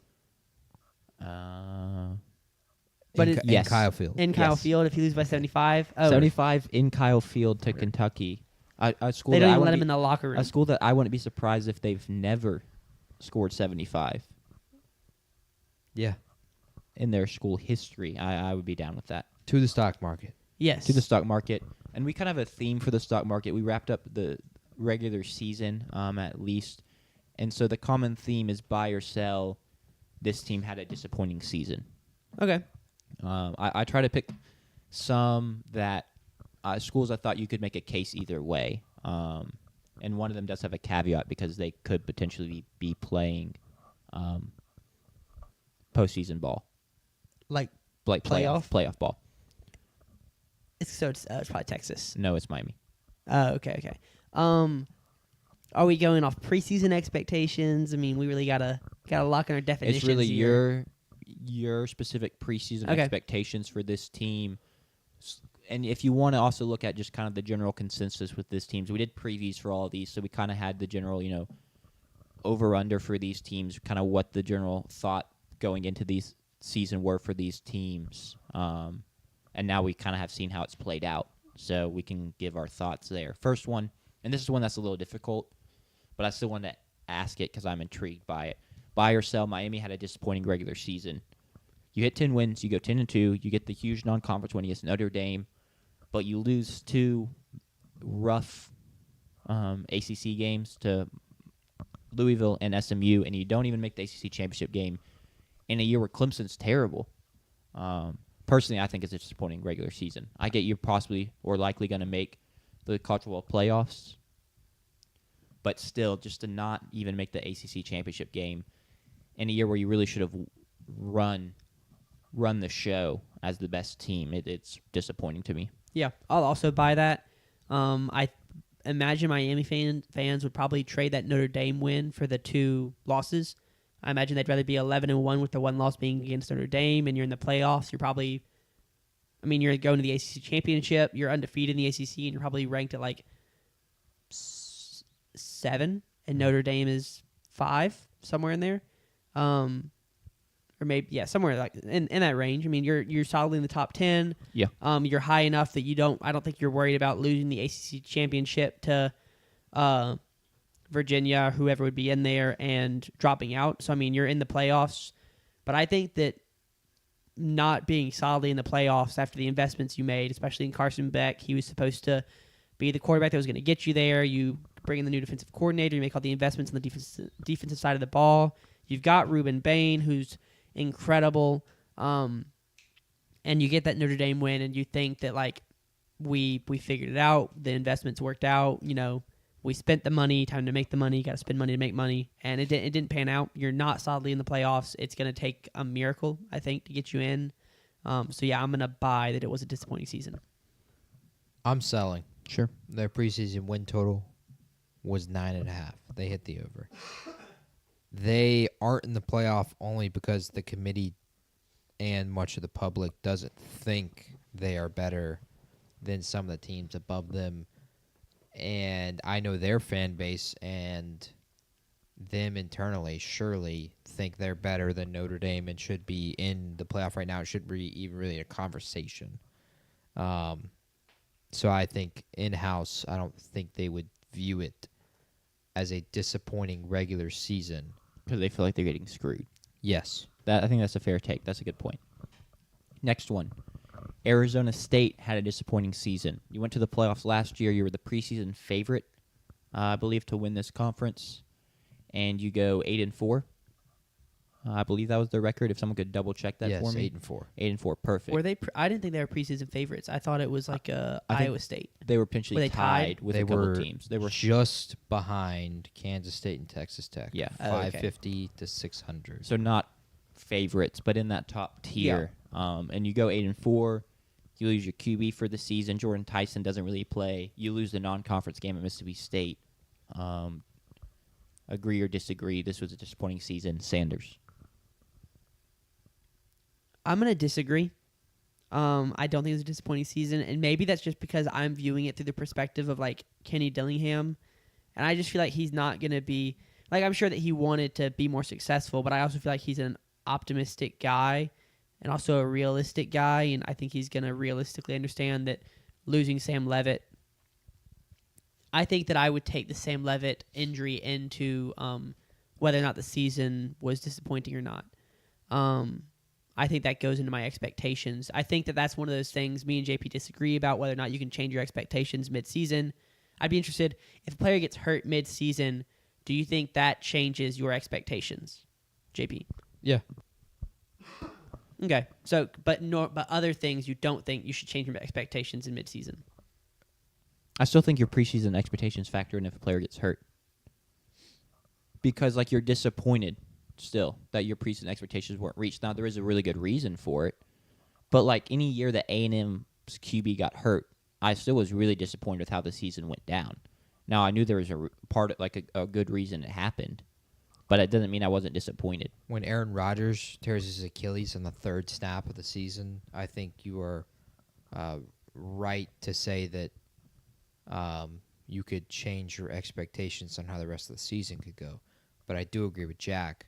You are still have every right to be disappointed that you didn't get to have the season you thought you were going to have. Yeah, that's fair. I'm still gonna I think say That it was a that was not a disappointing appointing season. Yes, it was an appointing season. Is that? No, It's a term. It definitely is. Yep. Okay. Cool. Losing to your rival sucks, but you get the win over Texas Tech, albeit against a backup quarterback. But I mean, that was a big win. Texas Tech is right now a top. Are they number 5 right now or Probably. AP wherever they sit? It's a big win. Our ballot, they're 5. Yeah. You do lose a couple unfortunate ones. You lose the close one to State. You lose to Utah, kind of get dominated, but you don't have Levitt for that game. Lose to Houston in weird fashion and lose the season closer to Arizona. But I'm going to sell that this was a disappointing season. I think that there was always an expected regression, losing the engine of last year's team in Scattaboo. And I think that the Big 12 with Texas Tech and Iowa State returning so much, I think there was expectations that y'all were not going to win the Big 12 again this year. I didn't expect it. Did I pick? I may have picked them. So I did expect it. But I'm still not going to call it. That's hypocritical. I'm not going to get into that. I think Sanders that being very generous. We'll just say that. I am. Okay. I'm going to buy. I know you had the injuries and stuff, but I think if you ask any fan, they'd be disappointed with how the season turned out. I think they still have plenty of optimism and faith in the program under Kenny Dillingham. But this particular season, I think they're disappointed. Yeah, I fully disagree with you, Sanders. I think it is a massively disappointing season. To lose the game the way you did to Mississippi State, massively disappointing. To lose to Connor Weigman in Houston when Sam Levitt starts and plays pretty much the entire game. At home. Well, Houston didn't lose on the road. Yeah. Massively disappointing. To lose to your rival, again, at home, Arizona. I don't care who your quarterback is in this game, is disappointing. This is a team that had a lot of high promise, potential high praise coming to this season. Sam Levitt was a potential first-round draft pick. Jordan Tyson was a top 10 draft pick. I get it, you lost Scatabo, but that's still 2 top 10 draft picks in the Big 12. You feel like you should make a difference, and you didn't. And even when Sam Levitt got hurt, prior to that, he wasn't playing well. Yeah. And so I think it's a massively disappointing season. Sure. All right, let's move on. You know they play at A&M next year? Yeah. I can't wait. Second time in a decade we've played them. They were like out of conference Power 4 in like 2016, 2017. TCU had a disappointing season, buy or sell. They also went 8-4. This one may be more for my case since I was pretty high on them. Yeah. But they had a great quarterback, someone that people thought would really be the engine of that offense, and he had a good year. But he also had some kind of dud performances in that passing attack, and offense had some dud performances in some bigger games. Buy or sell, they had a disappointing season. I'll start. I'm going to buy, and that really is due to personal expectations and the high hopes I had for this team. I'm personally pretty disappointed with how it went. It's really not a terrible season or anything. I had high hopes. I had them making the playoffs, for goodness sakes.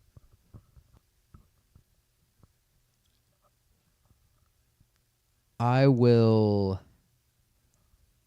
right on the fence. I'm gonna buy. I think maybe you feel like you should have won more of the games that you coming into the season knew were going to be against good competition in Arizona State, Kansas State, and Iowa State, and you went 0 for 3 in all 3 of them. 2 of them were on the road. And so I think that is kind of disappointing. I thought the way they capitalized off the momentum of the beginning of the season, being standalone Monday night against North Carolina, dominating the way they did, capitalized by beating a playoff team last year in SMU 2 weeks later, was really, really remarkable. But they didn't capitalize off that momentum and build on it the rest of the season. I thought Hoover underperformed in the brightest lights. That was a stat we brought up a couple times, where his biggest games of the year, he just threw picks. That was the case in all 4 of their losses. So I'm going to buy that it was disappointing for Sonny Dykes and the Horned Frogs. I'll also buy. Sure. Yeah, I mean, what was their biggest Big 12 win, real quick? Their biggest Big 12 win, I'd argue, is Baylor. it was technically over a ranked Houston. Sure. That is their big. I mean, you watched that game. That was their biggest win. Like, that was a huge moment for that team to get that win. I mean, you could also. I mean, I'm not gonna They did beat Cincinnati, who JP made the point that a week before Cincinnati played BYU. Well, now they're 4 weeks removed from that. Yeah, they were 3 weeks removed from that in that Yeah. game. But at one point, them and Sure. BYU were tied for odds to win the Big 12. At one point. This is true. Next one. Buy or sell. Michigan had a disappointing season. Finishes 9-3. You lose at Oklahoma. You lose to USC. You lose to Ohio State. You went over your win total, but you lost all your biggest games. So how does that kind of wonder how the fan base feels about that? I guess I wonder how they feel about how Bryce Underwood looked in year one. Probably not the start to his career they hoped for. But y'all's thoughts, buy or sell? Well, actually, the preseason win total was 9.5. Oh, it was. So they went under. Wow. A game under. I would personally also buy. Pessimistic here. Sure. About to say, I y'all are- sold on Miami, but About still. to say, so far, Jack has thought every team has had this. Did anyone play well this year, Jack? A&M had a pretty exciting season. that State Pretty had a appointing season. pretty appointing season. State did. There's something above appointing because it's disappointing. Appointing is like you don't think it was like a overachievement, but it was an underachievement. So then it's like a something. I've never heard the word appointing used in this context. Not disappointing, you could say. Yeah, sure. No, I think they did have a disappointing season in Michigan. That is, Bryce was underwhelming in a lot of aspects. I wish that we were, if I'm a Michigan fan, I wish that we were more competitive on the road in the two big games against OU and USC. You weren't really competitive whatsoever in those games. The roster building was significant. If Andrew Marsh doesn't come on and like kind of give them some kind of push later in the season, they have nothing offensively when Justice Haynes goes down. And so the Ohio State game could have been even worse, even though Marsh didn't have a single catch in it. So for me, I think there was a massive opportunity to take advantage of an elite true freshman, and we didn't in the biggest moments. We were able to do what we expected to do, and maybe I'd argue you would have expected to do with whoever the other quarterback was that was competing with Underwood. I don't recall at the time, but I think you would have expected to go 9-3. I don't think you would have hoped you would have been more competitive and maybe win one of them with Bryce, considering how much you paid him. Sure. I'm going to go with it was an appointing season, so I'm actually going to sell this one. I just think coming into the season, we knew the offensive limitations they were going to have. And, yeah, maybe you wanted Bryce to look a little better. But we talked about how they didn't have the weapons this year, and that hopefully next year was going to be the year where they would go into the transfer portal and maybe also recruit some legit X-factor weapons to help Bryce Underwood. And that just wasn't there this year. And so I'm not necessarily disappointed that they didn't pull a rabbit out of a hat, I guess. Mikey Keene. I am going to buy. No Michigan legends were made this year. They lost to Ohio State at home, and I think that and you didn't have the type of season that Ohio State had last year, where they go 10-2, they lose that game, make the playoffs. I'm going to go with disappointing because no Michigan legends were made. Bo Pix just made an appearance. Oh, dear. Was it Mikey Sanders still? No. Bobby Wagner. I threw it right to Bobby him. Wagner. Here you can watch it before we move on to the next one.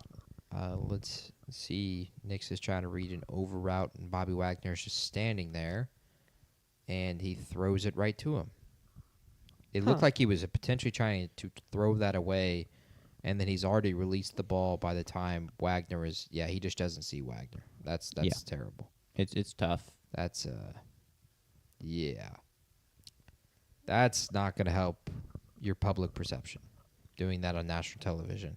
Yeah, because everyone's tuned into this game because it's close. Because the Commanders are like that. Yep. Next one, Missouri had a disappointing season.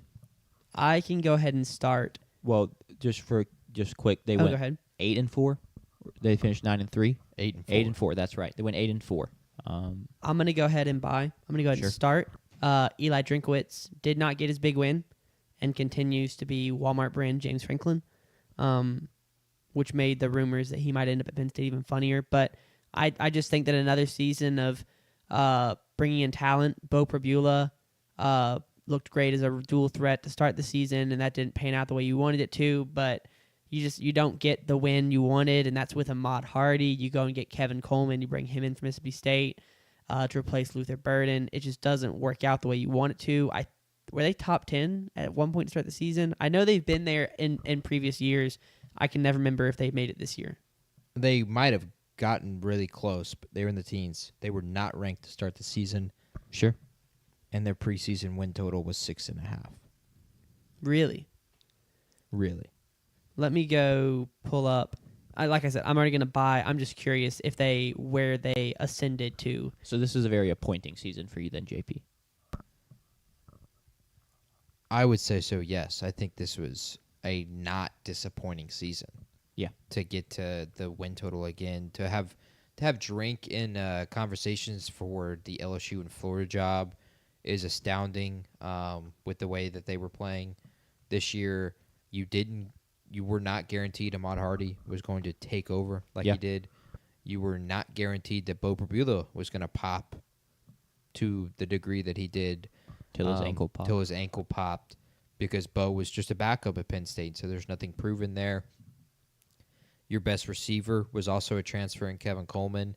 And then looking at their schedule in the preseason, it was hosting South Carolina, hosting Bama, hosting A&M, and at OU. Those are your 4 ranked games. And then I know we thought in the season maybe the border war against Kansas, or against Arkansas, I should say. No, against Kansas.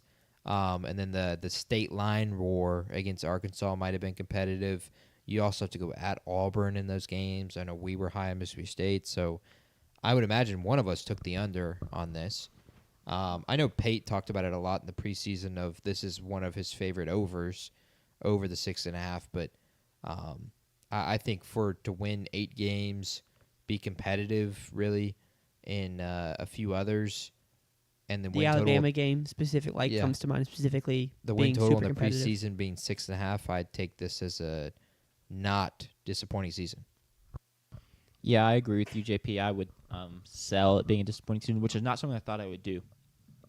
Because I remember kind of scoffing when Eli Drinkwitz was like trying to be like, the issue with right now is everyone expects to make the playoffs, and I was like, okay, but you are at Mizzou, and Mizzou probably expects to not yearly be in the playoffs, but I think they kind of feel like they're at the point under you, and you've done enough, credit to your own success, where you should eventually break through and make the playoffs. But then, looking back, I'm like, okay, this probably wasn't the year to really expect that. Go ahead. Highest Missouri got was 14. They hosted number 8 Alabama and lost by 3. 2 weeks later, they were 15 and go to number 10 Vanderbilt and lose by 7. And they get smoked by A&M, and then they got re-ranked before when they played Oklahoma, and that was it. It's a tough stretch. The one that really hurts is the Vandy game, because you really feel like you outperform them, but your QB goes down and Vandy escapes. But I'll sell. It was an appointing season. And then this goes to our last one, which is a bit of a veer from the appointing or disappointing seasons, and it's Ryan Williams will play for Alabama next season. He didn't. I must have missed something, because I don't know why this is a controversial question. I mean, it's not that controversial. Just there's a lot of he didn't have the season I'm sure he hoped he would. Yeah. He was the 3rd best wide receiver on his team. Behind Jeremy Bernard and Horton. I would say Horton, especially down the stretch, had a bigger impact when I was watching games. He got used out of the slot a ton this year. I saw that last night, which is interesting enough because Ryan Grubb was at Seattle last year, and he used out of the slot a ton last year. JSN, and then JSN's kind of really exploded, being pushed out wide.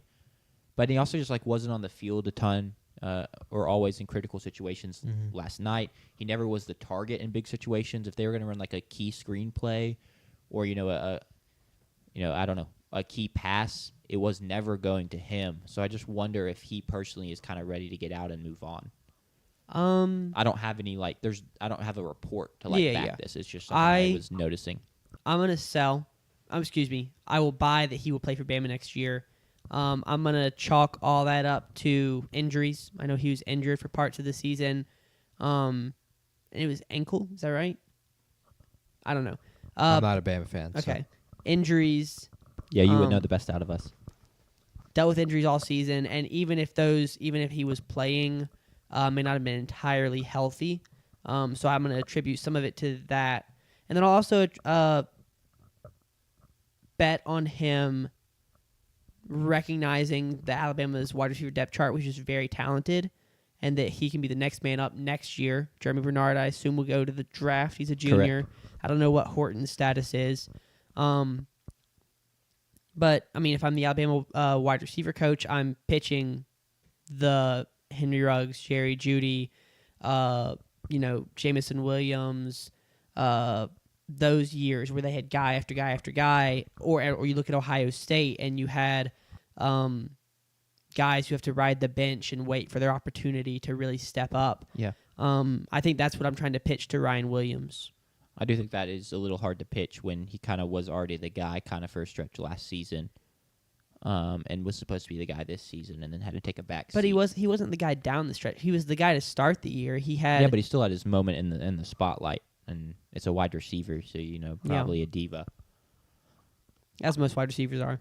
I'll also buy just because I think it's more likely than he doesn't. But I could if we get an on-3 tweet that says Ryan Williams in the transfer portal, that's not going to be like a mind-blowing No. moment. But I don't really know that there's anyone who that would blow my mind. Jeremiah Smith entered the transfer portal.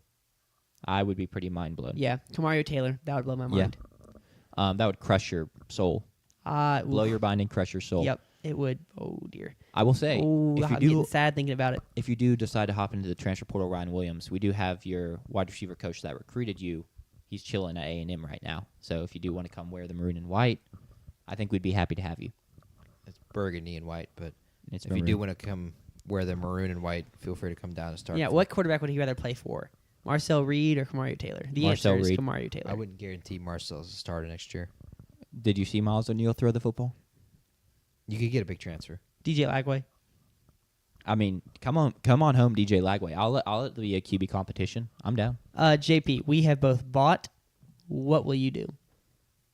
I will also buy. I think it's a bunch of baloney. I don't really care.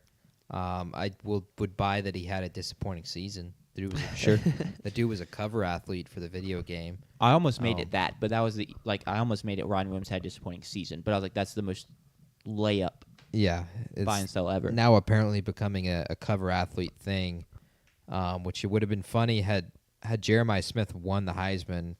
It would be you either win the Heisman or you have a terrible season if you're the college football cover athlete. As last year it was Donovan Edwards and Travis Hunter. Hunter won the Heisman. Edwards was terrible. Quinn Ewers was also on there. So mid-season he made the playoff. How much of the Ryan Williams discussion do you think is changed?